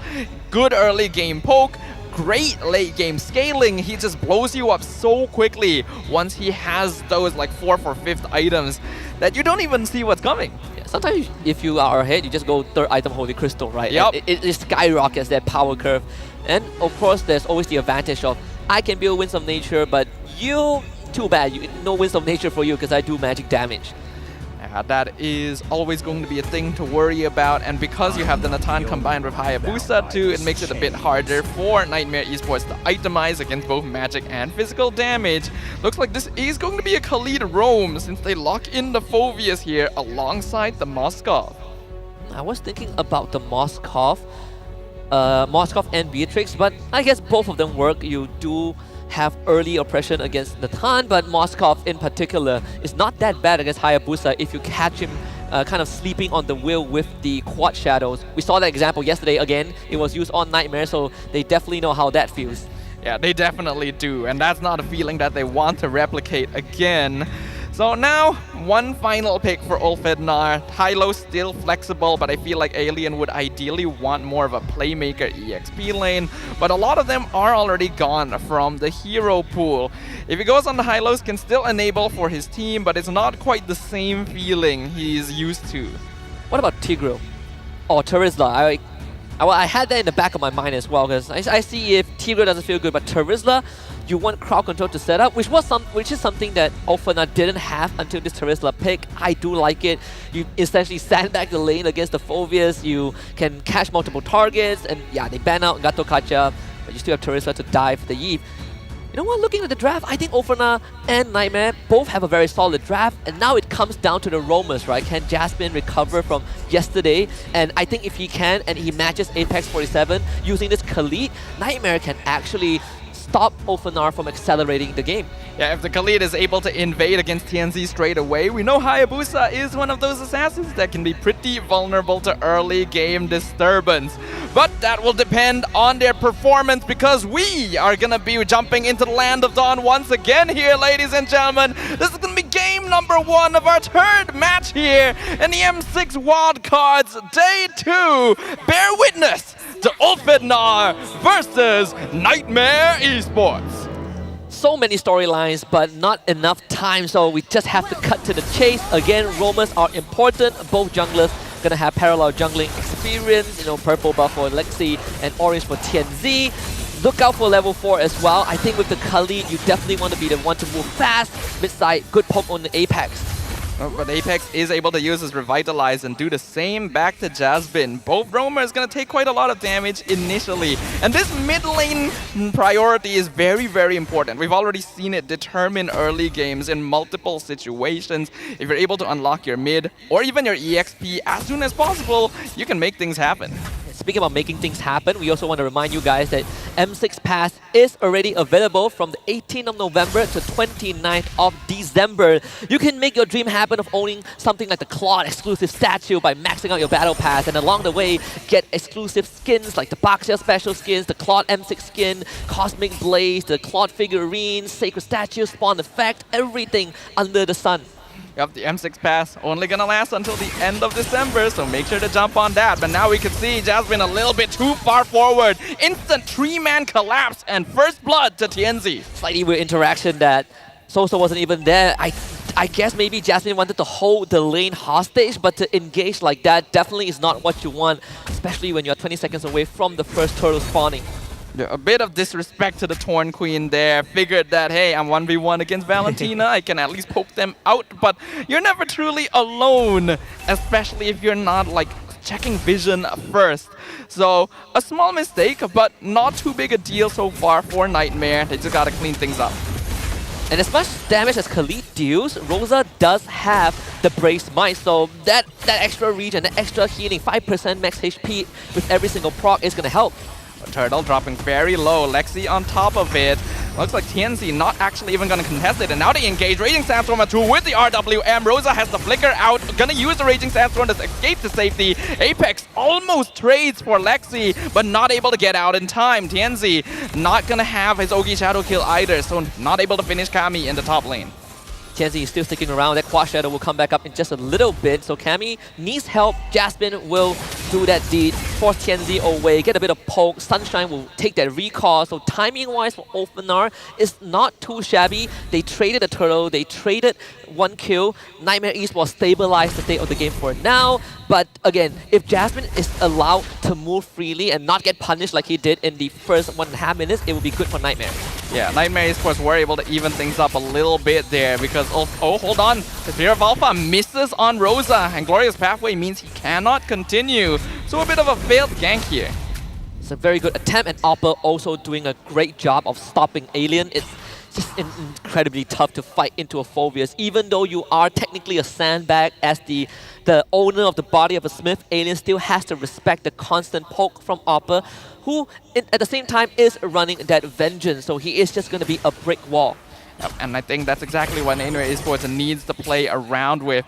We have a little bit of a fun fact here though. Rosa has played a total of 146 games in Moonton recognized tournaments, winning 105 of them with a 71.9% win rate. I don't even get that high of a win rate on my best hero. Oh, Apex gets caught with the Raging Sandstorm. Beautiful knockup from the Phobius right into the RWM, but Apex still surviving all of it with a Revitalize, which means that Opper is separated by himself. A massive spam of the internal pursuit. Fear of Destruction lands on Sunshine, but he's 1 hit away from death, and TNC is able to get out the Quad Shadow as they trade for Jasmine. I honestly thought that they would have at least find Tianzi, but I guess that is not the case. Such a good push and pull by Ophenar, and we also see one of the core weakness of this Phobius. Whenever you commit with the Infernal Pursuit, there is only one way forward, and a lot of times if your team is not ready to back you up or they cannot catch up, that one way leads you to the grave. So many members of Ulfhednar were just at a tiny sliver of HP. That would have been a huge win for Nightmare. But you can see the maturity here as Rosa now jumps onto Soul, and he is gone. Raging Sandstorm lands on TNC, but he's able to escape. Turtle claimed by the Alpha as Jasmine is traded by Sunshine. He is here to do his damage. 2 easy for Lexi on top of Nantan, but the rest of Ulfhednar just zoning him away from their goal laner. Upper jumping in again with Infernal Pursuit. Now in a very awkward spot as both Alien and Apex chase him down. Do they have enough damage to actually finish off the Phobius? He's dropping real low. Looks like the answer is yes. Man, Ring of Punishment is so punishing. Oppa slow down to a crawl. There is no getting out. Bottom tier 1 does go over to Nightmare Esports as Kami decided that he didn't want to be part of that skirmish. Ophenar now with a close to 2k gold advantage. The top side completely free for Sunshine. 7 kills to 1. They have successfully accelerated that early game. And they managed to give 2 kills and 1 assist to Sunshine on this Natan as well. We talked about this. This hero can be pretty annoying, especially if he has some farm under his belt. This means he's gonna hit that spike around the 4th item much quicker. And once he gets his Holy Crystal, Nightmare Esports is gonna explode. Man, Apex 47, even as an elegant gem. Uh-oh, ambush. Speaking of exploding, Raging Sandstorm from Jasmine into the Quicksand Guard. Can he survive? No! Alien whacks him down. The body of the Smith crushing Jasmine. Unfortunate, Cammy wanted to save his teammate with the Spear of Misery, but was out of range. Or perhaps Jasmine would have been able to get out with the Flicker, because he still had it held on. Just got bursted down too fast. Bot tier 1 goes down to Sunshine. Last we checked, both marksmen had the same net worth, but I think Sunshine is definitely slowly pulling ahead with all the free space that he is getting. And the more space Ulfhednar create, the more comfortable he becomes. You can see that he's even able to solo push down bottom lane without having to worry about too much anymore. Map control very much shifting in the direction of Ulfhednar. And even though the goal lead isn't that big, Nightmare Esports in some trouble. Sky Piercer for Tianzi. Just got that from the shop.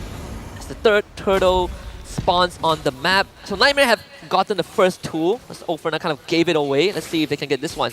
Up Turtle, down to 40%. Jasmine is here scouting it out, but the rest of Nightmare cannot enter. Tianzi gets it very easily, and now the rest of Ulfhednar engaging. Glorious Pathway catches up too. Jasmine dropping low, surviving with the Quicksand Dart, but Sunshine gets the killing spree. Alien though can be traded as too easy for Lexi, doing a lot of damage on the opposite side of the team fight. It's a 1-for-1 trade.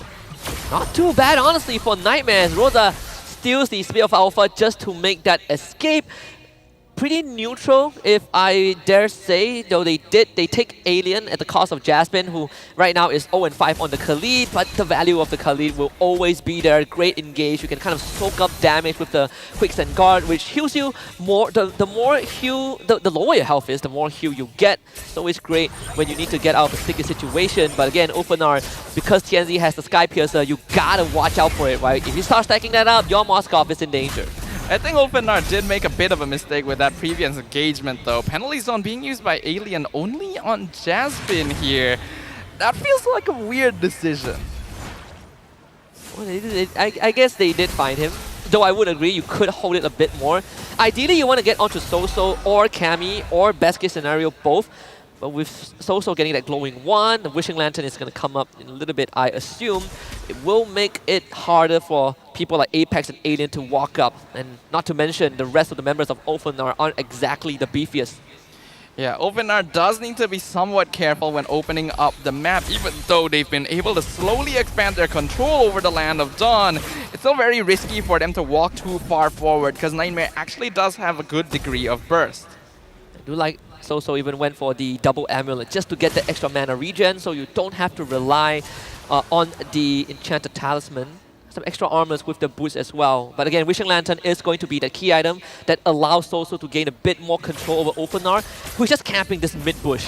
Up TNC jumps in, goes for the Orchid Shadow kill with the stolen RWM, and instantly Soul is gone.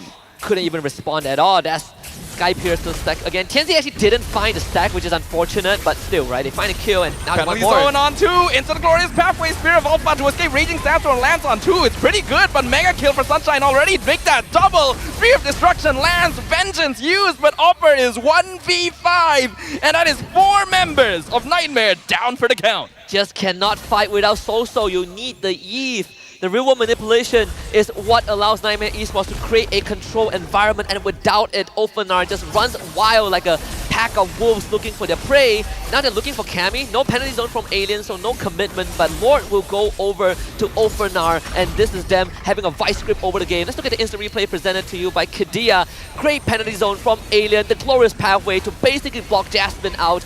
Nightmare Esports tried to force the fight, but once more do not have the resources to do anything. Nightmare Esports definitely did not want to fight there. Great job by Alien to punish them for standing a bit too far forward when they clearly didn't have their battle utils anymore. Once Soul was gone, Nightmare needed to shift into defensive play. It definitely did. Even right now, I think it's tough for Cammy, right? He's been getting some space, but that space has quickly shrunk. Bot tier 2 should fall. The jungle is completely plundered by Ulfhednar. It's again like a bunch of wolves. They're feasting right now. It's a buffet for the Turkish team. They look very comfortable right now. 5k gold lead, not actually that big at 10 minutes, but a 13-2 kill score shows you how heavily they've been dominating Nightmare. Glorious Pathway cuts them off behind a beautiful flicker penalty zone on 3 members. RWM comes out, Sunshine from the flank. Winter Crown used by Alexi in the mid lane, but he's not going to be able to survive. Apex picks up that kill. Spirit of Destruction whiffed completely. The rest of Nightmare still alive though, so they can hold their inhibitors. That's the key item I've been waiting for. Wishing Lantern for So at 11 minutes into the game. It does feel slightly bad that it took him this long, but better late than never. And I gotta say, Sunshine's positioning is immaculate. He noticed that Nightmare Esports were funneling into that mid-side, so he came in with the entropy from the right side of the fight, and Nightmare had no resources to even force out the Purify or force him to retreat. This 5-0 Natan, Holy Crystal as the third item. We talk about that, accelerating the critical mass timing, and he is now at that point. 1.6k ahead of the enemy gold laner. Jasmine walking up to scout, and he is gone. That's what we talked about. Monster kill for Sunshine. When you have this Holy Crystal, you do so much damage. Oh my god, just blew right through Jasmine's health pool. This is a choco. Openar, they are just going to keep Nightmare Esports on their side of the map. Basically lock them in the base, right? They can keep shoving the wave, and once that Lord comes up, it is Lord time. Lord up in another 45 seconds, but Openar probably don't even need it. We see the entropy come out. RWM double death box, and it looks like Soul's the one losing killing spree for TNC as he picks up Cammy on the other side of the map as well. 3 members of Nightmare gone. Top inhibitor taken out. Sunshine 704 on an Natan. Too easy for Lexi. Gonna clear up the wave. Jasmine has to flicker away, but TNC's just gonna follow him like a shadow in the night. Mega kill for the Hayabusa. Nightmare only have one last chance, but I think Openar can just run it down. And too easy for Lexi. He is not even an obstacle. Winter Crown will only delay the inevitable as Openar take him out. And the crystal now wide open. Opper and Sosol are back, but Opper's already gone. That's a legendary streak. Bury the nightmares and let the sun shine through as Openar take game number 1. It is a fantasy, a dream come true for Openar in Game 1, but for Nightmare Esports, they still have to grapple with their demons. A complete massacre in Game 1. It should be rated R with how brutal Openar executed that mid to late game. It felt like everything was going the way of the Turkish teams. And unfortunately for our Laos representative, it is just the structures falling apart from the get-go. They've already stated themselves that they feel ready to take on M6, that they feel even stronger than they were in the previous season, and we are seeing that on full display. One more game and Openar will have 2 clean sweeps and a very clear path towards the wildcard finals. Absolutely, and not just that, they also would sign the elimination warrant for a Nightmare Esports. So one win is going to decide the fate for 2 teams. Again, we mentioned about the possibility of that setting us up for a Grand Showdown tomorrow when Openar takes on DFYG. But for Nightmare, if the run ends here, it's not only history repeating itself, but at the same time, it's going to be heartbreak for a team that has always came so close. It's always been right before the finish line. Nightmare Esports and many other Laotian representatives have been wanting to show what they can do on the international stage. But with the competition getting more and more difficult every single year, we can tell the evolution of MLBB and just how big the gap you have to bridge is to truly stand on that international stage. Well, I gotta say, Openar definitely set the bar. A perfect game for Sunshine. Deathless on the Natan. Last we checked in, he got Holy Crystal as third item, and he proceeded to just completely destroy the entirety of Nightmare. We also pointed out that the roamers need to be at the tip-top condition, especially Jasmine. That Khalid didn't have a good game at all. Yeah, Jasmine, I think he started off the game trying his best. He did actually find some good angles, but Ulfednar was always packed up quite tightly. Even though they're not playing super close together, you can see that they're positioned in a way where backup can always arrive when it is necessary, because they're aware that Nightmare Esports is going to be forced to do something at some point, and a mistake will be made in positioning the longer a status quo is dragged out. Look at the item builds as well. First of all, it's a 22 kills to 2. So Openar essentially almost got a perfect game. I would even say that this is a perfect game, despite two devs, one on the side of Alien and one for Apex 47, but the other front line is doing their job. And look at Sunshine, right? Basically almost decked out at pre-13 minutes. Only one item away from being full build at this stage of the game is insane. Nearly 11k gold in 12 minutes. Shows you how comfortably he was farming. It's usually dangerous to let a marksman free farm in their lane, but it's even more so if they're joining fights and getting kills off of it.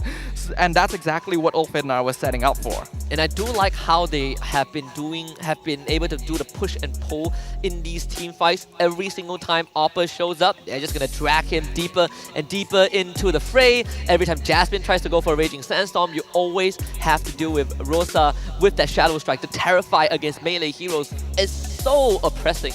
That's why it's quite risky to go for a combination like this. If you have an Eve and a Phoveus, your goal is basically to split the fight in half. You want some people in the death box, you want Phoveus to be distracting the rest. But if Ulfhednar are the ones controlling it, if they're the ones pulling Oppa towards them while entirely avoiding the RWM, and I really like the way they use the Valentina prematurely too. So yeah, Ulfhednar, the experience shines through. They made sure Nightmare couldn't play for their teamfight win conditions and were in full control the whole time. Even when you look at the emblems, the talents for the side of Ulfhednar, they only really have that one Wilderness Blessing on Rosa, but it really didn't matter too much because they got a decent lead in the beginning. And when you want to talk about Death Ball, this is it right in front of your eyes, right? All the objectives going their way.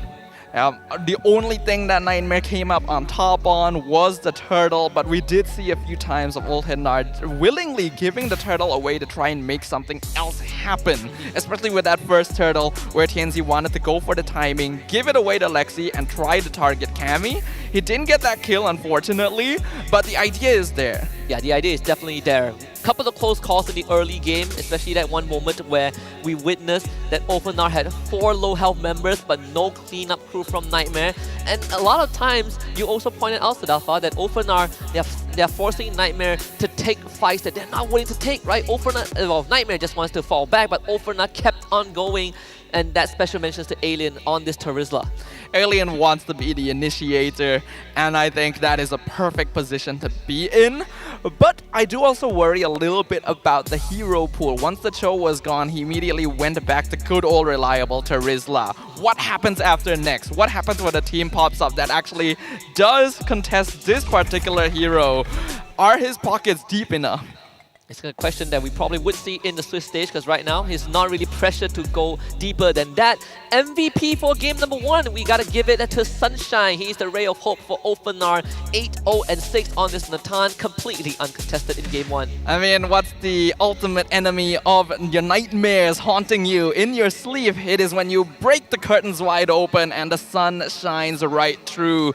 Sunshine being the ray of light, like you mentioned, Husky, that allows Ulfhednar to break through Nightmare Esports. He is the win condition, he is the late game carry, but he came online so quickly that late game wasn't even a question. He reached late game when everyone else was still trying to get to that mid game, right? And it was a conscious decision from Ulfhednar to opt for a Natan instead of a Beatrix after seeing a Bruno banned out. So I do like the approach that Ulfhednar has brought. This is one of those moments where Nightmare Esports fell ever so short. The last minute Ogi Shadow Q from TNZ to avoid certain death really set the stage for how precise Ulfhednar are with their movements. Yeah, I think we could see from these highlights very clearly that something Nightmare Esports needs to figure out is when it is time to call it quits. There are times when you just have to admit a loss and back away before you lose even more. And there were way too many fights where they lost a crucial member, such as Soul, and kept trying to push the issue. Ulfhednar, of course, made it difficult for them to escape. But there's just times when you gotta run. Yeah, especially when you fight into this death ball comp. You're not only dealing with Alien, who has a penalty zone, you're dealing with a high loss, who is essentially negating a lot of your offensive stats, right? You can't really move, you don't attack as much, and unfortunately Moskov just isn't ready to fight. So in this case, I think Ulfhednar, again, came well prepared. Now the question now goes to Nightmare. The adjustments for game number 2. The thing is, I feel like Nightmare Esports' draft actually wasn't bad. There were clear win conditions, there was good scaling overall, but Olfenar just outpaced them a lot. I feel like they needed to be able to take advantage of the few objectives they did get a little bit more, maybe be willing to play a little aggressive, and then towards the mid game when they are on the back foot, be willing to play more defensive. They're kind of stuck in a weird middle ground where they're trying to push to make something happen at the wrong times. Yeah, I do like the point that you brought out about cutting the losses, but when we talk about cutting losses, we also gotta talk about how you style yourself up, right? Don't lose to anyone out there, and you can do that with Fairy. When luxury meets gaming, you can do it with Fairy's first M6 Swiss watches, a special jewelry collection for Jusin and Emiya, and brand new champion rings and medals. Follow at Fairy World on TikTok and our website for more updates. I've checked it out yesterday. It looks amazing. Feels like a great gift for your loved ones or even for yourself. You just want to look good, you're in for some accessories. Fairy is the thing. I mean, we're MLBB fans, right? We all know how much we spend on in-game bling. So why not spend a little bit on IRL bling, you know? Skins for heroes? No. Skins for yourself. You're exposing a majority of us, me included, but if you want to spend on in-game bling, you could also do it by using it on the M6 Pass. Again, I want to remind you guys that it is already live from 18th of November to 29th of December. You can participate in the M6 Lucky Gift, join the draw for a chance to win the Claw's new Epic Skin, Challenges Flare, and Beatrix's new M4 Epic Painted Skin, the Light Seeker. Do not miss this rare opportunity to get the exclusive skins, because if you miss it, who knows when we'll get another chance. Yeah, it's only for a limited time that you will have access to Beatrix's M4 exclusive skin and Prime skin, so this is your chance to do so if you missed out on it during M4. But game number 2 is going to be happening soon. We gotta set the stakes. If Nightmare Esports loses this one, just like many of the other teams, they will be eliminated from the wildcard, even though there's still technically one more day tomorrow. It is going to be pretty devastating knowing that you still have to show up, you still have to put up a performance, but you just do not have that opportunity to proceed further, right? You kind of salvage that pride a little bit, but that's the extent of it. And like you mentioned earlier on, Open are feeling really comfortable. We put a lot of spotlight on Sunshine, and we also got to talk to him. We asked how did the team stay confident despite the wake-up call at MTC, and Sunshine said because we've been playing for a long time together, we never really lost our confidence. We just fixed our problems and go next. And Apex 47 has been their biggest motivator, and when he screams, everyone gets hyped up. I mean, a good motivator helps a lot. And yeah, this is a team that has not really shifted their lineup. The chemistry is there, the experience, the way they play together has been finely honed across years of MLBB.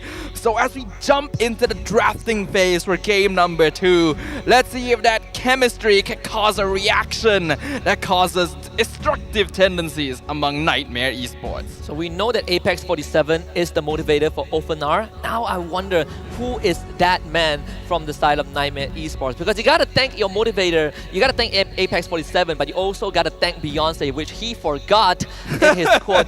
So I'm gonna call you out on that, Apex. Of course, when we look back at the draft patterns of the teams in Game 1, again, Yves, highly contested. Nightmare Esports, they got it in Game 1, but in Game 2, they decided that they don't want it. Yeah, they had to pick Eve anyway because this is a hero that you cannot really afford to get left open. That real-world manipulation is such a powerful tool for controlling team fights, but Ulfenar already baited them in that direction by picking the Valentina first. So with it gone from the pool, it's a little less for Nightmare to have to worry about, and they will start by contesting the show straight away. It was a ban that they kind of pulled through in the first game because it was flexed by Openar yesterday. Well, for Openar, they didn't really make any changes, still the same bans. Now Khalid, Gatot, they're all on the table. We saw that Valentina Hylos opening in Game 1, but Hylos has been banned by Nightmare. I think banning out Hylos is a really good shout here. That glorious pathway is such a powerful tool to not just engage, but also to split apart fights. We saw it being used to cut off the tier 2 previously, and that just made movement difficult. But with Hylos gone, you will go ahead and snatch up the Gatot. It does, again, set Openar up for any particular big ultimates that Nightmare Esports will have. So the Aurora comes through, this one is pretty much expected. The Khalid was also an option. We'll see if Nightmare Esports just wants to reveal it, because even when you show the Khalid, it doesn't really tell you too much where the Khalid and Cho will go. Something that OpenR demonstrated yesterday. Suyo though will be their option.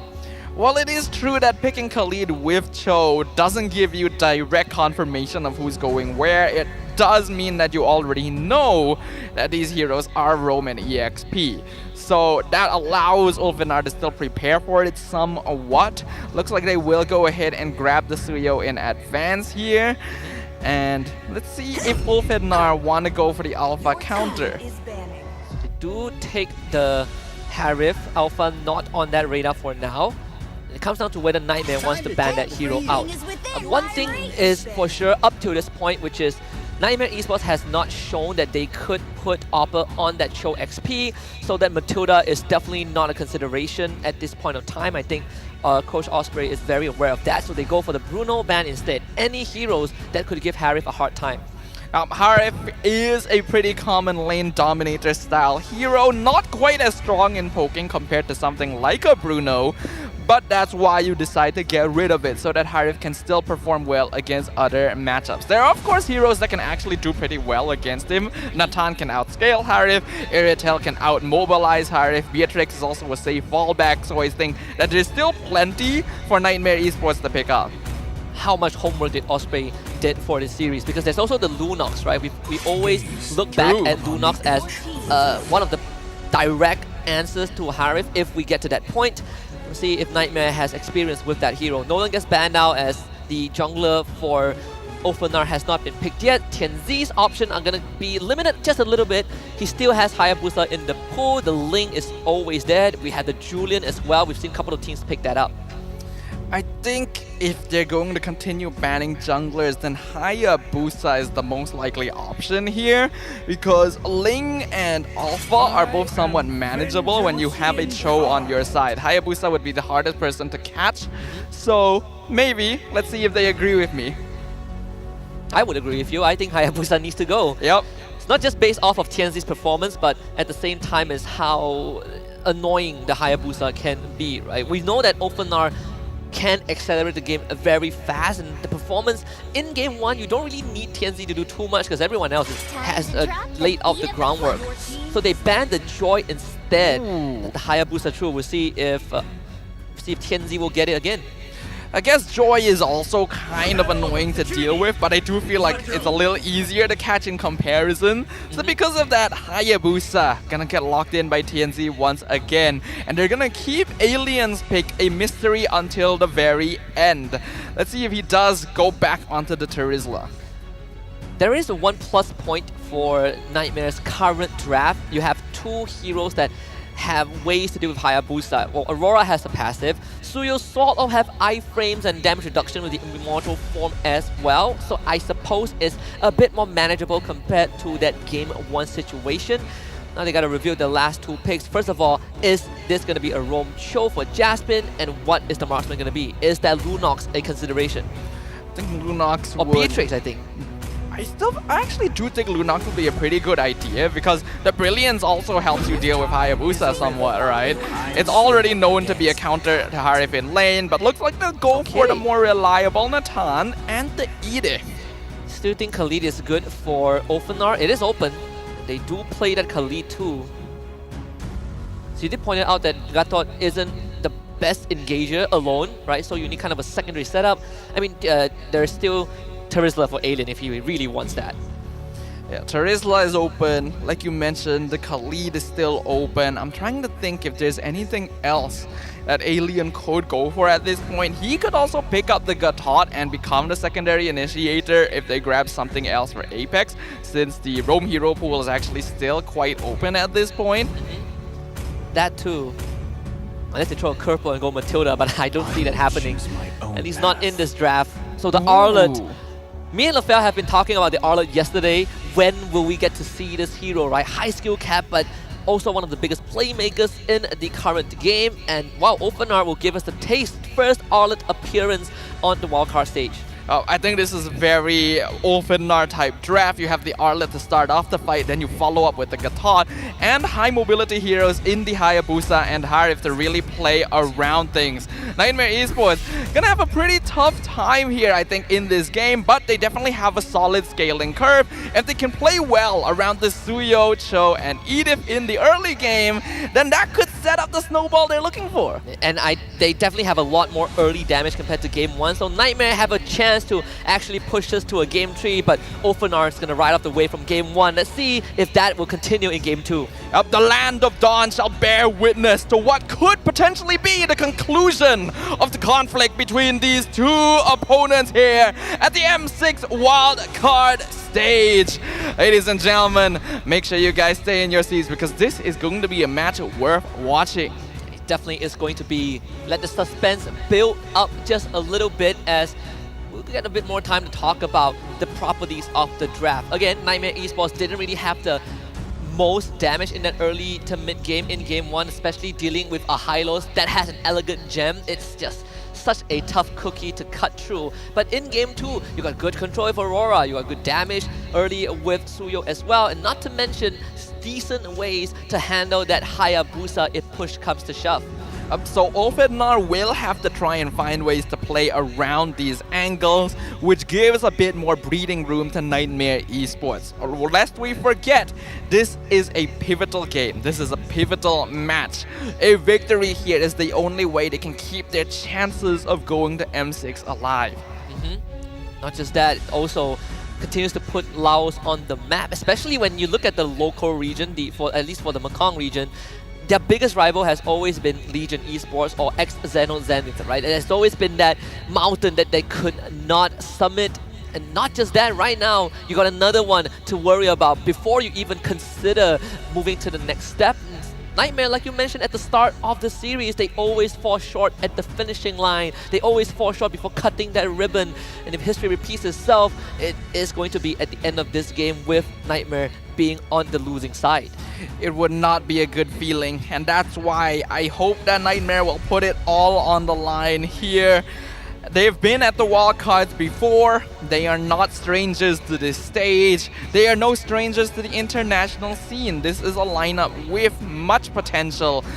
And if they're able to at least find that stepping stone, they could make things happen. And it's going to come down to Jasmine on his signature pick, the Cho, which gave them the only game win that they have so far in the wildcard, which was against DFYG yesterday at game number 2. Putting all their eggs in the Jasmine basket. This is the hero that made Jasmine such a feared roamer in the Mekong region, and to a certain extent on the international stage against some of the up-and-coming regions. But right now, putting it to the test against Apex 47, who has gotten his hand on the Gatot Kacha. It will be kind of that tug of war, it's like mind games, whether you can operate this show to its maximum capacity and find that opening for your team to capitalize on. It's a hard thing to do when you're on this stage, right? Especially, I think the tournament has been living up to its name as the wild cards. There's just so many things that you have to consider, so many factors that could be unexpected that you have to be prepared for. While some of the teams here haven't quite been able to live up to the opportunity, others have been able to shine and make surprises occur here in Malaysia. So Nightmare Esports, I'm hoping they can replicate that. And at the same time, we just want to inform everyone watching, there's going to be a bit of a troubleshooting from the side of Ulfenar. We appreciate the patience as we figure out the issue and we'll give everyone the best viewing experience. And not just that, make the players feel comfortable, right? You want them to be in the tip-top condition. That's how we deliver the standards of being greater than ever, especially on the world stage. But it also gives, I guess, Nightmare some time to start thinking about the steps to make when you go into that game 1. Again, we highlighted Jasmine so much. Game 1 felt like he had that glimpse of, I want to make that play, but I wasn't given the room. Now, he gets exactly what he wished for, so hopefully he can pull it off. But we also got a hot topic, and I want to ask you this one. Are we in the era of fighter junglers, or not really? If the era of fighter junglers refers to Suyo and Alpha specifically, then yes. Otherwise, no, I don't really agree because it's only these two particular fighter heroes that are actually being played in the meta right now. Otherwise, you still shift quite heavily into assassins, right? We have the Hayabusa, we have the Ling, we have the Nolan. Suyo kind of counts as half assassin as well. Yeah. So, you know. I think the only one I could think of as the third candidate for a fighter, well, not really even a fighter, is the Fredrin, right? It was slightly buff. I know Sujin played it in MPL ID, but I feel like with Alpha around, you just don't feel as good. Maybe Baxter, like that one was also kind of an old guard, right? Fredrin against Baxter was a thing, but right now we see the Alpha into Suyo. In fact, I think I heard somewhere that Baxia right now has the lowest pick rate of all heroes in pubs. In pubs? Yeah. And I thought Cyclops had the lowest pick rate. No, not anymore. I think Cyclops is actually pretty solid. Baxter has lower pick rate than more complicated heroes like Arlet. Yeah. Like, wow. I'm surprised. Because even complicated heroes, people will try to play them. We're not talking about win rate, we're talking about pick rate. That is true. That is true. I could understand in that degree why Baxter isn't a thing, because I, till today, have no idea how to play Baxter. You just roll around. That's what they say, right? You roll with it. But winning is another thing. Though I do miss that era. Like, if you ask me, the perfect scenario would be a mixture of having a decent amount of assassin and a decent amount of fighters / tanks in the jungle. I agree with you. I think... When was the last time we had that? I don't think we've ever had that, actually. I think this is the closest we've ever come to that, because it's always been like assassin meta or tank meta. That's true. There is one in between though, the Martyrs, but that one is like a very isolated case, right? We see that by Vamos and it was picked 2 times and it had like a 50% win rate. Very small sample size. Like, I think generally whenever fighters are meta in the jungle, it's only like specific fighters, right? It's not really a fighter jungle meta. Except, I guess, when the game first launched, you know? I think that's the only time, because there weren't really a lot of tanks in the first place then. Yeah. Special mention to some junglers who still pull out fighter in the jungler, because we got Paquito jungle for BTK and Insidio, which they did pull out, Justinian and Mobazane, which is interesting. But for now, we are going to take a bit of time to troubleshoot the issues, so we will take a short break, but do not fret. When we come back, the MLBB action between Ofrenar and Nightmare Esports will continue. We'll be right back.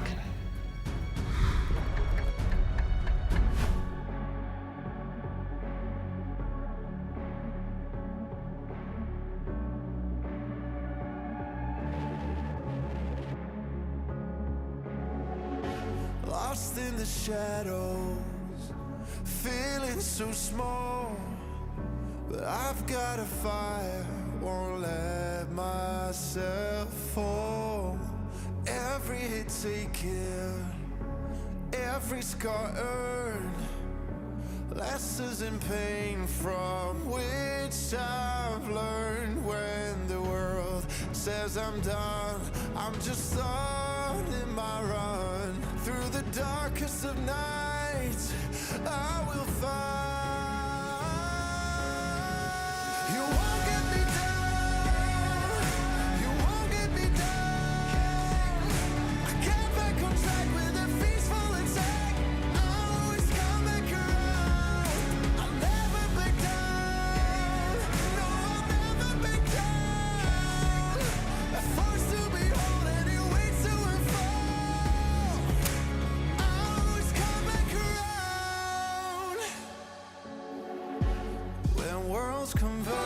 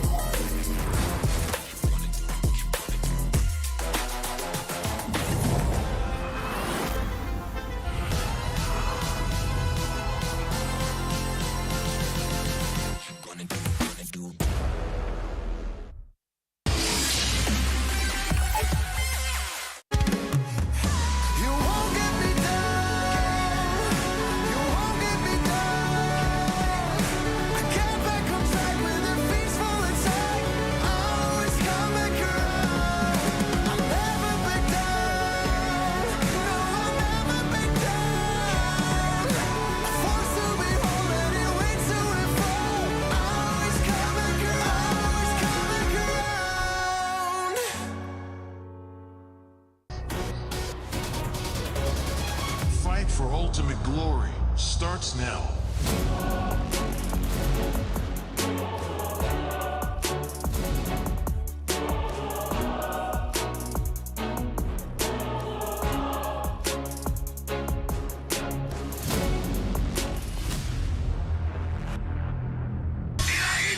Mobile Legend M6 スイスウォッチ 「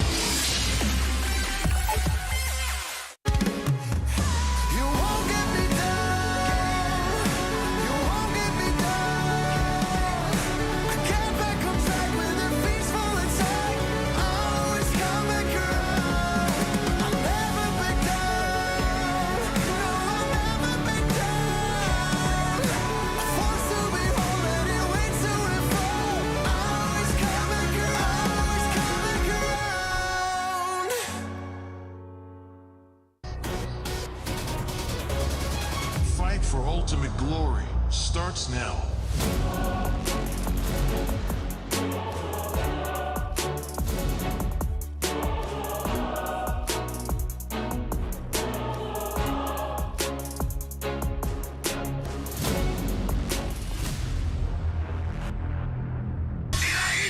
모바일 레전드 M6 スイスウォッチ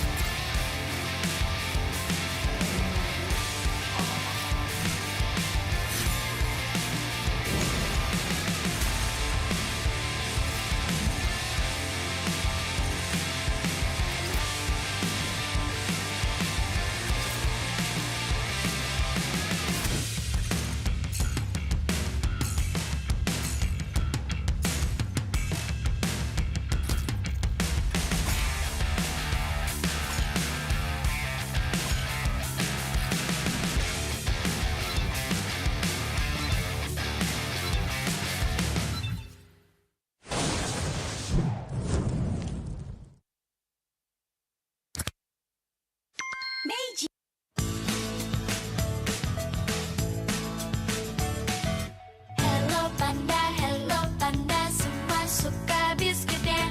Biskuitnya enak, isinya lezat, rasa coklat dan strawberry. Hello Panda, semua suka biskuitnya. Biskuitnya enak, isinya lezat, rasa coklat dan strawberry. Hello Panda, biskuit isi yang enak.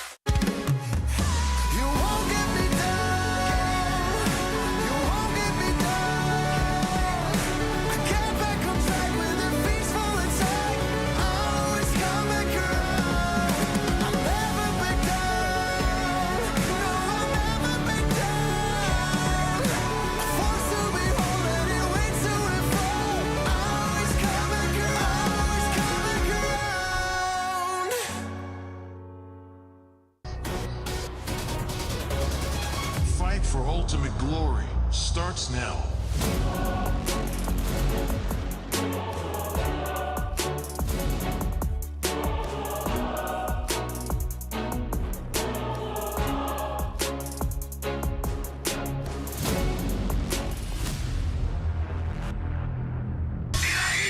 Mobile Legend M6 スイスウォッチ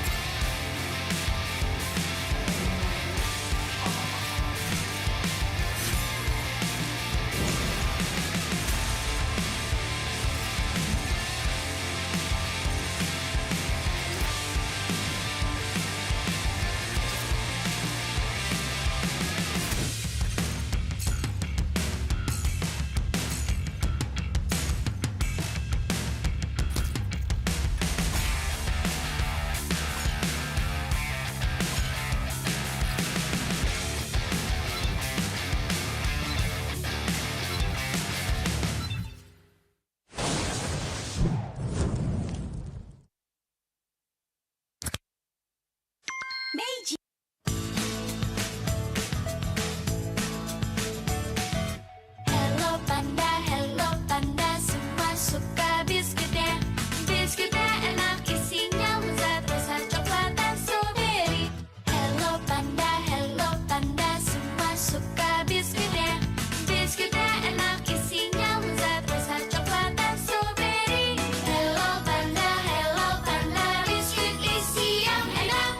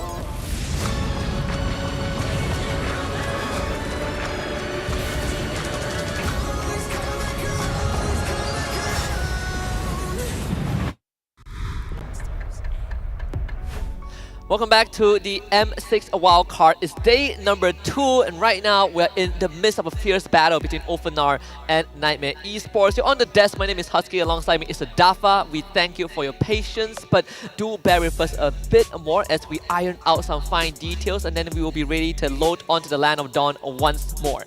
Some things were being discussed, but we have finally settled the issue, and we are gonna be going for a quick remake. I'm pretty sure we're sticking with the same drafts as well. There was just a bit of a bug going on here and there, but that's been fixed, so no worries. We will be jumping into game number 2 very, very soon. And thank you very much, everyone, for being patient with us, and of course to our marshals as well for doing their best to make sure that everything is spick and span. Yeah, doing their work diligently, looking dapper on the stage as well. And I know that we asked for a bit more time to discuss about the draft, but now we got a lot more time to continue diving deeper into the mechanics and properties of what these teams can bring to the table. We mentioned a bit about Nightmare Esports having a lot more damage to deal with what Ulfanar has to bring in that early game, but for Ulfanar's side, right, what do you think that they have for game 2?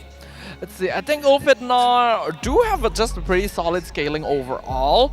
Their setup is going to be a little bit more on the difficult side because you no longer have something as easy as the penalty zone to work with. Artlet is a little bit more micro-intensive overall. But let's go ahead. There's a QR code on the screen right now, a redeem code as well for you guys for being so patient with us. Go ahead and grab this to get some cool stuff in game. If you don't want to scan the QR code, you can always do it the other way, which is to go to your in-game profile icon, go to settings, and go to redemption code and key in this code. I'm going to do you guys a favor and read it out. S97RZS3B5XNA23426. Didn't miss a beat at all. Good stuff, Woo! good stuff. We gotta be inclusive, you know. Sometimes people just want to listen to the code instead. But without further ado, thank you very much again, one last time, ladies and gentlemen. Let us jump into the Land of Dawn for game number 2. Ulfidnar on the red side versus Nightmare Esports on the blue. First and foremost, we're seeing a bit of an interesting approach from the side of Ulfanar. The first thing that caught my attention was the war cry on Rosa's Valentina instead of the Brave Smite that we saw in game 1. But again, Jasmine on this show is so much easier to get that passive online, you cover so much distance with Jit Kundo. Early level Cho damage has been elevated thanks to the recent nerfs to base HP.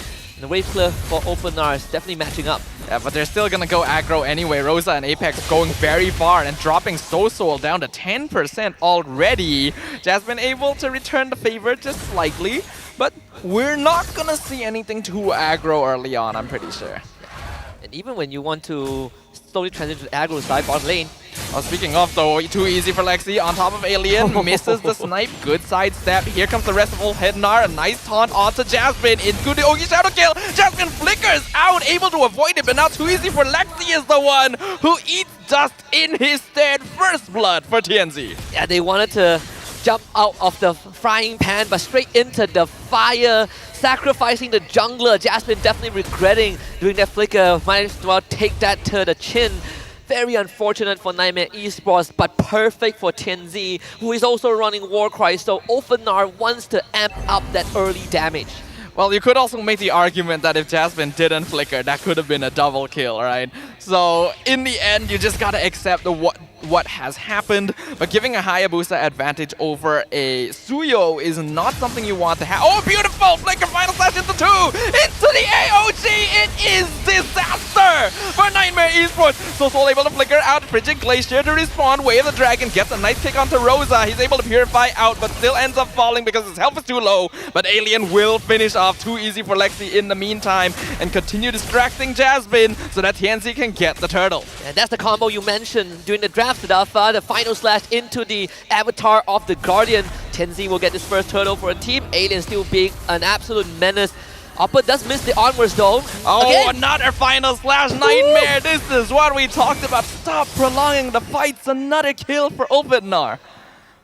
Clearly you can see that Nightmare Esports were indecisive, right? Jasmine and Oppa were fishing for a kill, but now there might be more. A beautiful taunt on Apex, and now that's a killing spree on the Rome Gatot, by the way. TNZ gonna get one for himself as well because he wants a consolation prize. Sunshine pops the Zaman Force, AOG into the tower, nice flicker into the wall, but a taunt by the Gatot and Apex tanking the tower. Kamito at 10%, no minions left. Can he get away? Nope, Rosa's here. That should be the end for Kami.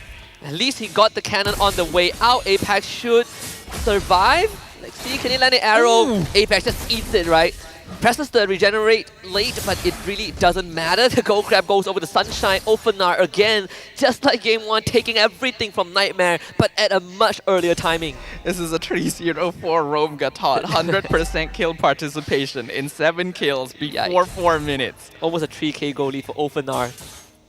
I wonder how much of that is on Apex 47. He's just thinking, wait, I'm not supposed to be this farmed. Oh boy. Rosa can go for more. Also, Frigid Glacier stolen on him. Taunt on Apex once again. Ow. Jasmine too late. Mega kill for Apex 47. Jasmine trying to run away. AOG shunpoed, but Rosa is there to pick up the kill. Stop this carnage, Ofenar. I know Nightmare gave them a bit of an advantage. They took it and they ran with it. Tienzi's gonna look for a solo kill. Good iframes with the Blaze Surge. Too easy for Lexi. Makes it look easy, yes. But Ofenar, they're gonna set up for the next turtle potentially, or maybe even better, onto Cammy. Sunshine just got Starly and Siphon 4.5 minutes. Final slash comes in. 3-man gank on Cammy. Entropy to the other side of the tower. Can he escape? No, he cannot. Wave of the Dragon is too late to save him. Unstoppable streak for Apex at the 5-minute mark. Revitalize comes out. Freeze doesn't even bother him. How many shots did he took from the turret? Good aggro management. Oppa, I'm not sure if you want to stay there. Dodge that? How did they know even? And the final slash just to add a bit of insult to injury. This is, I want to say slowly, but it is getting out of control way too quickly that Nightmare Esports could spell Nightmare. And Ofenar, they will get the second turtle for sure. There's no way that Nightmare can contest any objectives. Sunshine is so strong, look at that! Almost solos Cammy. Oh, Jasmine, can he get the kick this time? He does, but they're still purified. It's a 3-man gank this time on Sunshine, and Nightmare finally bites back with a kill of their own. Finally, a big shutdown. That is almost a 2k goal swing just off of that one kill. Going over to Lexi, who needed that goal to recover. They'll get more than that though. Top tier 1 will be given over to the minion wave. Turtle for Ofenar, but at least Nightmare Esports finds a way to stabilize the game. Yeah, Sunshine needed to be dealt with. The Apex already got so many kills. Tienzi is online. You cannot have a Harif to deal with on top of all of that. So that'll at least slow him down just a little. But Nightmare Esports needs to up the ante more. Jasmine needs to find more pickoffs. He's been getting some pretty decent kicks. It's just Nightmare were not prepared to take a lot of these early skirmishes. Alien's gonna make it hard as well. Alien Rosa both very comfortable of just walking forward and zoning Nightmare out of the brush. There is a very notable EXP difference between them. Especially right now, Arla doesn't have mana requirements, right? So you don't even need to bother about running out of that blue resource. He's been doing a very good man-to-man defense against Jasmine. Sometimes it's Alien, sometimes it's Apex 47, but 100% of the time it's Ofenar being able to keep up with Nightmare. Rosa in trouble here, does still have Purified though, so Jasmine not gonna find the kick he needed. Tienzi just got Sky Piercer a moment ago too, so Ofenar definitely wants to make something happen. See if they can continue this. I mean, Jasmine has to wait for the Way of the Dragon. At least he knows that Rosa won't have Purify for another minute. Alien. 1v2, absolutely fine. They don't have enough damage yet on him, and the AOG comes in, catches too easy for Lexi, into the taunt, and here comes Tienzi, final slash. Not needed, but why not? Unstoppable for the Hayabusa. Just got a goal swing and got taken down right after that. This does not feel good if you're the Suyo. You're on a road to recovery, and Ofenar just stifled that growth. Now they are going to lock out the entire bottom side to set up for the third total of the game. We see a conceal play. I think Jasmine wanted to find Tienzi, but he's obviously not going to overextend himself at this point. This is being accelerated heavily by Ofenar. They're very comfortable with going for a 3-man roam around the map while allowing Tienzi and Sunshine to farm. At the same time, Rosa does have the Primal Wrath. Find Alien, but no way in. Nappa will disengage. This should be the end of it. You just have to hand it over to Ofenar. There's nowhere for Nightmare to go in, but it seems like they want to try. I don't agree with their positioning here. Alien, 2-man final slash outside of the Avatar Guardian, but it still works out because Opper is now isolated. Primal Wrath not gonna save him. Killing spree now for Rosa as well. Entropy by Cammy forward, but he gets stunned and taunted. A bad play. Monster kill for Apex 47. What was Cammy thinking that you took Flicker, no Purify, and he decided to Entropy when he only has a Feather of Heaven? to try and fight Olfenar in that mid lane. That tower was gone no matter what Nightmare did. I agree with you, Sadafa. I didn't like how Nightmare were positioning. They have to understand that there is a big red zone that they cannot get close to due to the amount of setup and lead Olfenar has. But Nightmare kept stepping across the line, and right now it might be the point of no return. We are 9 minutes into the game. It's almost a 7k gold lead for Olfenar. Yeah, look at Rosa just standing there doing damage. Very, very comfortable in Nightmare's half of the map. Nightmare, this is a massive issue with their gameplay. They keep trying to contest objectives when it's clear that they're not able to. Playing the map would have way more value for them. Conceal is used, trying to look for any avenues, but again, there's nothing for them. Such an awkward angle for Nightmare Esports. They try to do something, Olfenar is just perfectly far enough away. Apex eating so much, Frigid Glacier on Alien, and he just survives all of it. I think they stole the purple buff as well. Wave the Dragon purified by Rosa with the Primal Raft used, whittling down Jasmine, and forcing another flicker with the Avatar, the Guardian. Man, Apex is just eating shots after shots. That's why he is truly the Apex Predator. He's 6-0-7, man. 100% kill participation. He has 6 kills as a roam Gatot. Okay, Shadow kill unfortunately just clears the wave, so too easy left for Lexi will be able to get out there, but the structures are whittling down. Only inhibitors left standing for Nightmare. Oh, I saw Apex 47 stretching his arm a little bit. He's like, ah boy, get in this backpack. I am not just Gatot Kacha, not just a local hero, but I'm also the avatar of Olfenar in game 2. The damage taken as well, right? He does the most damage, takes the most damage as well. He can dish a punch and eat a couple more. He's just stretching his arms, you know, he's tired from the way he's been carrying the game so far. It's like muscle of iron, bones of steel. That's Gatot Kacha right there. And that is Apex 47 for you. The Cho should be able to outmaneuver a Gatot most of the time, but he's just at the perfect place on the whole game. It's going to be tough. So 9k gold lead with a Lord about to barrel down that mid lane. All outer tier turrets has been taken out. So Nightmare only has a base and a dream. I'm not sure if Cammy is even ready to defend this. He has the Stardom Scythe. I'm not sure if the damage is enough. And look at the wave sync as well. The way Olfenar is matching up the wave in every single lane. This is only the first Lord, but Nightmare have so much to deal with. Entropy popped early by Cammy to deal with it as soon as possible. Mid tower should survive. And because of the pulses from the towers, they will be able to clear things up. But that means no more defenses. It's all Nightmare for now. Next Lord will be an even stronger one. The one that runs straight into your building. And Olfenar, they can keep doing this unless Nightmare Esports finds one of the kicks of Jasmine's life. Yeah, Jasmine has a lot of pressure. Just look at how much damage a single auto attack from Sunshine does to him. These towers are not going to survive. Ogi Shadow Kill used up top, and he gets it! Mega kill for TNC with the Sky Piercer proc right in front of Soul. They catch out one, kick Alien into the crystal, so that's their consolation at least. Wow, okay, so it's a bit of a punish, but I'm not sure if it's gonna do too much. Holy Crystal online for Sunshine. He, just like game 1, he got that as a third item. It's gonna be so strong right now.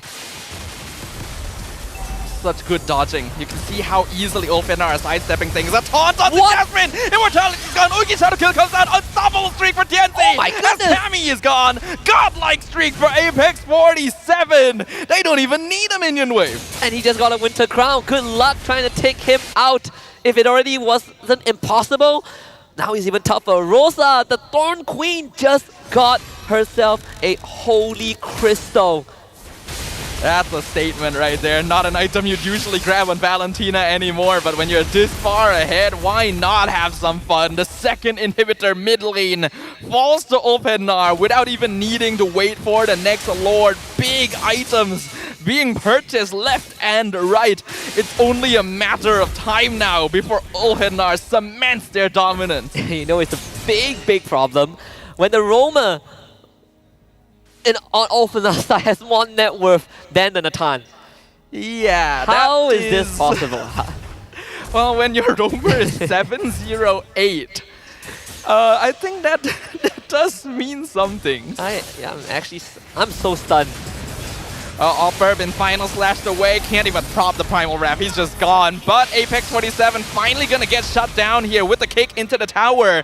And the shutdown actually went to Cammy. So maybe a little bit of catch-up gold for Nightmare. They didn't have the chance to even press the Winter Crown due to the crowd control. That's going to be a big swing, big goal injection for Cammy. They should be able to contest the Lord for now, stop Openar from taking that objective, but only momentarily. TNZ looking for Cammy, unfortunately gets disrupted, so has to back off, and the Lord actually does get reset. Much needed breathing room for Nightmare Esports. Jasmine, he's just trying to open the map, but his team He's isn't there. way too far forward. That's a mistake. That's a free kill for Sunshine. The rest of Nightmare, where was the communication? Yeah, you have two waves that needed to be dealt with. Clearly, the rest of Nightmare are trying to deal with the mid and the bottom wave, but the fact that Jasmine was so deep in basically forfeited any chances if Nightmare wanted a secondary contest. Sunshine taking down the Lord, Openar essentially setting themselves up to win this game number 2 unless Nightmare pulls out a miracle. They are officially flexing at this point. When Rosa's just standing in front of your walls, you know that the game has not gone well for them. The Lord has been claimed, the minion waves continue to be synced up. What can Nightmare even do? I mean, Her Majesty demands respect, right? You have to bow down to someone who is literally the queen right now. Openar just have one more inhibitor to deal with, but they might not even need to do so with the Lord coming in. Up TNZ already, Ogi Shadow kill on too easy for Lexi. Will he pop? Oh. Nope, just outside Sky Piercer range, luckily for Nightmare. Oh, that is monstrous from Ulfednar! A masterful combination of beautiful chemistry as they take down Nightmare Esports and make a statement that they are here to play and that Swiss stage ticket belongs to them. One step closer to qualifying for that Swiss stage and one step closer to that path to glory. Is all raised and Sunshine's this green field on the other end, but for Nightmare, this is something that they will have to sleep through tonight. A crushing defeat at the Turkish Giants. This is not even the full force of Openar. Of course, sportsmanship still a bay, fist bumps on the stage, but you know, behind the curtains, Nightmare Esports, so much to think about after such a devastating loss. It was a beautiful performance by Ulfednar, which unfortunately sang the swan song of Nightmare Esports, once again cut down right before the finish line. The goal of M-Series so close in sight and yet so far away. So far, and the run essentially ends for Nightmare, right? One more match tomorrow to kind of redeem that honor just a little bit, put on one final show, one last ride. But you know that they will never cross the finishing line, at least not for this year. And we can see that Ulfednar, there is a reason why they were the fan favorites already coming into the wildcards. They are main stage ready. And they're not afraid to show it. Yeah, they have always been main stage ready. It's only a prolonged journey that they had to play through the wild card, and that's why they are so feared. When people saw that S2G took them down at MTC and the rest of the world just waited with bated breath like, oh my goodness, who is going to top Openar in the wildcard stage? So far, Coach Osprey is true to his words. No one looks to come close. Before this tournament even started, I think a lot of the Turkish fans already knew this is the year they get 2 teams at M6, and it's looking more and more likely with every passing a moment. A 15-minute game, but a 22 kill score to 4. 7 of those on the roamer. Yeah, 7 of those on the roamer, who still ended the game with more net worth than all the cores except for the jungler on the enemy team, and has obviously more items than almost everyone on Nightmare Esports side. So overall, it is just a snowball, an avalanche, if I may say, for Openar. And a big part of it came from the early game. We say that Nightmare Esports has a draft that has a lot more damage output, a bit more pressure, a bit more initiative with this Cho, Aurora, Suyo. But it's just the decision to keep on sticking around when Openar is standing in front of them that costed them the lead. So much underestimation on Apex 47. He had been playing high-lows the entire time. They got used to that. Then the Gatot comes out and just shows them why he has those muscles of iron. Having more kills than anyone else on your team in the first 5 minutes is an insane thing to happen, and the chemistry between Apex and Alien is so good. How many times have we seen the perfect final slash into AOG? Regardless, either it hits the target or it forces battle spells from them. Although I would say Apex, the one final flex that he would have been able to do if they got more time is going for concentrated energy. As we look at the emblems and talents, nothing too out of the ordinary except for the fact that we see 2 war cries on the side of Ofenar that really helped them accelerate that early game. I think it's not just the war cry as well. We didn't get to point this out, but Rosa had the Lightning Truncheon and Holy Crystal, right? Yeah. One of those items is already pretty greedy. Having both is a demonstration of how heavily this game was going in their favor. I do not need too much mana, right? All I need is one spell rotation and it's going to be lights out. This one we can confidently say it's a landslide for Ofenar. Every single objective to them. It's almost a 14k gold lead, 9-1 turrets, all 3 turtles, all 2 lords, and even in terms of jungle buffs, Nightmare just could not put up a fight. And Rosa doing over 70,000 damage in total. This Valentina is a comfort pick, but even if you contest it, the Torn Queen just has so many other heroes you have to worry about. Wolfednar looking to be a well-oiled machine and a true threat that even the teams in the Swiss stage I think are already worried about. Nightmare Esports tried their best, but they were up against the full brunt of their opponents. Yeah, I think so far at this stage, we haven't really seen many teams. In fact, not aside from Ofenar, no one has really gone for Valentina first pick that consistently, but we gotta give props to Apex 47, our MVP, the cheerleader of the team, but also the guy that puts everyone on his backpack as the Gatot Kacha, 7-1 and 12. Nothing went wrong for him.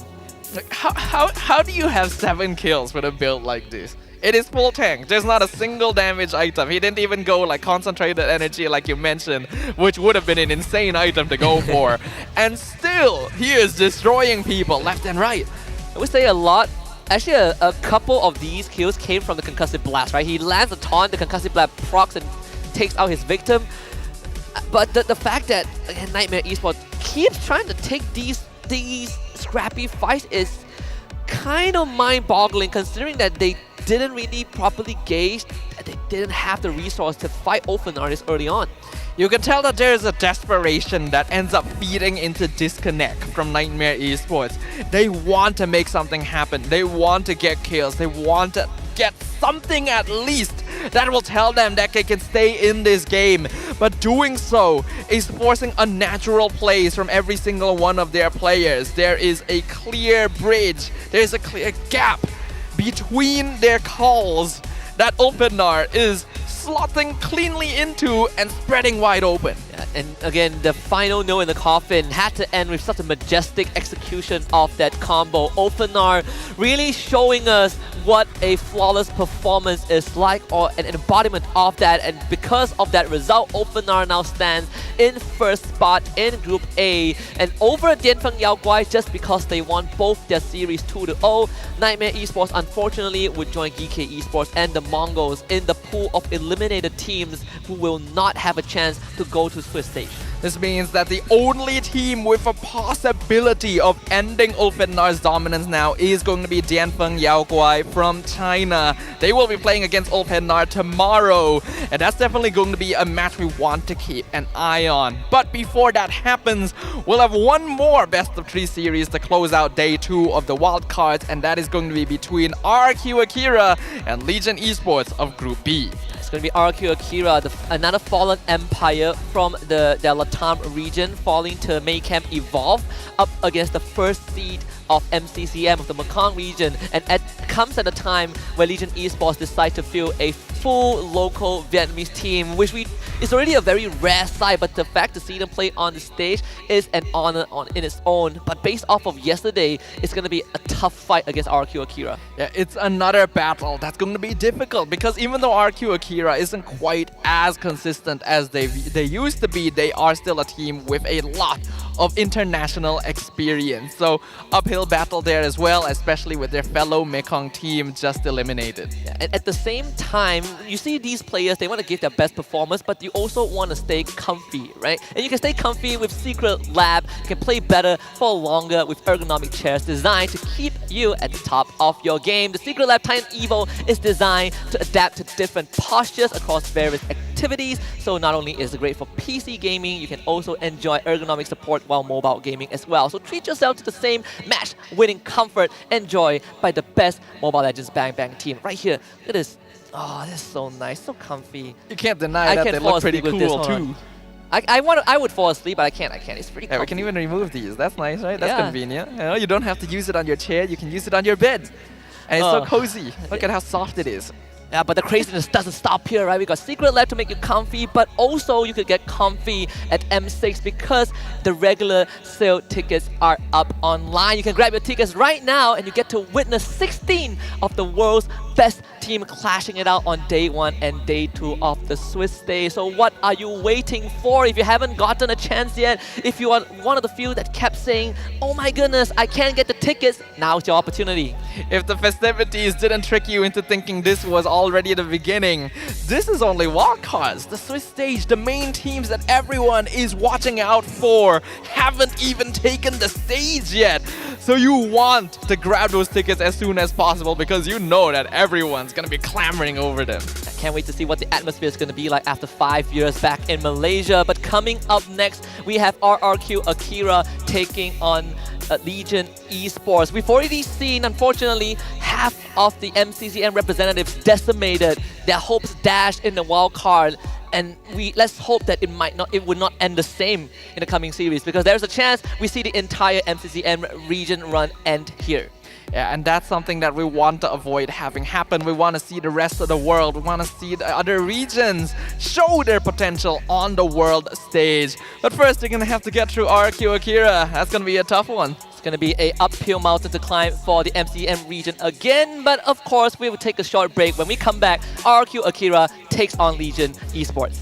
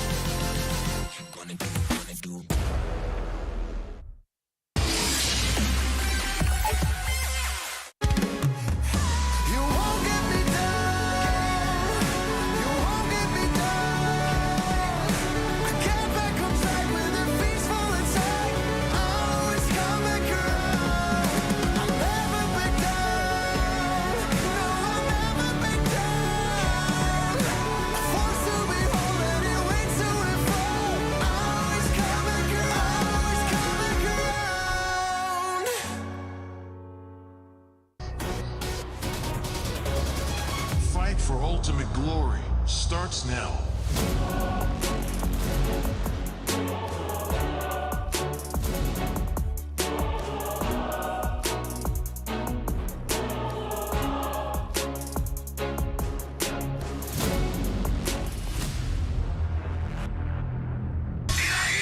Mobile Legend M6 スイスウォッチ。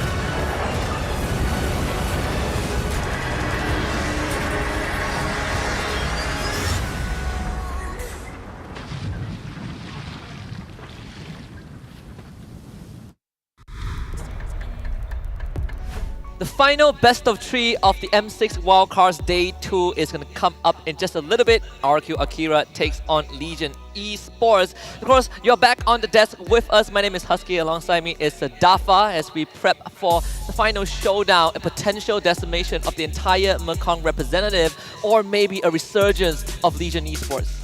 It would be quite devastating for both Mekong representatives to go down on day 2 of the wildcards, but that is the nature of the competition, right? We do want to see the potential dark horses. We want to see other regions show the world what they can do besides the usual favorites that always stand up there on top, but they gotta be able to prove their way there and earn their spot, as the wildcards this year has been tough. It's been extremely tough, tougher than last year for sure, right? Because this year is the first time that we get 2 direct invite slots as the region of Malaysia. So I thought to myself, okay, at least we are not going to have our second seeded team kind of blow through the wildcards like last year.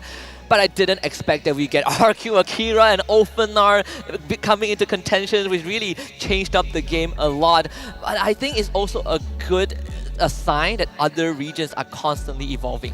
Yeah, other regions are evolving so quickly that we have 2 M-Series mainstays in the wildcards, right? That is absolutely wild, but not as wild as Kedia's Gaming and Esports District, which will unite gamers, communities, and fans across all genres and walks of life. Hey, if you gotta evolve the individual regions, you gotta evolve the ecosystem behind it, and Kedia is that thing, is the next generation, the future of what gaming is all about. I just love the idea of having a hub where you can enjoy the festivities, everyone under the same roof, kind of geeking out on the same game, fangirling, fanboying over the same players.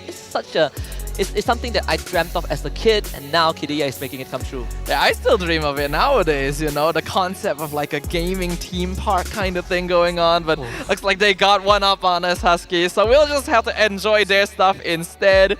But speaking of enjoying things, let's have a look at how we've been enjoying the wildcards so far and what kind of scores we're seeing. First, just a quick recap for those who might have missed out our previous series. For Group A, Openar and Dien Feng Yao Guai both stand in the first and second spot, only separated by the game's win and losses. Nightmare Esports unfortunately will be eliminated alongside GK Esports as they have fallen into the 0-2 red zone. For Group B, Incilio still stands at the top with a flawless record in terms of smash wins. RQ Akira will be taking on Legion Esports in just a little bit, but we have to bid farewell to the Mongols as they are the third team eliminated. Yeah, so far, scores have been pretty cut and dry, with some teams clearly dominating over the others. Like you've mentioned, Group A has effectively been cut in half, with Ovidnar and the FYG taking up the top spots. Incilio still waiting to see who will join them.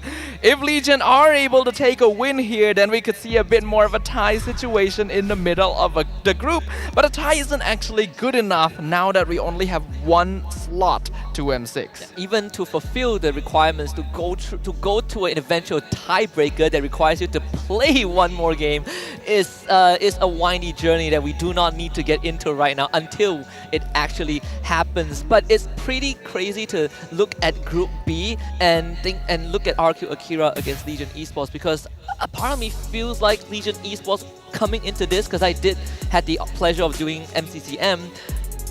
I was expecting them to be a lot more explosive, but yesterday wasn't it. Yeah, it does feel like some of the teams here have not been willing to go out of their comfort zone, right? Or take certain risks or play more specialized styles that made them more popular in their own regions. It's understandable, because coming here to the M6 stage, you want to try and adopt the more popular strategies, the meta strategies, the one that works for all of the bigger teams. But I do think that you gotta kind of rely back on your own identity sometimes, right? It's what got you this far. Yeah, you don't want to lose yourself in the pursuit of becoming other people, right? Becoming those that you idolize. I would say that for Group B, things have been going according to my expectations, Incilio being at the top. But at the same time, we also had the pleasure to talk to Coach Sabo from the side of Legion Esports regarding the loss against Incilio yesterday. And he said that in their first match, they plan to play around Joe for the early game, but unfortunately Joe wasn't having a favorable time, so the situation shifted to late game, and the team also was having trouble countering certain heroes. So for the next game, play is to fix their in-game mistakes and play with the heroes that they feel most comfortable, which directly coincides with what you pointed out. If going for the more meta strategies and hero picks doesn't quite work out, pocket picks are always a great fallback, even if they may not necessarily be the strongest heroes around. We know that Legion Esports are a team that wants to play around Joe. Their jungler is actually a great pillar for them and is usually the one starting the fights or the ones finishing them off. So because he wasn't really having the best game yesterday, you could see that Legion Esports were floundering a little bit. And the patience from Insidio Esports also paid off, especially in that game 1 where it went, I think, 27 minutes max with 5-6 Lord takes. And game 2 was a complete stomp where Insidio got their hands on heroes like Luo Yi. They just started playing really fast. The comparison of Legion Esports being the unstoppable force against Insidio as the unstoppable, immovable object kind of played itself out with Legion Esports not able to overcome that barrier.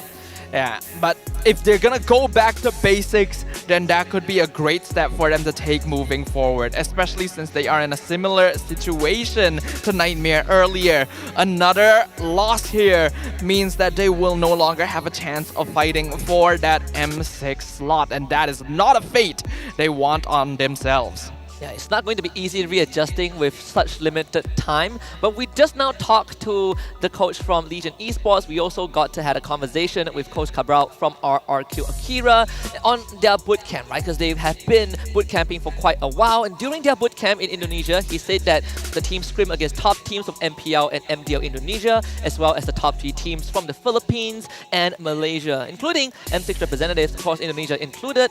They were also super nice, and we learned a lot about different drafts and strategies from them. And I heard a little bird chirped in my ear. You would not guess one of the teams that RQ Akira scrimmed with in Indonesia. Oh, what would that be? Take a wild guess. Would they also happen to start with RRQ? Ah, you read my mind. Yes, it is RRQ Hoshi. That's all I got. Yeah, that's all you got. I mean, they I are have no sister follow-up on teams, that. right?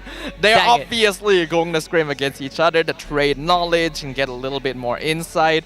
I think this is a great way for you to approach the overall global meta by having practical experience and knowing where you're strong and where you're weak. And that is where RRQ Akira will have the advantage. Yeah, with Gusta Lagusta, Luis, Sagan, King, and Takashi yesterday, they showed ferocity on the battlefield, completely dismantling their opponents and making quick work of the Mongols. And special mention to Takashi, who has been so active in looking for plays, one of the few users of that Cho XP lane thus far in the wildcard.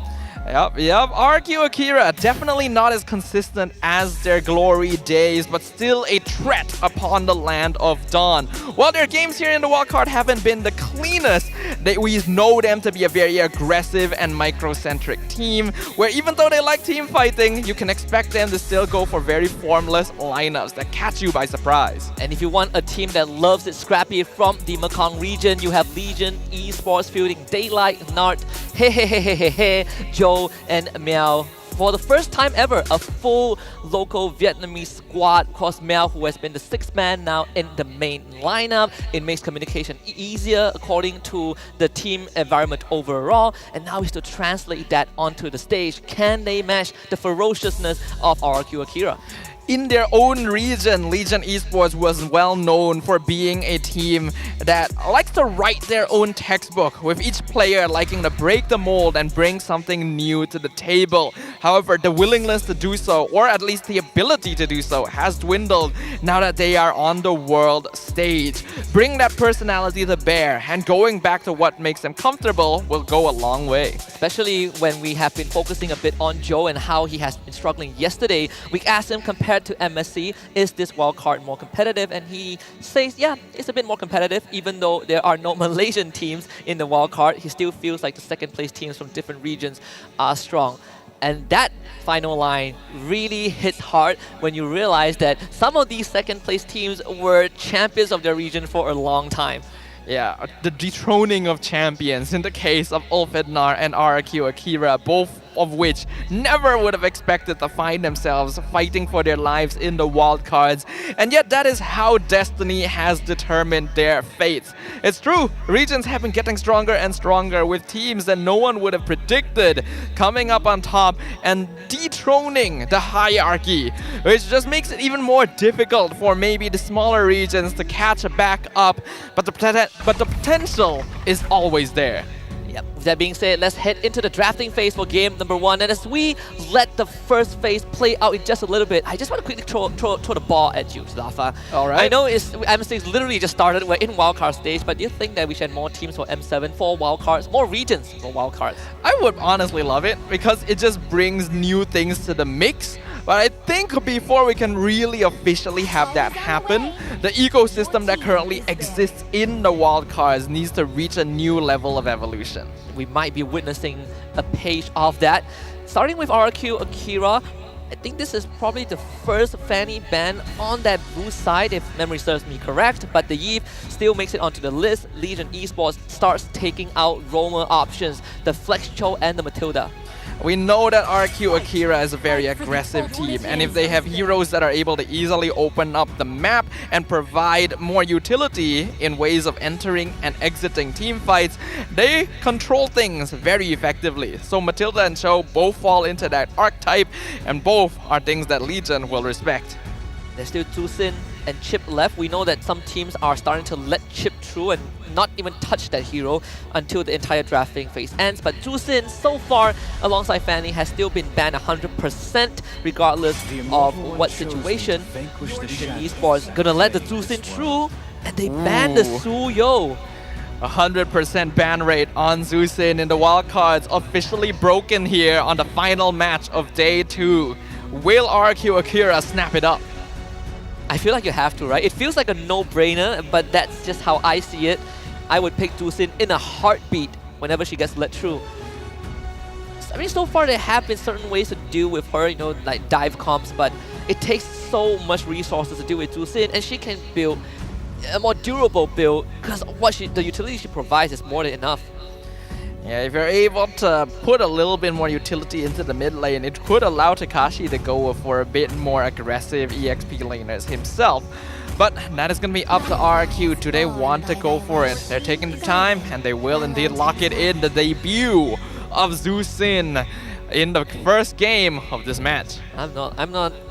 Like, I have a very ominous feeling already just seeing Zhusin on RQ Akira's side, but I trust that Legion Esports came prepared with a solution to this Zhusin, right? You won't let her through for no reason. They respond with the Gatot Kacha and the high loss. This is interesting. It's interesting. Oh boy. While they are both very powerful opener heroes, drafting them both together instantly means that they are going to be Roman EXP. You don't know which for sure, but it means you don't have to worry about anything else, right? Yep. It's a lot of team fight control, and with no Eve around, it may be hard for RQ Akira to match up, but I also feel like it reveals a lot from Legion very early. And not just that, they both aren't the best option into the Zhusin. You can easily take Purify, and they don't have the best gap closers aside from Gatot Kacha. But even then, once you've expanded mobility spells, Zhusin is just going to treat you like a sitting duck and ragdoll you around. So that's something that Legion Esports have to be careful of. Alpha was kind of a pick that RQ Akira loved yesterday aside from Suyo, so they picked that up for King once more, and Luis gets Khalid. Alpha's pretty solid against tanky frontline heroes as well because of his true damage that builds up over time, so both Gatot and Hylos fall into that category. RQ gonna be sticking to their guns. With a Gatot and Hylos as well, it seems pretty clear that Legion will want to go for a more team fight oriented front to back lineup. Okay. So RQ may want to stick to a more skirmish style composition. See the Hayabusa out, that's one way to get to the Zhusin. If you can stick the quad shadow on her, that would be the best case scenario, and follow her around with the shadow kill. I was thinking of the Tigreal for RQ Akira. I like that Legion Esports banned that out, but if you're RQ Akira, you're probably looking at mid lane options. The Aurora, the Vexana would be a good option to ban out as well. If you want to go down the Valentina route, I think it would be okay too, since Hey does play that. But yesterday he did show that Vexana compared to Valentina, so I think Vexana should be coming up. I actually don't really like the chip ban very much from Legion because I feel like with Gatot and Hylos, you actually have more than enough tools to deal with it. If anything, I think you should be more worried about like a Matilda pickup because of the combo with Alpha and the way to outmaneuver the tankier front lines. Yeah, they did take out the 1-1 on the side of RQ Akira. I honestly thought that they would be the one to consider 1-1, but considering that there is a Hayabusa, it doesn't feel as comfortable. We have the Harif left on the table, get Bruno, Beatrix, plenty of options as Bruno goes over to the side of Legion. Looking at this, probably a Beatrix for RQ Akira wouldn't be too bad. Or Moskov if you want to deal with Hayabusa. Yeah, I think maybe not so much Beatrix. I do like the Moskov potentially here. Claude also kind of an option to maybe get away from the Hayabusa and deal with the tankier heroes once you get the Trinity completed. So we'll see if RQ wants to go for that because that is one of Gusta Lagusta's comforts. Claude did receive a recent buff to Art of Thievery, now does 100 more base damage. The Blazing Duet base damage also went up, doesn't need mana. So laning phase at early to mid game feels a lot more comfortable, but it's about getting to the late game. And if you want late game, Natan always feels like a better choice in the current meta. You see RQ Akira, they are going to go for the Beatrix and the Fovia, so this is going to be a Khalid roam. Okay. I still thought that it was going to be a Matilda to kind of outmaneuver Legion early on. Yeah, it was banned out though by Legion.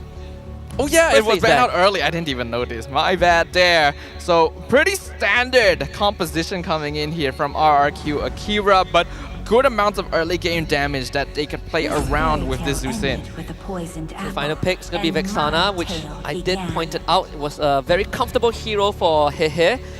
Yesterday when they picked up the Vexana, it was quite tough to play again into Incilio. We'll see if this one is going to work out. You do have decent targets to go for, you know, like Takashi wants to be in your face, Luis wants to do the same, so that Terrify and the Eternal Guard is going to be crucial, especially when it comes to the timing. Well, personally, going into game number 1, I actually kind of like Legion's draft a little bit more. Both of these are pretty standard 5v5 front to backs, but when you have Avatar the Guardian and Glorious Pathway, it'll be very easy to separate the Phoveus and Khalid from RRQ's backline. So this is going to be a bit of skill coming into play once we enter into the mid game and team fighting becomes the major focus. Yeah. And for me, RQ Akira, the fact that they have a Zusin raises my confidence, but I do agree, right? That full combo from Legion Esports will be deadly, but RQ Akira have plenty of control. Well, the Land of Dawn, we are back once again, ladies and gentlemen, and hopefully you guys got your popcorn and you're buckled into your seats, because this is going to be RQ Akira on the blue side versus Legion Esports on the red. The Fallen Empire in Group B looking to rebuild that kingdom. Of course, alongside this Mekong representative has the first seat of MCCM for quite a long time. Eternal rivals of Nightmare Esports, but also the spearhead of the Vietnamese region as a whole. We're seeing that early oppression from this Zusin, even in lane. There really isn't nothing much. So we're seeing Legion Esports do the exact same thing yesterday against Incilio, where they do that lane swap, putting that Vexana in the XP lane. It can be very effective in the correct matchups here, and this means that Hehe will just be able to hold lane against Tekashi and not really allow him to get aggressive advantage. Joe able to get the litho as well, so a good start. Very, very good start for the side of Legion. I'm going to remind you guys quickly, again, if you don't know yet, the M6 Pass is available from 18th of November to 29th of December.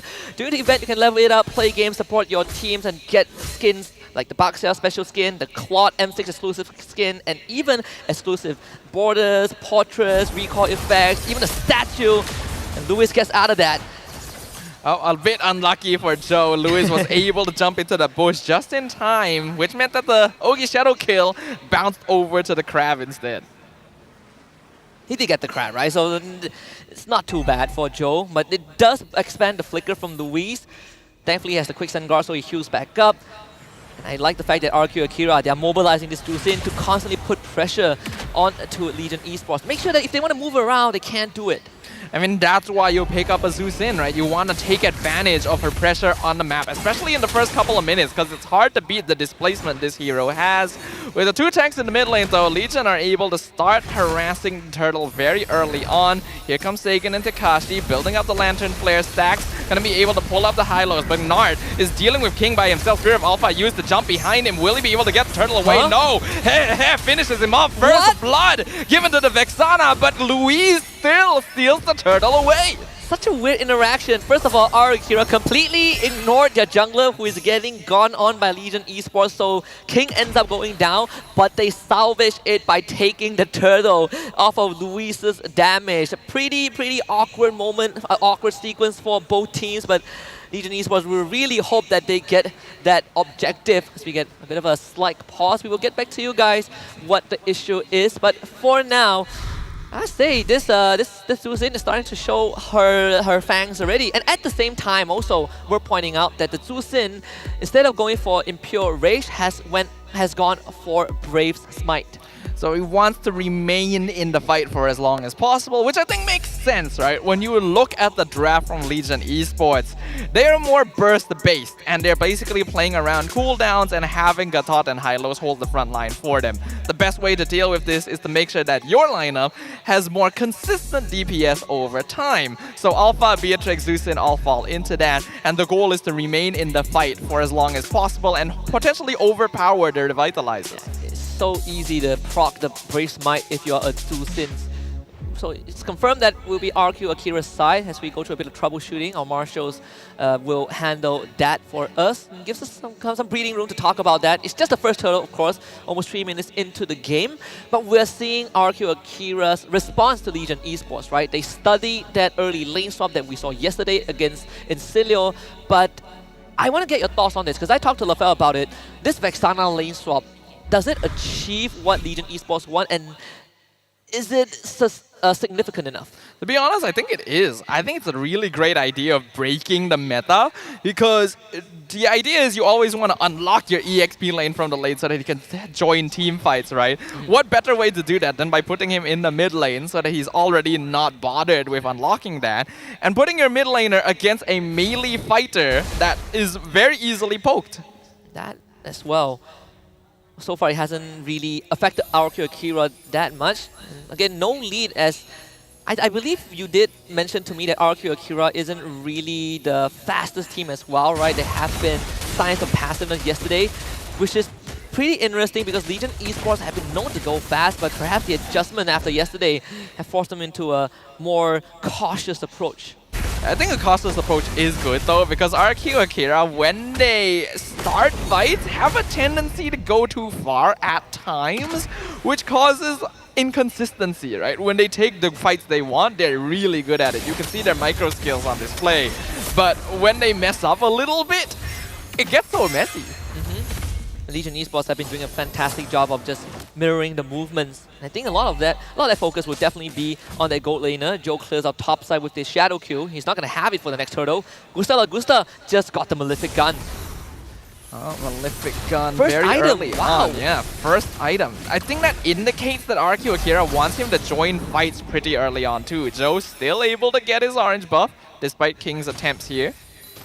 It's kind of the setup for this turtle. Again, no Ogi Shadow Kill, something that RQ Akira needs to keep in mind. But Daylight is also brought into the fight, and Gusta ready to respond. So Legion Esports, they gotta be careful about this turtle skirmish though.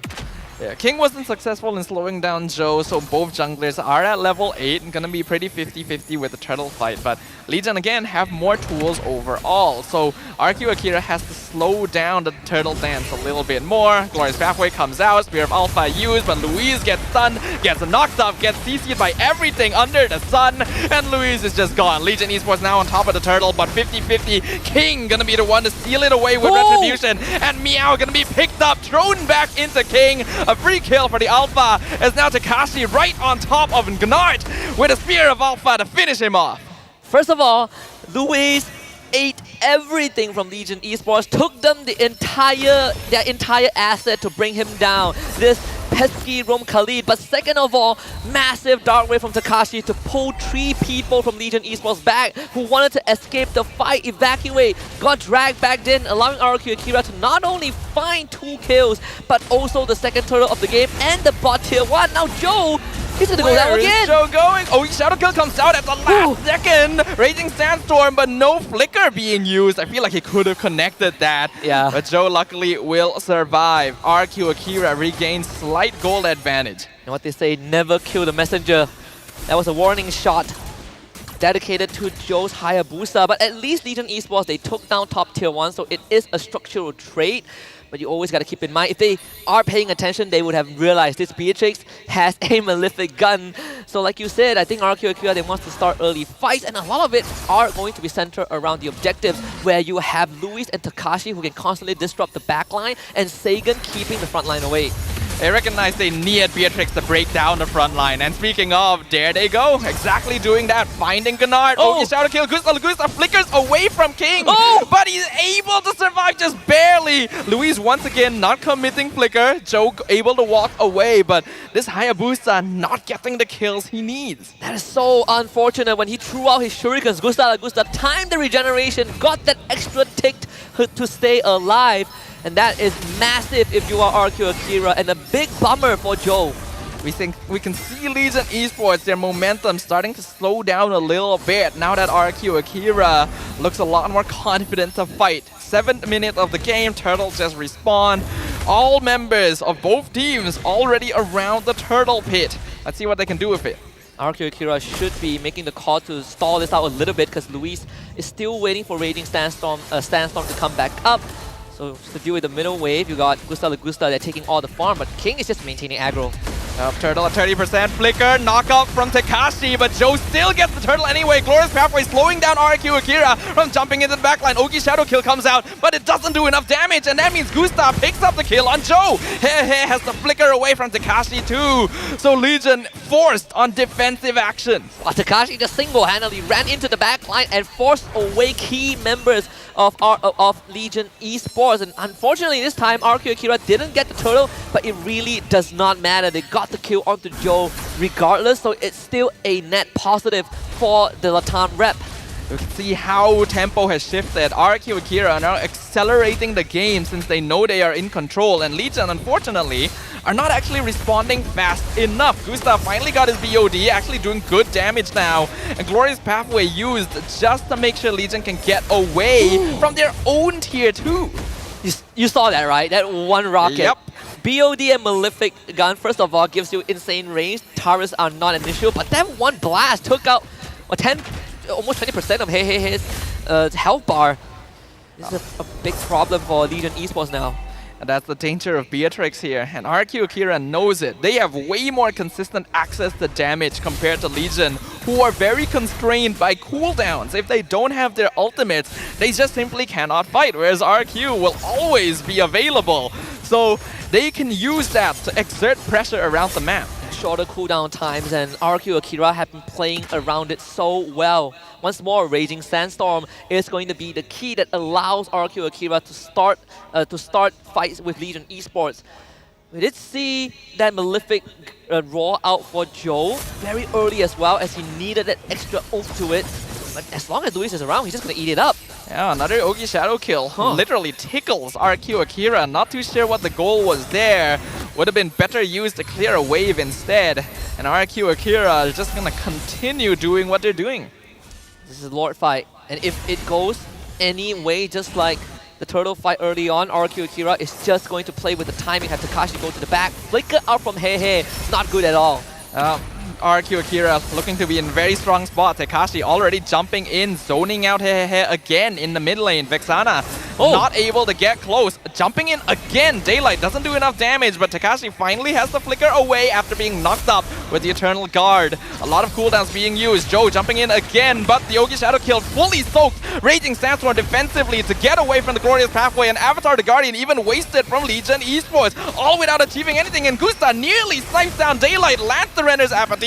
Not able to get the taunt. Here comes Joe again, but he gets knocked up, stunned instantly. That's the jungler of Legion gone. Takashi doing so much damage because Legion are grouped up under the Revitalize, and they've taken out 2 double kill for Gusta Lagusta. Oh my goodness, Joe really wanted to make a play happen, but Phobia's passive just bonks you in the head with that big totem, and RQ Akira finds the objective. The first Lord of the game, finally, after a drawn-out dance.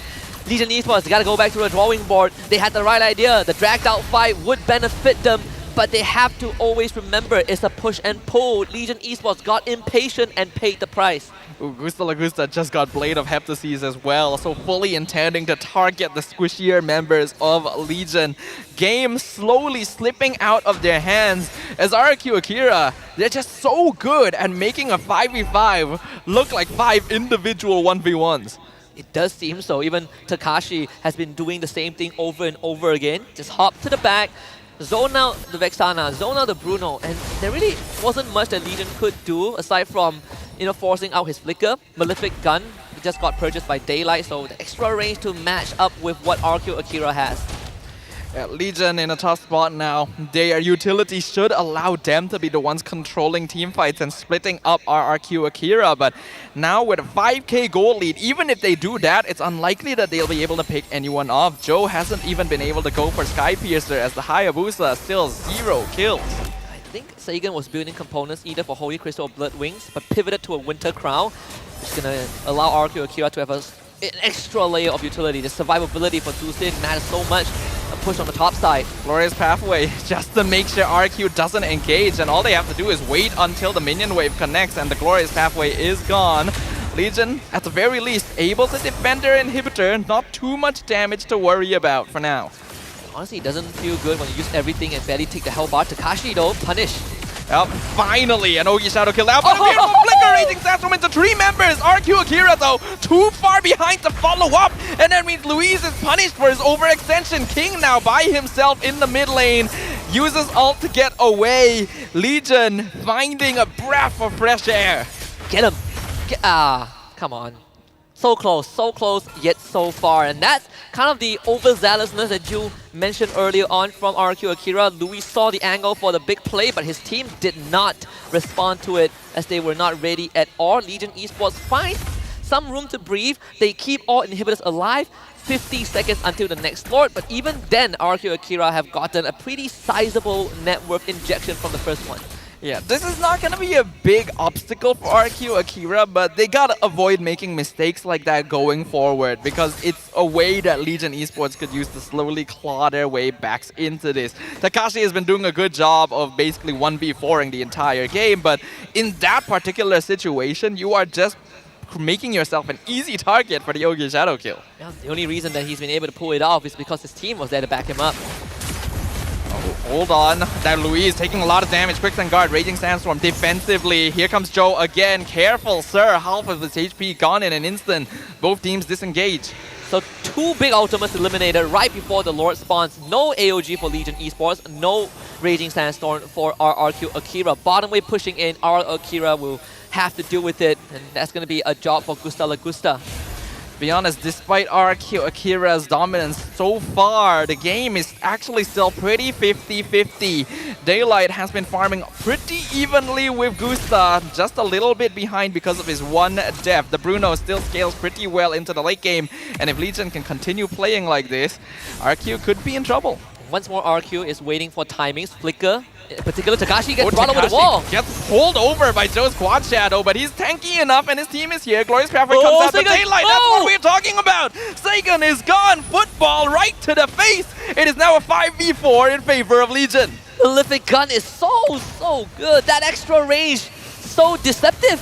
Fear of Alpha connects on Daylight, but Wind of Nature comes out, killing spree for the Bruno. A flicker, Raging Sandstorm once again, but you're missing your DPS. Double kill for the Bruno. The RQ Akira making mistakes, prolonging fights where they don't need to. Why is RQ Akira fighting that? You should not be fighting. You should be keeping your resources for a potential push. Legion Esports, they're going to turn on to the Lord. Surely, there's no way to contest this. King isn't even back for another 15 seconds. Conceal, they want hair, but a Terrify instantly puts a stop to their plans. And Joe gets the Lord. The game is instantly reversed. This is what we were worried about for RQ. It all started with a bit of an interesting interaction with Takashi. He might be the master of following mobile heroes, but he certainly has no control over that passive that gets brought over the wall. But the fact that RQ Akira committed to a fight after losing Sagan and I think Luis, is a big red flag. Sagan and King, excuse me. The fact that Luis went for the counter engage, committed a flicker just for the Raging Sandstorm like the previous one in front of Legion's base. It's a massive, massive blunder. It jumped the gun way too much. They already lost Sagan and King, like you mentioned. And when Luis jumped in, Gustav wasn't even close enough to follow up on it. So again, disconnect there. The player is playing too fast, a little bit too hyper to try and make up for their mistakes. Glorious pathway now to escort the Lord down. Bottom inhibitor gone. AOG lands in the center. Raging Sandstorm defensively. Sagan gone to Joe's Ogi Shadow Kill, who almost finds Gustav too. He has to use his Wind of Nature just to survive. And now Legion are officially in the driver's seat. Legion Esports fired up after yesterday's loss. We talk about this team liking to play that fast game, and they finally found that moment to step on the pedal. Once again, going in, Nimid inhibitor this time, but the minion wave is cleared up, and they're not close enough to follow on top either. So RQ will keep mid and top inhibs alive, but for how long? I know we say that this all happened because of a blunder from RQ Akira, but one small detail was also the fact that Legion Esports didn't lose that top inhibitor to that pesky cannon minion, which got retributed by Joe, because that would have allowed RQ Akira to set up a pretty good wave before they contest that second Lord on the bot side. Legion Esports have completely swung that goal into their advantage. I believe it's almost a 5k goal swing. Yeah, it's even now, and that means Legion looking a lot more comfortable, since that means they'll be able to survive longer and go for more efficient fights. Even Joe now starting to become effective, even after being rendered completely inexistent for most of the game. Oh, letting that Dusin through and beating it after almost entire world not daring to let it happen. And even with the right idea, right, Malefic Gun, you outrange the Dusin to a certain extent. Daylight chasing her down every single time she is spotted. And to make it even better, the next Lord is going to spawn on the top side, and RQ Akira are missing a bottom inhibitor. Yeah, things are looking tough, but again, the game is actually pretty 50-50. A single team fight could determine things for either side, and that means positioning becomes that much more crucial. You cannot jump the gun anymore. Every decision has to be made with impetus in mind. This is one of the hurdles that Legion Esports tripped over yesterday against Instilio. They had an inhibitor lead, they had Lord control, but they could not close out the game. Let's see if that adjustment that they have made since yesterday is going to pay off. This Lord fight is pivotal. Daylight dropping Lord to 50, but probably will reset it now that RQ Akira are walking forward again. A very good way of winning this out is baiting RQ Akira into them, which has worked so far. They will find Luis isolated. Ogi Shadow Kill on him. Quicksand Guard comes out. Raging Sandstorm. He will escape, and that's a lot of cooldowns used by Legion Esports. They're gonna pull Meow back. Revitalize comes out. Eternal Guard and Avatar the Guardian misses, but Daylight almost takes out Gusta Lagusta. He's still chasing them down. All of RQ Akira is so low. Unstoppable streak for Daylight on the Bruno. Gusta Lagusta now trapped outside, and the bouncing balls is doing so much damage. Double kill, Wind of Nature, triple kill for Daylight on Legion Esports. Daylight is the true assassin from Legion Esports, comes in from the flank with a sliding tackle and absolutely broke the ankles of RQ Akira, taking out two crucial members. Hehe shows up with a flicker, terrified. Legion Esports looking to take game one. Yep, the crystal's wide open. Spear of Alpha finds two. Beautifully played. Winter Crown comes out to keep him alive. Gusta Lagusta trying to clear the minion wave. Gets a mega kill, but the crystal is still wide open. There's no minions left. They're still alive. They're still living. But they just blow up. A double kill shut down from here.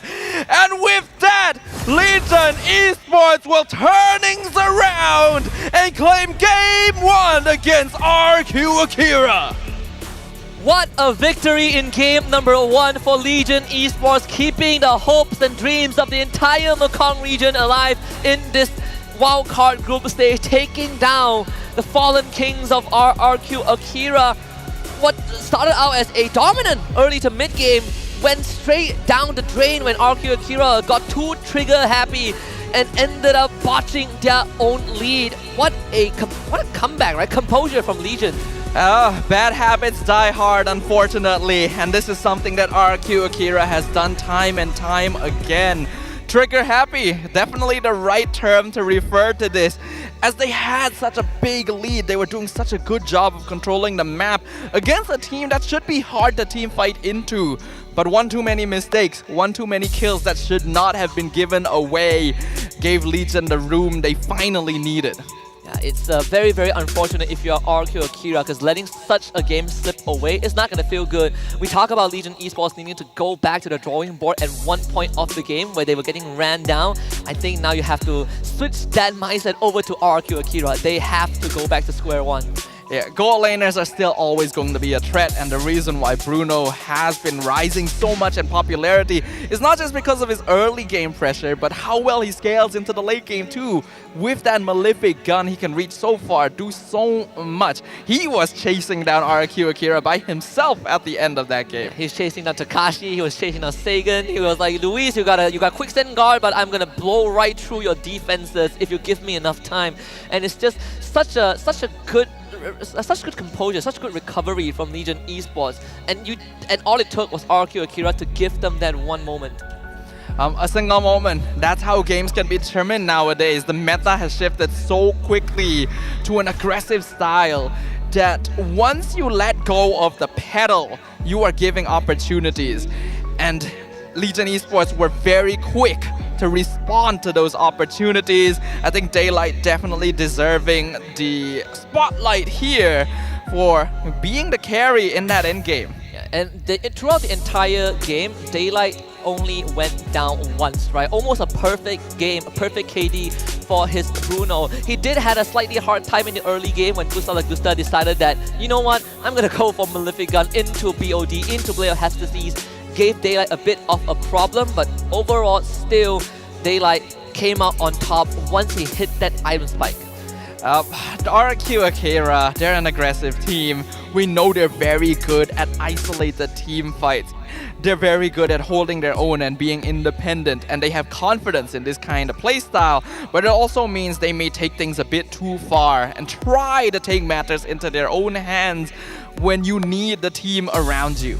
Now that we've seen that Zusin get let through and at the same time beaten by honestly a very unlikely matchup, between the teams itself, I find it pretty interesting. I wonder if more teams would also kind of start looking into this as a reference. And by the way, I just want to give a quick shout out, this time not to Beyonce, to our content team, because you know, this 7-1 KD for Bruno is also a reference to how Brazil kind of lost to you know, one of their World Cup matches. I'm putting it out there. Oh my! I didn't want to take this jab, but I'm pressured to do it. You know, my career is on the line. I see you. Like it's too perfect, right? There's a 7-1 on Daylight. Here's the reason that RQ Akira lost.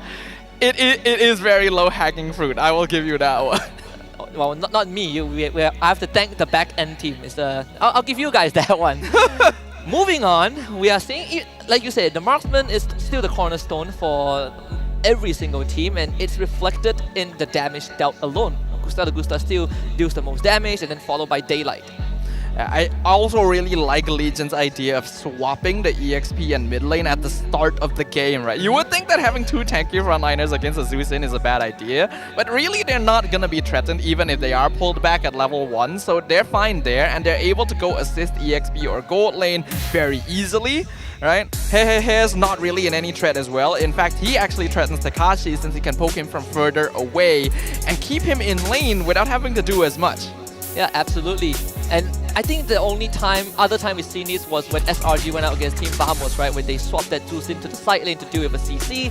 But we gotta focus our spotlight on Daylight, the MVP of game number 1, gold laner of Legion Esports 7-1-4 on this Bruno. He is just hitting shots and scoring those goals.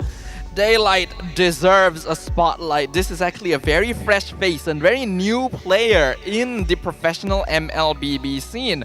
In fact, his pro experience only started late last year at the 32nd Southeast Asian Games. So one of the newest faces on the M6 stage, and already showing us that he is a fresh breath of air. Sometimes when we have new faces, it's always great to see the ideas they bring into the game, and people would expect one out of two scenarios. Either they blow everyone out of the water or they buckle under the pressure. Definitely not Daylight, as he just kept getting more and more confident as the game progresses, understanding that he is the strongest man on that battlefield. We can see here in the highlights what exactly happened towards the middle phases of the game, where RQ Akira became increasingly scattered with their engagements. A formless lineup, a style that's very suited for distracting and confusing your opponents is something that RQ Akira is skilled at. But when your front lines are scattered in an attempt to scatter the enemy, the moment they regroup and take the advantage, you do not have defensive battle lines to play around. I think what they ended up doing was confusing themselves, or starting fights that have already ended, right? They kept trying to beat the dead horse. Very unfortunate for RQ Akira, but the good news, the silver lining, is that it is not the end just yet. Right, Legion Esports still has a chance, but so does RRQ Akira to keep that run in the group stage alive. And honestly, even if they drop this series, the most we get is the tie between them and Legion Esports, which will be settled tomorrow. But for now, RRQ Akira backs against the wall. Well, I am at the very least glad that not everything is going according to plan here in the wildcards, right? Because we definitely went into this match with the expectation that RQ Akira would be the favorites as the M-Series veterans, and Legion Esports has just upended those expectations. Wildcards have been going pretty straightforward so far, so a little bit of spice always makes things interesting. Yeah, and if you cannot handle spice, there's something sweet and savory for you. I know exactly what they need as they reset. It's something called Hello Panda right here. I've been spending some time learning the jingle. Forgive me if I butcher it. I only learned until the third line, so it's something. It's Hello Panda, and a gracia biscuit. Yeah, I probably say the wrong lyrics, but it's something along that line. And I think you were close. I think I was really close, right? I've been listening it during the break, and I've been trying to memorize it. This one is strawberry. Me and LaFell had chocolate yesterday, but strawberry also is one of my favorite flavors. I do quite like strawberry myself. I think it's pretty nice. Hello Panda is great. It's a good snack. Oh, thank you. Yeah, hello that. Sadafa. Here's a Hello Panda. Hey, okay, I'm gonna. All right. All right, it's yours now. We can proceed. We'll get more of that. Thank you very much, Hello Panda, for being a part of this. Well, now we gotta take a look at what's gonna happen in the second game, because RQ Akira once more down 0-1 in this best of 3. A very unlikely upset. I think a lot of Latam fans watching this game would have their jaws drop a little bit after that game 1. RQ Akira, we knew they've been inconsistent for a little while, but this is not a good sign. Let's go ahead and talk to Gusta Lagusta a little bit. We asked, between Inzilio and Legion Esports, which team is harder for RQ to beat?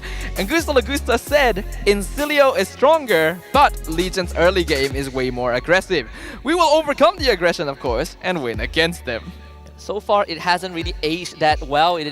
I'm still waiting for it. There's still a chance. It is still accurate, right? They said they'll overcome their early game aggression.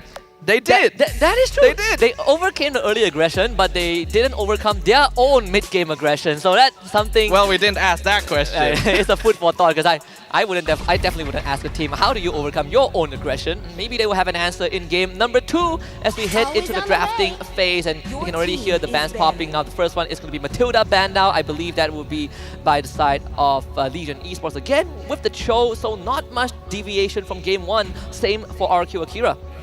I think it's very interesting as well that RQ Akira are choosing to ban out Fanny despite being on the blue side. This is a hero you always force red side to ban, and it immediately gives people the impression that they're just not comfortable playing the hero. Yeah, it's something you told me backstage in the green room, where Fanny is the must ban, and the only reason that you don't ban Fanny is if you know the enemy jungler have no idea or has very low proficiency on that hero. So RQ Akira sticks with the same 3 bans as game 1, Hilda being the 3rd. Alright. Still pretty standard here. The Cho and Matilda specifically focusing on RQ Akira's early game so that Legion Esports doesn't get snowballed against is a pretty good shout. They did allow the Zeus in through earlier. They managed to handle the Zeus in. But it looks like, yeah, they're gonna ban the Loyi. Alright, RQ Akira, do you have the guts to do it again? Because I think with how Legion Esports beat that Juice in game 1, it's not going to come out this time, at least not as the first pick. Now Legion have an option to go for Juicin. Will they go for it? I want to see them lock it in, right? Me too. I just want to see the player go, hey, hey, hey. I walk right into that. I hate myself so much. It would be great, especially with the Hylos coming out now. Like, that's a hero that you can quite easily pick up.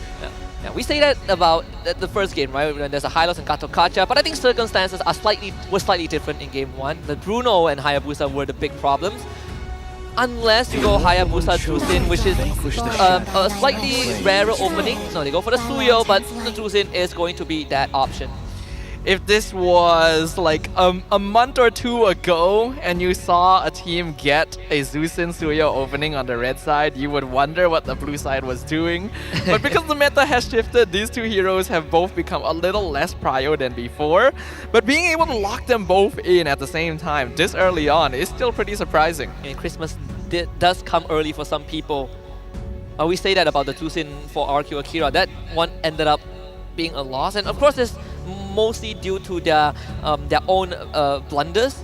I think if you are RQ Akira, you probably should be looking at your jungler. The Alpha is the most direct choice into the Suyo, the Aurora as well for the control. So we see the Aurora for our RQ Akira. Aurora with Hylos, so that's gonna be a pretty solid combination. And the Joy coming out, picking it before Legion has the chance to ban it away. This can be a very annoying hero to deal with if you don't have enough crowd control. Not the easiest hero to pick up as well, especially when Joy is so mobile and has insane burst damage to just remove you from the fight if you are a mage or a marksman. But the Gato Kacha might solve it, right? As now Electrifying Beast doesn't give you crowd control immunity, you get a good taunt with the Gato Kacha, you can still manage him. Yeah, it's somewhat manageable, but I'd still prefer something that has a bit more reliable crowd control for now. Gatot is fine, but you really hope to get some solid lockdown, and even better, a hero that can invade and mess with the Joy at level 1. The Khalid is still open, but probably will get banned out after this. I would be surprised if RQ Akira decides to, you know what, you can have Khalid. We are not letting Luis play it anyway, just take it. Take it. The full base is still up as well. We know Takashi played it in game 1, but it's actually Legion that bans it out. If Legion is banning it out, it means that they want to play an assassin themselves. So the Hayabusa is still open. I mean, they have Suyo, right? And unless you're telling me that it's Suyo XP. Yeah, my bad. I'm starting to forget what happens earlier in the drafts. Don't worry. Blackouts happen pretty often. Yeah. I think it's just I think we're just aging. Nah, Joy stole all my electricity. That's a good one. I actually have no follow-up for that. I have seen Suyo XP. It never works out well. The chip, though, that does get banned out by RQ Akira. So it's another... I know Legion banned out chip in the previous game, and both of us didn't really like it. But this chip ban, I guess, is a lot more understandable, right? You want to protect the Joy in the jungle. There's no Khalid, but there's still chip. Yeah, this chip ban is way better compared to what we saw before, because yeah, the best way to stop a Joy is to find her before she's ready to fight, because she does have to build up her electrifying beats, right? So chip is a great way of doing this, and with no Lo Yi in the game as well, that means that King doesn't have to worry about people suddenly appearing randomly in the jungle. So Legion themselves ban out the Bruno. So clearly they're going for a slightly different approach. I would not be surprised if it's something like a Harith or Beatrix. I wonder how does the Harith fare in this current meta into the Joy. I would assume it's still not as bad with the Gatot. Beatrix isn't too bad of an option as well. Or unless RQ Akira gets Khalid and Lunox goes over to Legion, though I don't remember seeing Lunox being played by RQ. Yeah, Lunox actually wouldn't be too bad, I think, even for Legion, because the Brilliance is a good way of getting away from Joy. Bruno is already gone. They already banned the 1-1-2, one of the few heroes that can actually outkite a Joy somewhat. Yeah. Legion's still gonna go with the Beatrix. Yeah, just very stable. Now that I think about it, Lunox maybe it's not that good of a pick for RQ because they already have a lot of magic damage. Yep. So Moskov, I guess. What about the Clint, right? I know we have discussion about Clint into Beatrix, you know, the decent poke damage, decent burst into from the mid to late game. Can buy Malefic Gun. I've seen some people buy it, but I'm not sure if it's worth getting early on. I think, at least for me, I need to test it a little bit more, but I think it's not quite as good this game, because there's a Gatot and Suyo on the opposite side. Clint, I think, would be a bit too vulnerable to them. Moskov, I guess? Natan, right? Late game, I completely forgot about that. But that would be more magic damage. There would be more magic damage. Oh, the options are a bit limited. So yeah, Moskov and Arlet. Yeah, so I like this RRQ draft a lot. Arlet, Aurora, Hylos is... Oh, wait, what did we say about dealing with a Joy? Franco is your worst nightmare. But as long as the Joy waits on... Because the Franco is going to be the main form of initiation, right? I don't like a Tot as the main initiator. But if Franco starts the fight first, Joy just has to wait a moment before entering. I'm not like, yes, I get the idea, but I'm not sure if it's the right answer. And on top of that, not only do Legion Esports have to deal with a Joy, you also have the Hylos that can lay out the glorious pathway, you have the Arla that's going to use the Flicker Final Slash. I feel like RQ Akira have a way better time, have more avenues to jump on Legion than Legion have on them. Yeah, I agree. I feel like if they were going this path, they maybe should have considered Kaja rather than Franco. I feel like he's not been having the best time, but hey, if they're able to get the victory with the Franco here against RQ Akira, that would be a great hooker for a great show. Let's jump into it, ladies and gentlemen. The Land of Dawn for game number 2 between Legion Esports and RQ Akira. Let me just share this personal experience I had dealing against a Franco, who I have been able to, manage the entire game until he decided to sell his items and start building full damage. So every bloody hunt is a one-shot. I definitely have experienced damage Franco. You have no idea how much I hate my life. That is something that we see in pubs quite a lot. I also don't like it. Oh, I thought you were going to say, I do that. I do not do that. I cannot land hooks. So you just flicker, bloody hunt. Well, I only have so much, but Louise also only has so much. Vengeance already used early on. 1v4, easy first blood for Joe. You see, Louise, first of all, you are not invincible. You're tanky, but not invincible. Second of all, he has Vengeance, so you don't regen health. Which is pretty weird, because the rest of RQ Akira weren't even there. I feel like Revitalize is still kind of better for Hylos anyway, though. Like, I get Vengeance, lets you tank a lot of damage, but Revitalize, I feel like, is even more effective. So, an interesting choice being made here by Louise. A First Blood, not too big of a deal for now, but another hook going to land on Louise, right into the taunt, and another 4-man gank. What? Wait, did he just stand in front of a Franco? A little bit. Huh. You say you are bad at hooking people, but I guess if your target is stationary... What? Is it really even stationary? I don't even know. I feel like his positioning was a bit strange, but well played on Gnart there. We are literally speechless right now, guys. We don't know what to feel, but Luis will avoid the Blade Surge. Daylight versus Gusta, so close! Gusta actually has the flicker out, so Daylight kind of wins that. Vengeance used early. A beautiful final slash into the Avatar Guardian, but Turtle still secured by Joe, and he walks away fine. Man, this Hehe is such a menace as he walks into RQ Akira and casually uses their ultimate to reposition and survive. So Legion Esports starting off on the right foot already. This Hylos is not even level 4 yet, which means now Nart can start moving because he has Bloody Hunt. So you know that quote from Gusta? Now it's aged badly because the early game from Legion, Bloody Hunt finds Louise once again into the Bennett's Rage. Gnart, another kill on the Hylos. Louise still only level 3. Aged like spoiled milk, if I haven't seen one. Uh-oh, King, he's in the rock. Why did you come here? Your road just died here. You know, if you tell me that Game 1 and Game 2 were played by the same team, I would not believe you. It's very, very contrasting. And not in a good way if you are RQ Akira. But this was not the RQ Akira we saw yesterday. In fact, I say go back to the drawing board. They have not come back from the drawing board.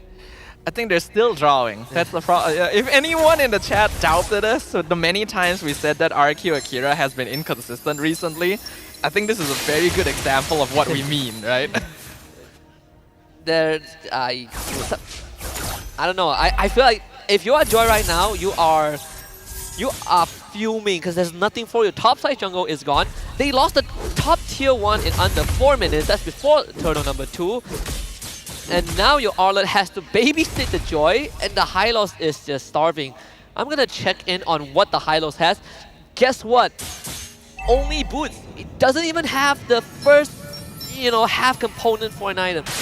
You could say that this does not spark joy for RQ Akira right now. Marie Kondo is not impressed. Yep, 4K gold lead, 4 minutes into the game, 4 kills for Legion Esports. 4 may be an unlucky number for us, Husky, but it sure looks good for Legion right now. Good lord.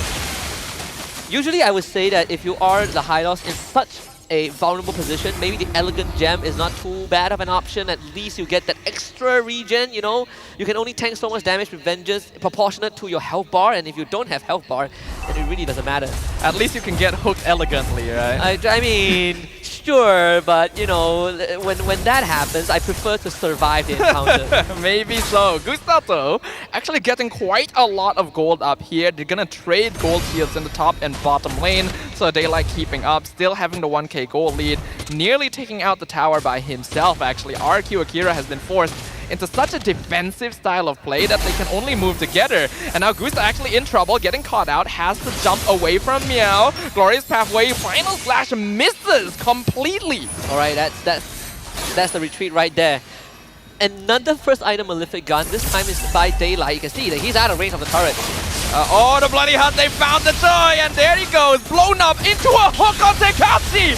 Gnard showing us how Franco is meant to be played, and finishes off Sagan at the same time. That is the Hookmeister right there from Vietnam. Legion Esports delivering on a silver platter. We both agree that, okay, you are a joy, sure, Franco is a counter, but you gotta wait it out. Well, King didn't even bother waiting, ran straight at Franco, thinking that Daylight will be a target. Ah, such a mistake there. You see Daylight, yes, that is a good target for you, but your team hasn't scouted the area out yet. You cannot be jumping the gun. It is the same mistakes from game 1. Oh, you see Daylight, but Nart puts you to bed, so it's forced nap time. You're grounded. You're grounded if you're a Joy. Level 9, 0 and 2, you're running the temporal range, so you're looking to fight early, but now that window has completely closed thanks to this monstrous lead that Legion Esports has. 6K gold lead, 6 minutes into the game, 6-0. They can spin the lottery wheel after this. Yeah, Daylight is getting accelerated so much, and now King, unfortunately the opposite. He's decelerating, getting pulled back a depth. Meow doesn't even mind standing in front. Free Turtle, Legion Esports is playing the entire map. You know what, I say that the Joy is not that easy to catch, but now I look back and I'm like, okay, it's pretty... King isn't hitting his second ability. Unfortunately, he isn't hitting the tempo of his dash as well, but now it's just a complete disaster. This Joy, as much as I would like to say, still has a chance of recovering. I don't see that angle. Moskov needs a lot more time. He's gonna get a recall back. Thank goodness. If he got found out, Joe would have easily gotten a solo kill. King has the same amount of farm as Gnart right now, so that's not good, because Joy recently has shifted more into a late game hero, so this slows him down heavily. But if RQ were able to delay the game another 10 minutes or so, they can actually even things up against Legion. So now is a demonstration of how good the Vietnamese team can push their advantage. I'm waiting to see if there's going to be any fight final there. flash, they found one Daylight actually, but he's able to flicker out. Glorious Pathway actually keeping Legion in place, but they found King again! Gustav though lands the Spear of Destruction, so trades 1-for-1 with Daylight. That's the interesting flicker, but it's fine as long as he gets out. I think it's a well-spent flicker because he's aware that he's afraid that Legion Esports might catch up to him, right? But that flicker guarantees enough distance to safely recall. Could shut down onto Daylight. It's going to be quite a decent injection because if you are Gusta, you're looking for your Holy Trinity, and he's still on road to get that Holy Trinity at a decent timing. So all things considered, not too bad for RQ Akira. I was about to say prior to that fight that it's an early call, but it feels like checkmate. But apparently not. RQ Akira found some breath of life. All they need to remember is that they have what it takes to jump Legion Esports. Takashi is going to be the one to make it happen. They just need to trust him. Yeah, it does mean that they have to shift their scaling a little bit on its head. They have to use Gusta's timing to create space for King instead of the other way around. And if they're able to achieve that, then they can actually become quite a threat later on, because Gnard can only lock down one person. So if the Bloody Hunt gets used on the wrong target, RQ Akira can still run them down. This Overlord is going to be guaranteed for Legion Esports.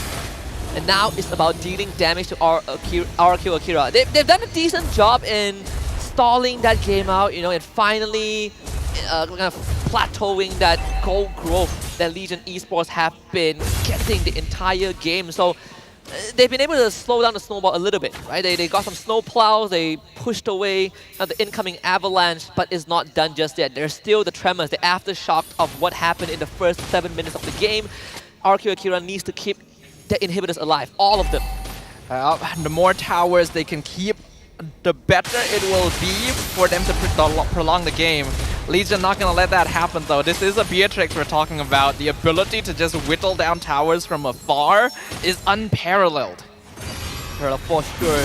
Gusta. Oh, the stun! Did he hit anything? He did! He landed on Gnard! What? Gnard got the hook! Flicker! Bloody Hunt still connects! Passive popped on Sagan. Meow jumps in, gets pushed into the towers by the final class. He's in some trouble, but hey, is there to zone him out. Daylight finishing off the mid inhibitor, and they find Luis! He's gone! Double kill for Daylight! Legion are pushing straight in. They are 5v3 currently. Gonna take both top and bottom inhibitors at the same time. That's gonna be a lot of minions for RQ Akira to clear up since they want to keep themselves in this. A final slash lands on all members of Legion, but they have so much burst damage. Daylight goes straight for the crystal, and in an upset, it will be Legion Esports taking down RQ Akira. The Vietnamese have done it. They have been able to not only draw blood, but take down the former overlords of the Latam region. 2-0 fashion, a comeback in game 1, but a dominating takedown in game number 2, landing the KO punch, and in this case, landing hook after hook after hook. And let me tell you, Sadafa, what makes a good hooker is how you land your hooks on unintended target. That one final pull onto the Aurora sealed the face of our RQ Akira, giving the Mekong region one more shot at a potential wildcard finals on Sunday. The moment you think that Gnard was in the wrong place because he gave the Moskov a way out, he turns it around and captures an important target that would stop them from pushing into the base. We did not like this, Franco. We thought it would be hard to play. Gnard showed us otherwise. It's always a different feeling to be proven wrong, but I do like what we saw from Legion Esports. This was the version of Legion that I expected to see on day 1 against Incilio. Clearly what the coach mentioned, Coach Sabo said that they had to go back to the drawing board. They kind of readjusted Joe and just play with comfort picks. Wow, they feel really comfortable and they look the part. Yeah, they went back to the drawing board. They put a lot of work into their drawing, and it came out as a piece of Gnard. That is a very good one. What a piece of work he is. I wonder if we'll see the Franco a lot more often. At least we know it's part of his arsenal, something that other teams, or at least tomorrow's opponent for Legion Esports, will have to look out for. They've gone through RQ Akira, they've gone through Incilio. Now there's only one more. The Mongols will be facing off against the Legion Esports tomorrow. It does mean that Group B is no longer as clear-cut. It's a little bit harder to tell who actually will move on to the next stage of the Grand Finals. We're gonna need to check in on the scoreboard again after this, because this has really rattled my bones here, Husky. Yeah, a 2-0 victory, right? We said in the previous series, if Nightmare can take one game off of Ulfanar, it would already be a massive, groundbreaking news. I came into this series with the same mindset, but a 2-0 for Legion, that is unprecedented. You look at the post-game stats, near flawless. Again, the only death on the side of Legion Esports is Daylight. Could not catch a break. That was a solo kill by Gusta Lagusta. A decent outplay in that mid lane fight, but overall it's just Legion dominating. Also a 100% kill participation from Gnard on this Franco. 1-0-11, going straight for the fleeting time into the Winter Crown, because he's been doing such a good job already. This is the early game aggression that we know Legion Esports for, and RQ Akira were not prepared for it this time. Not at all. Even when you look at how they approach that early game with the, I would say, a decent idea, taking that high loss for themselves, abandoning the thoughts of running that Zeus in. Big problem is that they were not on the same page, right? We've saw multiple times that Luis, he's trying to do his part by opening up the map, but without support, it's a very different outcome. Normally Hylos is able to open up the map somewhat well by himself, but Legion was so quick on the draw. 4 members, multiple times in the first 2 minutes of the game. You are not prepared for that, and going for Vengeance means that you're not able to heal up any of that lost HP either, so you do lose out a little bit on that survivability. Legion Esports made sure that Luis could not play this game, and with no frontline, the rest of RQ is just easy pickings. That doesn't make it any easier when we blew past the first hurdle and he's still at level 3, right? Really didn't have a good time at all. And you could see how hard it was for Luis. He tanked 50,000 plus damage in a 10.5 minute game. Yeah, that is ouch. quite something. Like, talk about taking a beating. He doesn't even have that much HP, you know? It's like very overkill. Luis was the main target a lot of the time. And I think a big problem with RQ Akira is just that they didn't seem to adjust, right? There's no adaptability within the game itself. No matter how they change their draft, it seems like they still approach the game in the same way, with the same expectations that they can each make something happen. Because after Luis got stopped from playing the game, King became the next target. And on top of that is also understanding the win conditions. I feel like, to add on to what you were saying, RQ Akira just didn't really realize that, okay, we have Luis, but we also need Takashi to be the tip of the spear. They realized it a bit too late, and by that time, certain blunders are happening. Takashi missing his ultimate, and then they kept starting to start to go for fights. MVP for this game is Franco, played by Nart. Definitely a masterpiece right here in game number 2. 100% kill participation, like you said. 1, 0, and 11. Essentially unstoppable. I feel like the roamers are really starting to show up today. First Apex and now Gnart. They put so much pressure on the map. And even though we said that Franco would be difficult to execute, it would be safer to go for Kaja or something, Gnart shows, hey, I'm gonna show you things with the Franco you've never seen before. Bloody hunt one hero, that hero dies, you hook the next hero behind them. It's like such good gameplay. You can just marvel at the highlights. Of course, at the very start of the game, this was just under 1 minute. The first blood taken by Joe, and then this one was really weird. Look at the positioning of Luis, right? Gives over a second one to Joe, and the rest is history. And here, Gnart with the flicker forward into the bloody hunt. Kills the Joy, instantly lands a hook on Tekashi.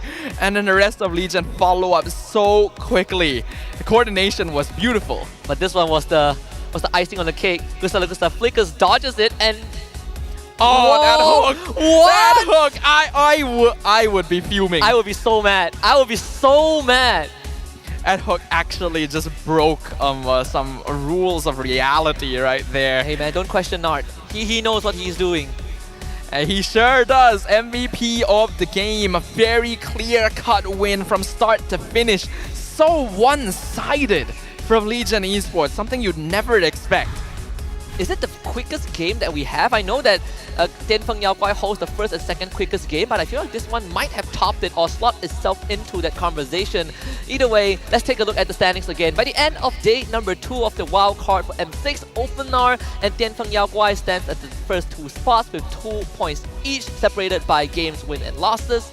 Nightmare Esports and GK Esports officially out of the running for Swiss stage. For Group B, Incilio leads the pack with 2 full points. Legion Esports and RRQ Akira are going to be tied for second, both with 1 point and same games match win-loss. The Mongols unfortunately have already waved goodbye to the wild card because they have lost 2 games.